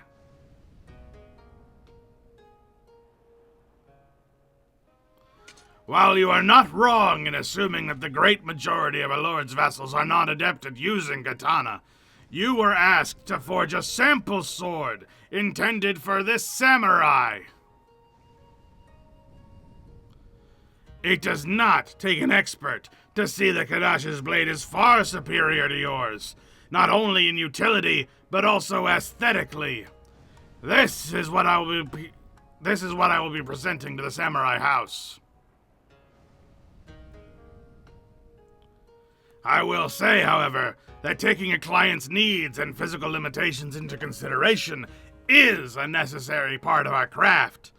Next time, be sure to consult me before jumping to your own conclusions. I feel like we just did the storyline. Didn't we just do that storyline with the carpenters? Next time, so that means... Where before you were pounding your hammer in a single-minded desperation for my favor, now you are no longer blind. You have shown extraordinary progress as a swordsmith, and I believe you are finally ready to begin your studies under me. Hey, you did it! Even though you lost the competition, you succeeded in the end. Did you hear that, lass? Sounds to me like your dreams are about to become a reality. Indeed, and I owe it in large part to you. Thank you, Forge Master Brithel. Without your guidance, I would not have been able to make it this far. You have been a great inspiration to me in more ways than you can imagine. Now kiss. I spent this entire time trying to convince myself of this strange pressure I felt in my chest was due to the competition. But now that I have been accepted as my father's apprentice, however, I can deny it no longer. What? Forge Master Brithel, I think I'm in love with you. What?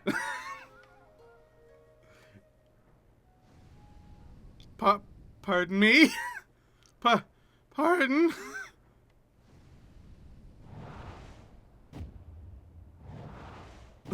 And her dad is right there. I think I'm a bit lost. He's gonna take this sword. Master Brithel, what exactly is the meaning of this? I thought my daughter was accepted into your guild that you might exchange blacksmithing techniques, not vows.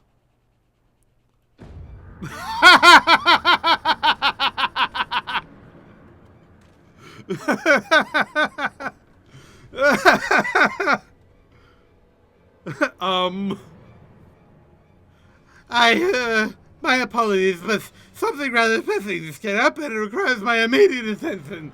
I'll see you back at the guild. Run away!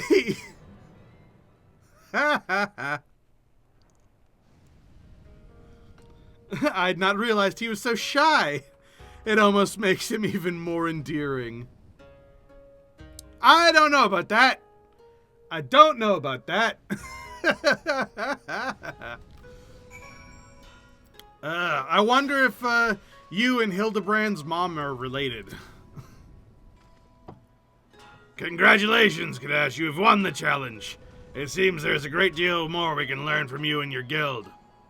That reminds me, while Sekka herself is still not in a place to take on such a responsibility, I have every intention of seeing that our end of the agreement she struck is upheld.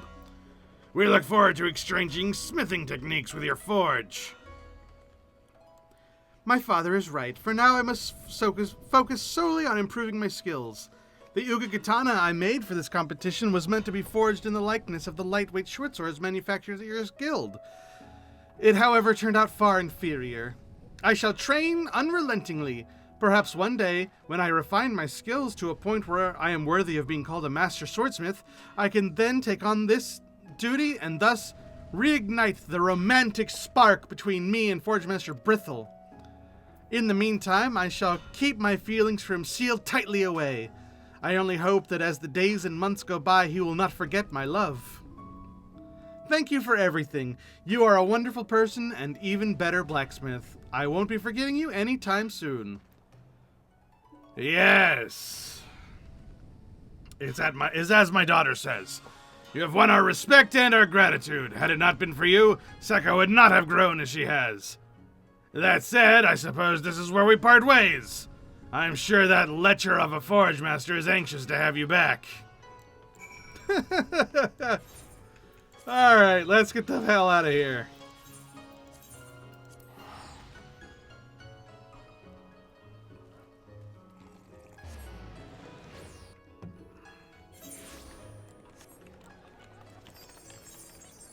Alright, to the aft.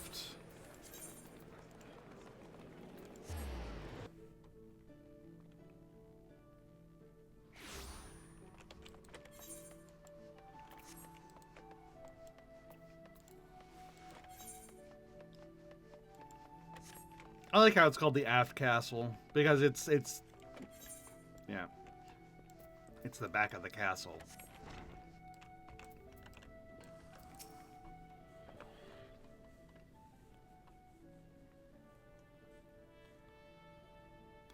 My apologies for having to leave you so abruptly back there, but by the look on that old man's face, I reckoned I'd overstayed me welcome. That's why you can imagine me surprised when Randwolf walks in with a letter from that very same man. While the whole thing was, of course, peppered with subtle threats, he seemed to be just as enthusiastic about the idea of trading smithing techniques as our guild as I am.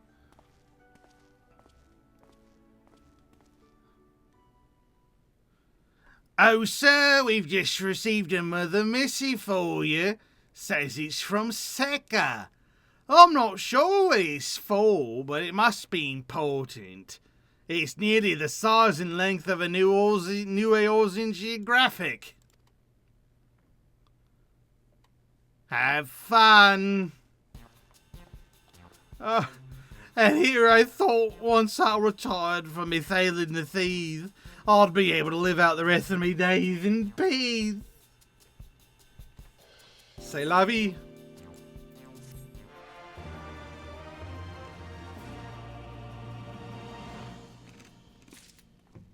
Yay! Do do do do do do do do. All right, let's sell this old materia, deconstruct this stuff for selling later.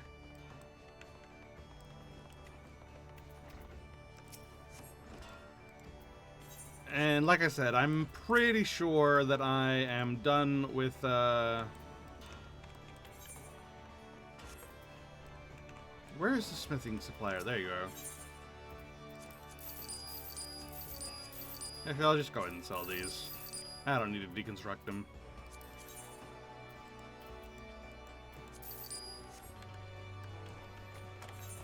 So like I said, I'm pretty sure I'm done with this as far as Shadowbringers goes. I probably do need to do the Endwalker ones, and then the eventually do the Dawntrail ones, but I'm not high enough level yet. I'm only level 86.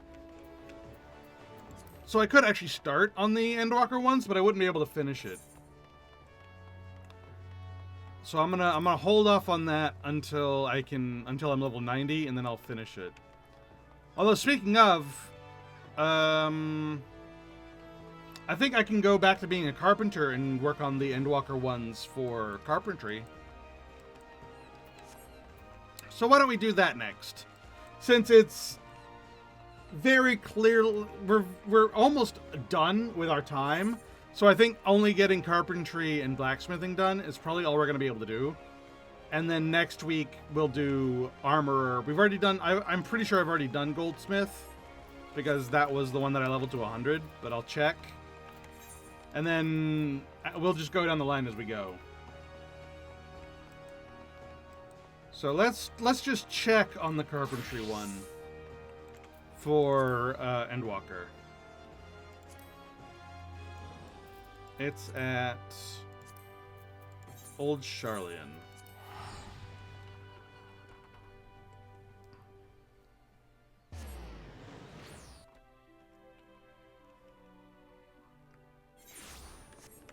And of course, with these later consolidated ones, I won't be able to do it for all of them. I'll just do it for whichever the first one is.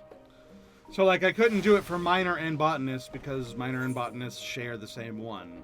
At least I think they do. But we can check in on that now, actually.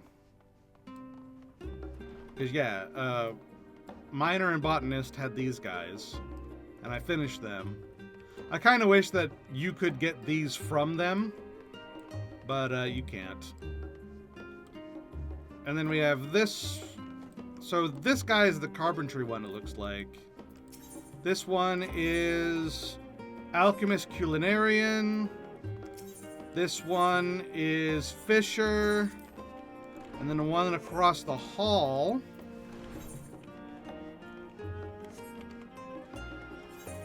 is... Oh, no, that's not one of these. Oh.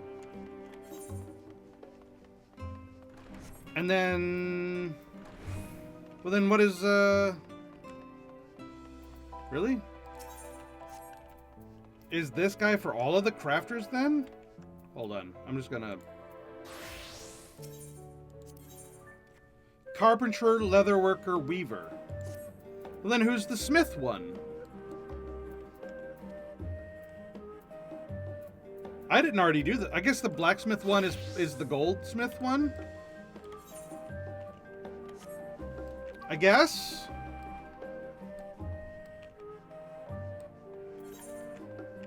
I must have already done that one, then.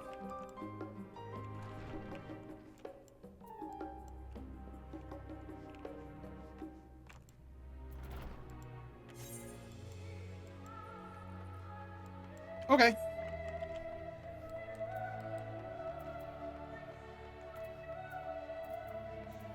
So I guess it was Goldsmith, Blacksmith, and Armorer would have been the third one. So all three of these are done already.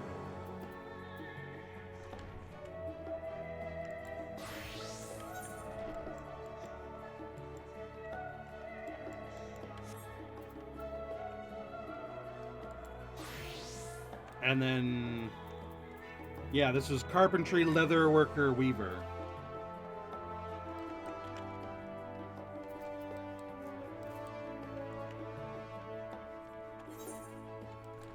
Now, I'm not entirely sure it's worth doing this on my Carpenter, just because of the experience gain.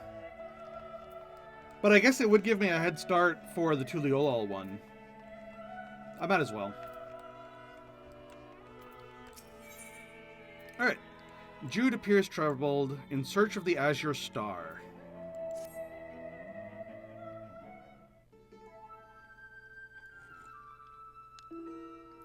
Oh dear, if only you were here to help. What's up? Eep! Oh goodness me, you gave me quite the scare. Do I know you? I must apologise. As you've already likely gathered, I'm rather easily startled.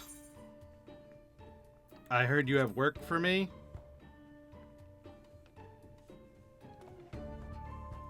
Oh yes, you see, I, Jude, belong to the Faculty of Astronomy, and I'm enlisted in the Classical Astronomers Association.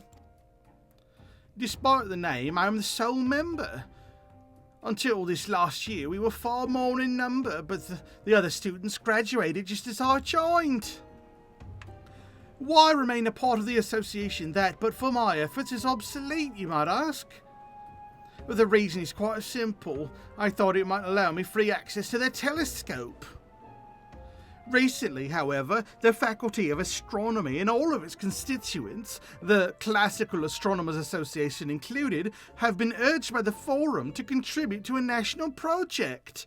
As a result, I am unable to use the telescope at my own discretion. If only my problems ended there.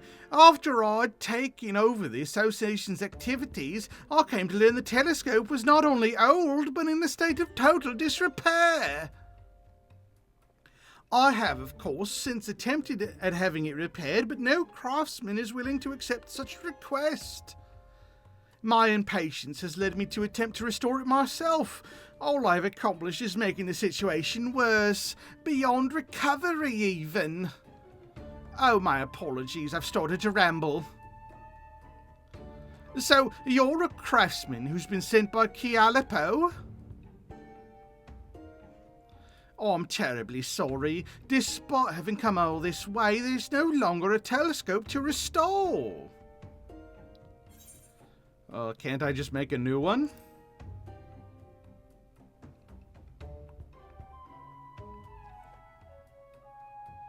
Oh, indeed, the possibility has never even crossed my mind.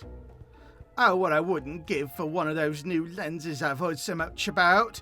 Their precision and clarity is said to be without peer, but the funding required would be astronomical. Pun not included. Pun unintended, rather, included. Perhaps if we were to forego the latest and greatest telescope components, the modest budget I've received from the association may suffice to make one. I'd best get to work then. Numenon will no doubt have a plethora of information on the subject of crafting telescopes. While I have an acute fear of crowded places, my desire to look upon the stars is enough to see me through the task, or so I hope. Jude rushes off, his last words still ringing in your head. You take off in the direction of Numenon after him. Alright,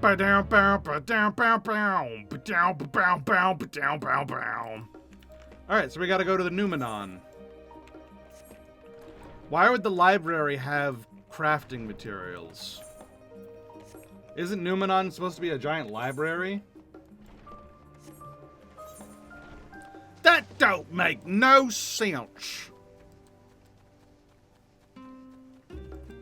Hey, look, it's Puddingway. I guess my pudding wasn't needed to stop the final days after all. But I will persevere.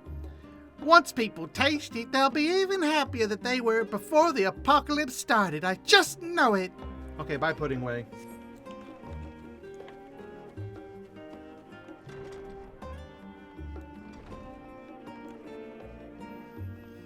I always like that you just see these people hanging out all over the place. It's always nice to catch up with them.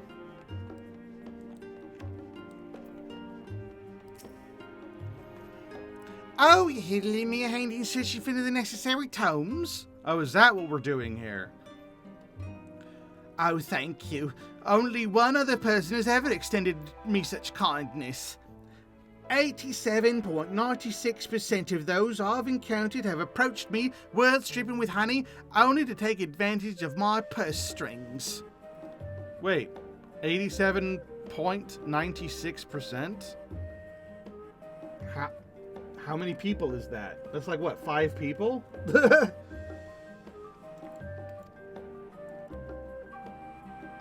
Over 80%, but you've only known 2 people to not do it. But enough about that. Somewhere among these tomes are documents detailing the intricacies of telescopes. Let us split up and search for them. Oh, please, if you find any relevant documents, bring them to me. Okie dokie. History of the observatories.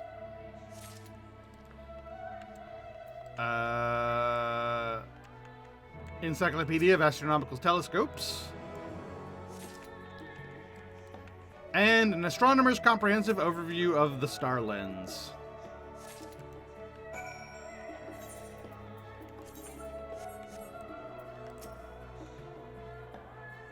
Did you stumble across any leads? No, but I did come across some books.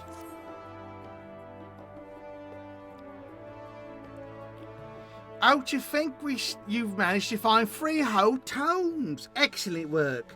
Well, let's have a look, shall we? A history of observatories? This appears to be all about observatories and the massive telescopes they boast. Well, yeah, that's what you asked for, isn't it?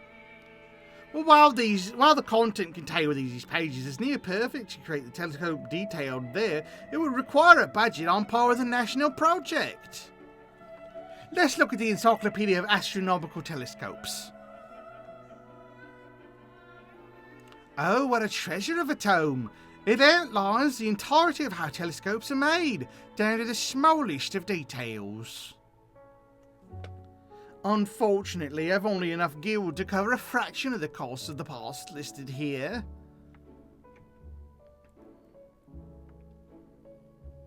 Let us see what the last one has to offer. An astronomer's comprehensive overview of the star lens, eh? A star lens? I've never heard of such a thing. According to this, it's an ancient tool used by astronomers to read the stars that can be produced at a reasonable cost. But what good will such an ancient tool accomplish in today's world of astronomy and optics? It doesn't even have a lens. Well, then again, it is within my means. Might I ask you to craft one for me? While I can only offer you the meager stipend of our association receives from the Studium Exchange, I hope you consider it. Yeah, sure.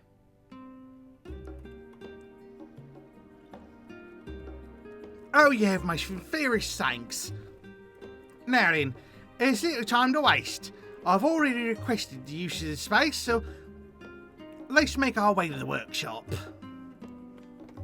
Alright, I get my own workshop? Hell yeah.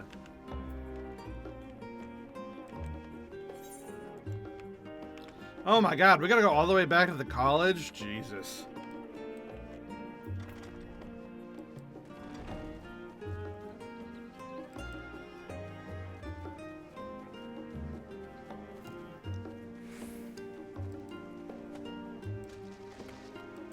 Hello?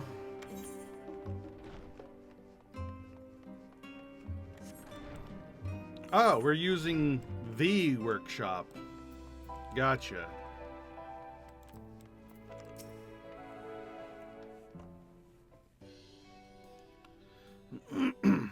According to my calculations, we should have just enough in the way of funds to craft a star lens. The question remains, however, if it will be powerful enough to aid me in my pursuit. Oh, if only he were here. Well, if it isn't Jude! You're looking gloomy as ever! Eek! Who's there? Hello, hello! Mr. Steal Your Girl, come once again! Oh, it's you, Jeremy. Have you finally decided to join the Faculty of Astronomy? Oh, I know not not to which Jeremy you're referring. This one here shines brighter than any of that there so-called stars you gaze upon. Well, you're the only Jeremy I know. You should know that seeing is what we've been childhood friends since childhood. Oh, Jude, I'm terribly disappointed. 10 whole years have passed since we first met. I thought you'd outgrown. I thought you'd grow out of it eventually. Yet you insist on immersing yourself in this tedious, unrewarding work. We're pupils at a studium. It's all but blasphemy to whittle away the best of your years, nose stuck between dusty old tomes. Now, why don't you set aside your wayward aspirations and join me in the Faculty of Literature? We might be able to fetch you a decent-looking bride. I've recently joined the Poetry Lovers Club. We speak on love and life while sipping the finest of teas. Does not that sound pleasurable to you? Oh, Jeremy, was it not you who introduced me to the wonders of astronomy? What made you lose interest in such a subject? Boobs! That's neither here nor there. I'm simply worried you're wasting away here all on your own. Just promise me you'll think on it, alright? I'm getting the distinct impression that I gave him the wrong voice, but I don't care, it's there now. Was that your friend?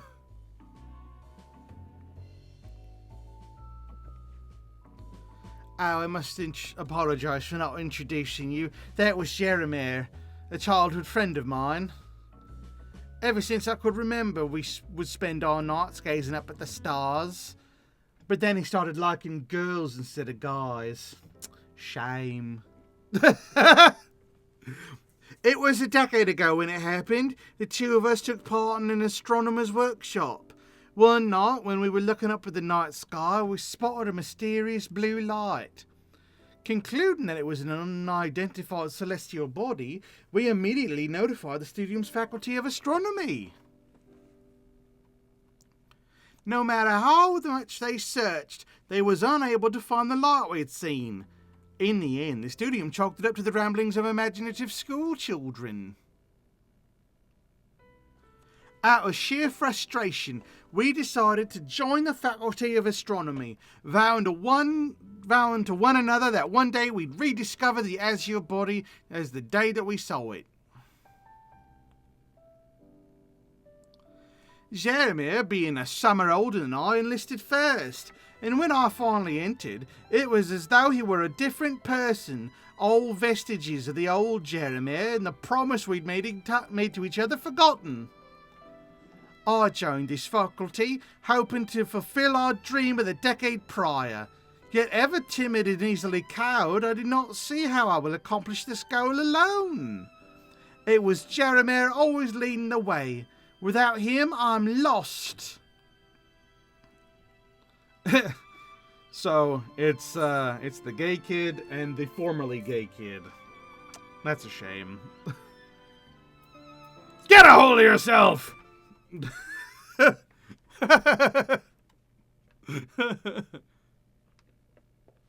Oh, please don't be upset with me. I don't know how far I'll get, but I suppose I must at least try. Thank you very much. You've done so much for me already, and I've yet to even ask your name. It's Kadash, of course. Oh, Kadash, I'm looking forward to working with you. Please don't shout at me again.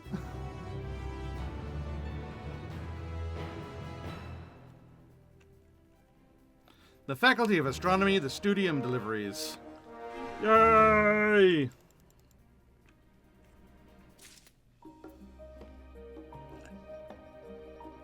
Whew. What's first? The world without you. Jude is eager to begin the work on the star lens. Okay, Dash, let's waste no time to get to work. I'd like to ask you to craft a star lens braces. They are arguably the most important pieces. Okay. What do I need for those?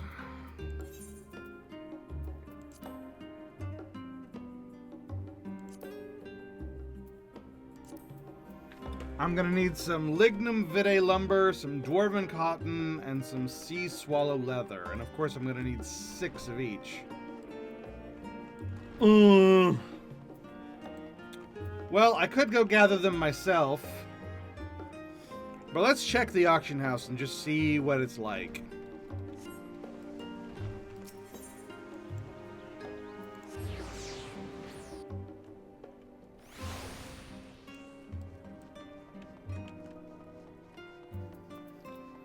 Hello, market board. So some lignum vitae lumber.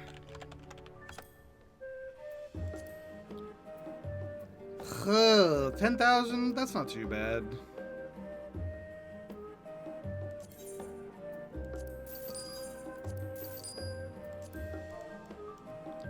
Some dwarven cotton.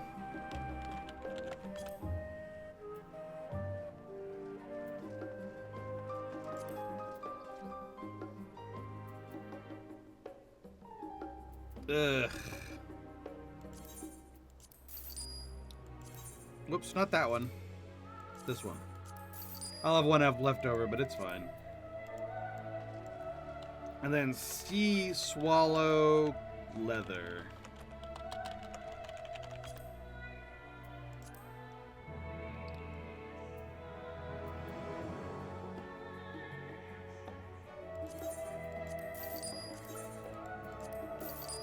There, all in all, about 40,000 gil.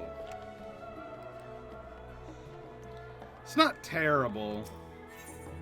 It's not as bad as it could have been.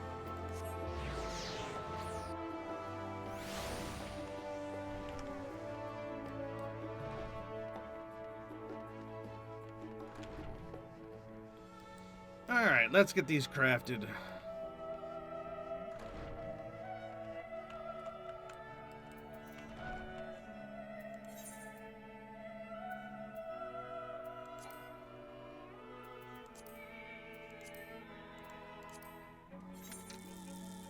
Trained eye.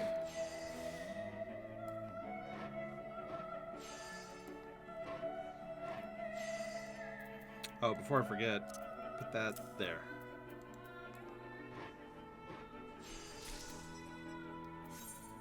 One.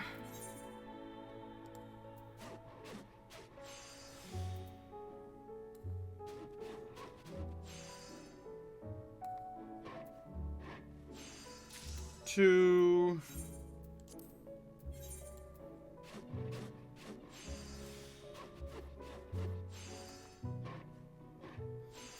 Three.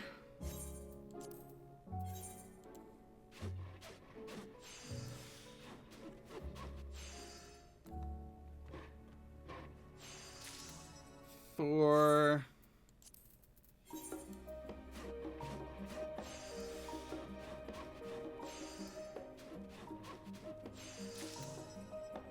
5 and 6.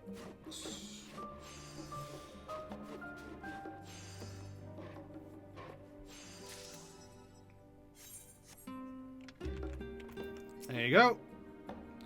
Oh, thank you for agreeing to assist. Yeah. Why did they remove the ability to submit all 6 like you could in Shadowbringers? It's a weird thing that they did and just kind of forgot that you could do that. Oh, I'm gonna have to dump off my crafter scripts. Oh no. My crafter scripts are full. And I level 91. Nice. Oh, what stunning craftsmanship. Your talent's incredible. You're a star among stars. Yay.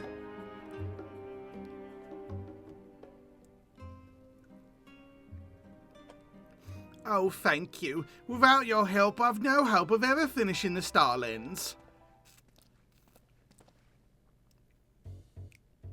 Listen here, Jude. Today I'm going to show you how you make the most of what should be the best summer of your life. I think that's a better voice. Are you familiar with the concept of barbecues? I don't know. Now that he said barbecue. Aren't you familiar with the term barbecue? Because he is a country bumpkin that's kind of like dating instead of studying. It's a new culinarian practice originating from the archipelago off the coast of the New World. Various cuts of meat are thoroughly braised over a span half a day. Many of our peers prefer studying alone in a dreary silence, but that's not so with the Poetry Club. We gather on the fire of a barbecue, discussing the finer points of literature, reciting poetry as we watch the meat smoke and sear. I thought that the people of the studium basically just ate the stupid fish bread. This guy having a barbecue. Perhaps the flames that sear the meat will finally ignite a fire in your heart large enough to propel you into action. At long last, you'll be able to declare your undying love for that homely yet somehow alluring girl. What do you say? I honestly do not know why you would come to me with such a proposal. Join the Poetry Club, Jude. Just have a taste and you'll realise exactly what you're missing out on. Charamir, you live boldly and elegantly. Unlike you, however, I'm a solitary creature. Just the thought of eating across from another is enough to send chills down my spine. This is a barbecue we're talking about, right? I guess maybe they have barbecues differently than we do. When I think barbecue, I'm thinking of a nice southern barbecue. Some Independence Day, like charcoal grilling and getting in the backyard, waving flags, shooting off fireworks, having a grand time. I assume this must be something different. Oh, nonsense! Surely you at least take meals with your peers? I don't know what the fuck that was. Jeremy, you're my only friend and you don't hang out with me. You jest. Well, I never learned how to make friends. They don't teach you that at school. Uh-huh.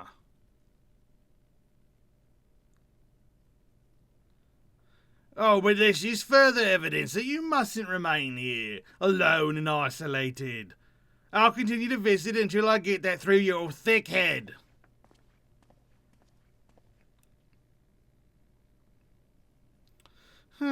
Jeremy never fails to impress me. He's got so many friends who, unlike me, are all outgoing and full of cheer. He seems to be having so much fun. If only I could be more like him. Get a hold of yourself! I just like that came up again. Please, if you could keep your voice down. Chin up, Jude. If you're always looking down, you'll never forget to look at the stars. I think you're witty, huh? Exactly!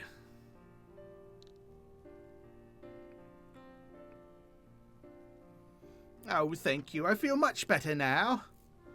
With that said, we still lack the necessary parts to complete the star lens. I'll still have a few things to take care of, but you'll be hearing from me again for long. Thanks to his encouragement, my heart... Oh, it's inside his head. Thanks to his encouragement, my heart, which has been weak as a marmot, has grown a bit tougher. Tough enough to match pudding.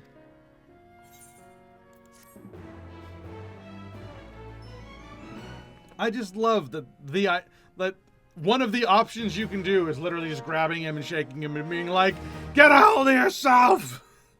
As if that's supposed to work. I don't know why it's there, but it's very funny.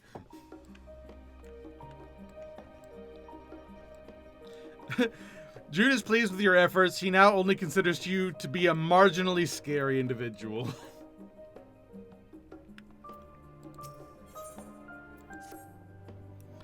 Aha, Kadash. Just the man I wanted to see.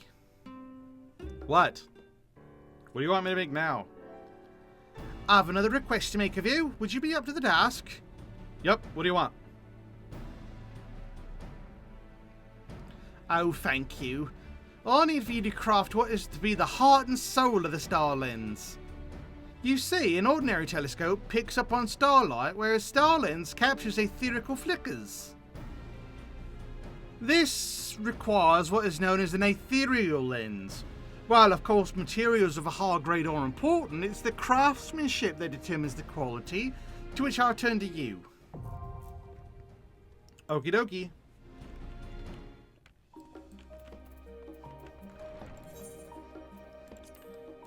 So I'll need palm lumber, an almasty serge, and some luncheon toad leather. Oh, the toad leather sucks. I've had to craft with that a couple of times, and it's expensive.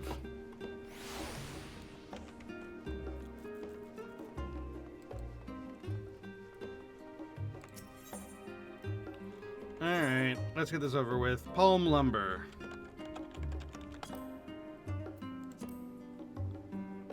That's not too bad, actually.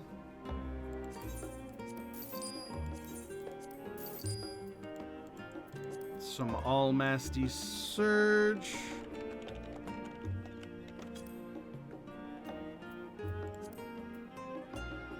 Yeah, that's not too bad either.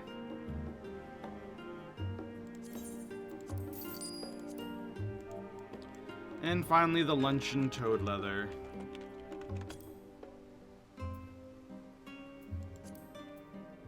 Oh, it's cheap now! It used to be really expensive. Yeah, it's this 5,000 one that I thought it was. But no, this is actually not too bad.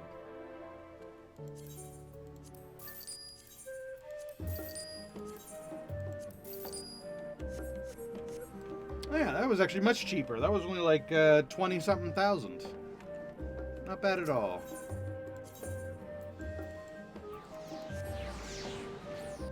And I'll have leftover stuff to sell back.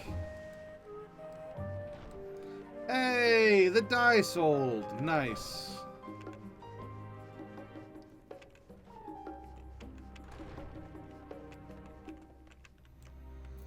Alright, let's craft this, the lens.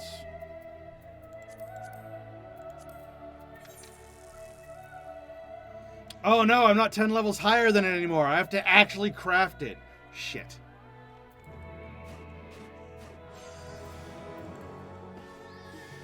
Alright.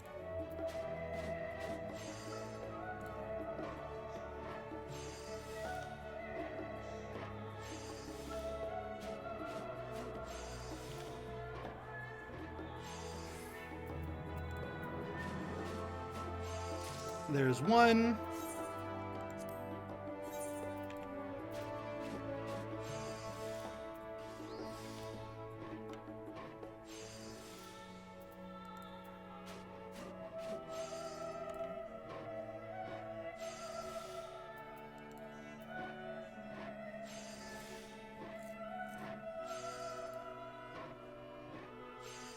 There's two.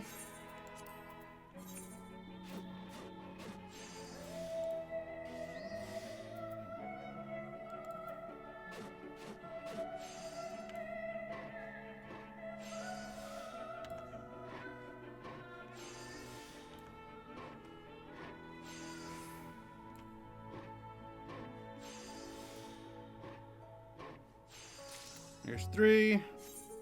Hold on. I just noticed that I didn't have food going.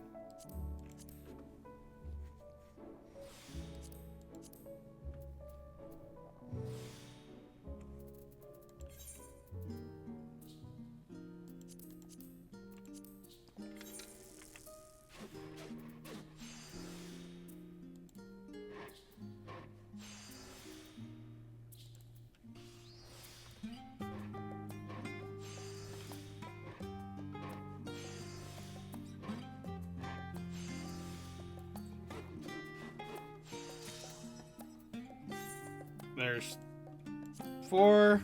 I've lost count. Yeah, 4.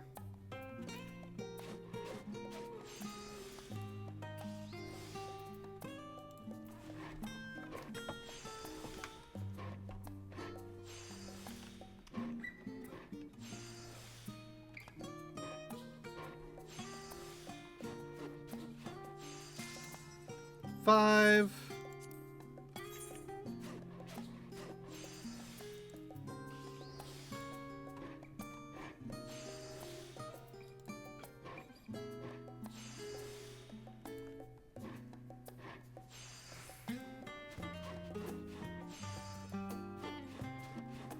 And 6.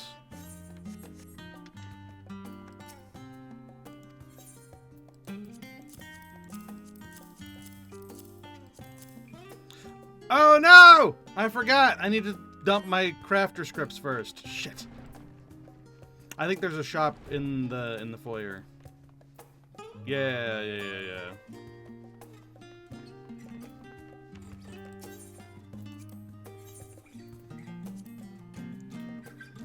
Let's go with this, because I'm gonna need all this gear later. I might as well get it now. Oh, I got the wrong... Well, don't I feel a fool. I got the wrong freaking gear equipped.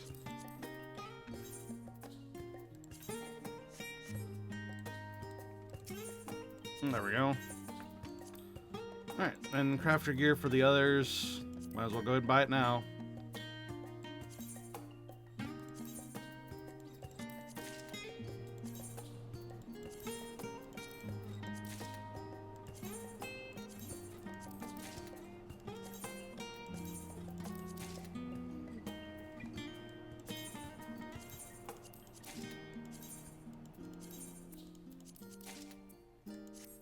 And then throw it all in my armory.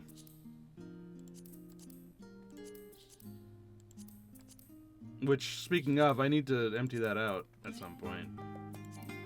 Yeah, my armor chests are full. How annoying. I don't need these low-level ones. Level 70 is over and done with. I don't have a single thing level 70 except for Fisher to deal with anymore. So all these level 70 ones can get out.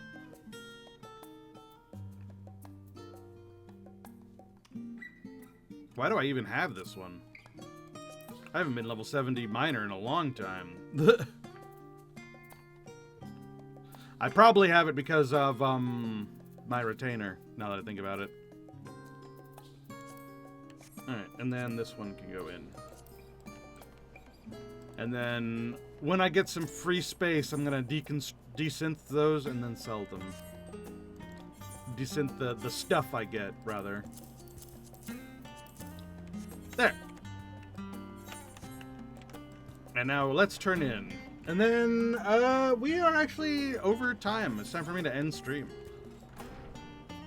So we're gonna go ahead and turn this in, do that scene, and then call it quits. And then next week will probably be more this. I don't know. Actually, I need to think about that.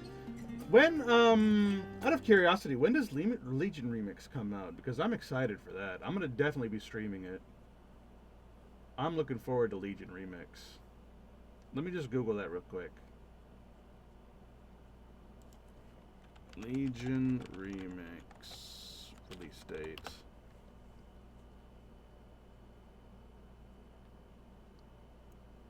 October 7th.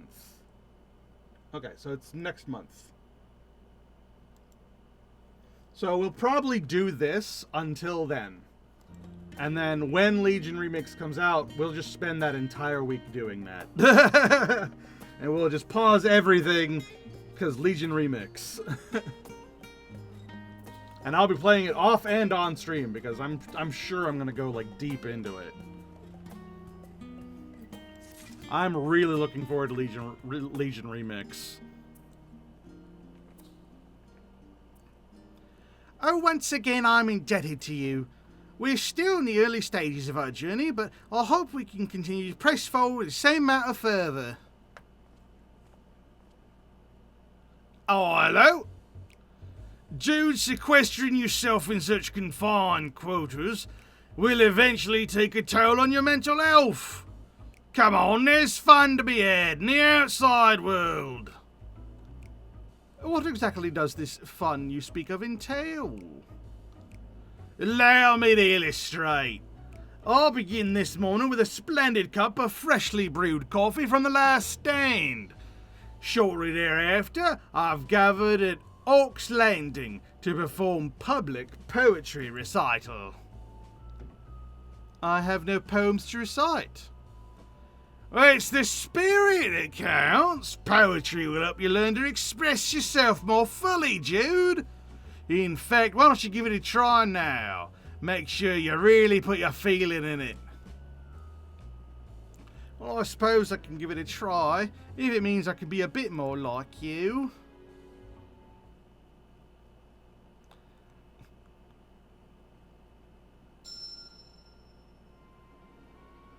A soul shrouded by dark abyss, the tears that pour forth as blood-stricken rain solidify the poison that nestles in my heart. The world returns to nothingness. Well, that's just kind of sad, isn't it?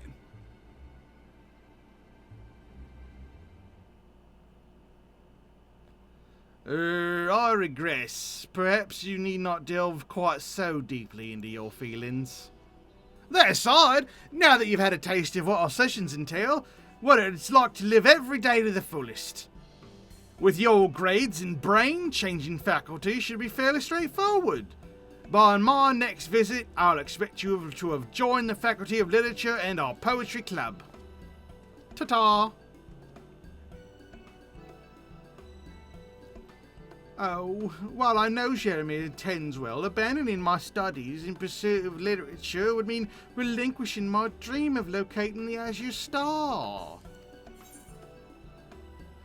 Get a hold of yourself!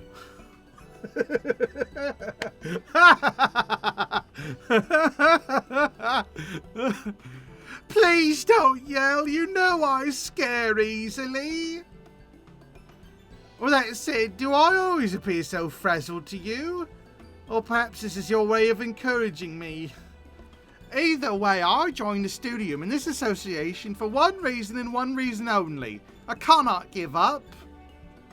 I just wonder why Jeremy is so unrelenting in his attempts to have me withdraw from my studies. I don't understand. Astronomy was his first love. Though we were momentarily sidetracked, I'd like to thank you once more for your help. I'm eager to continue working together. Leave it to me. With you at my side, the resolve in my heart has hardened, and I feel as though the strength of a chocobo rises within me. Right. Anyway. Scene level increased. Individual that takes time to warm up to.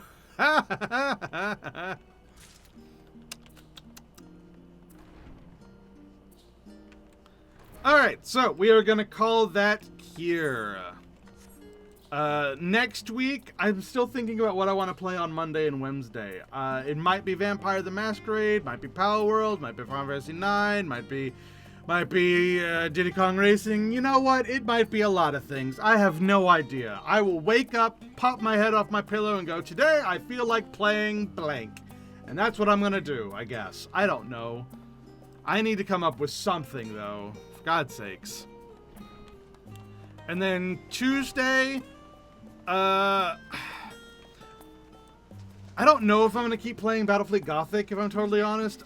I'm getting kind of worn out from it, a little burned out. I might swap to Space Marine early.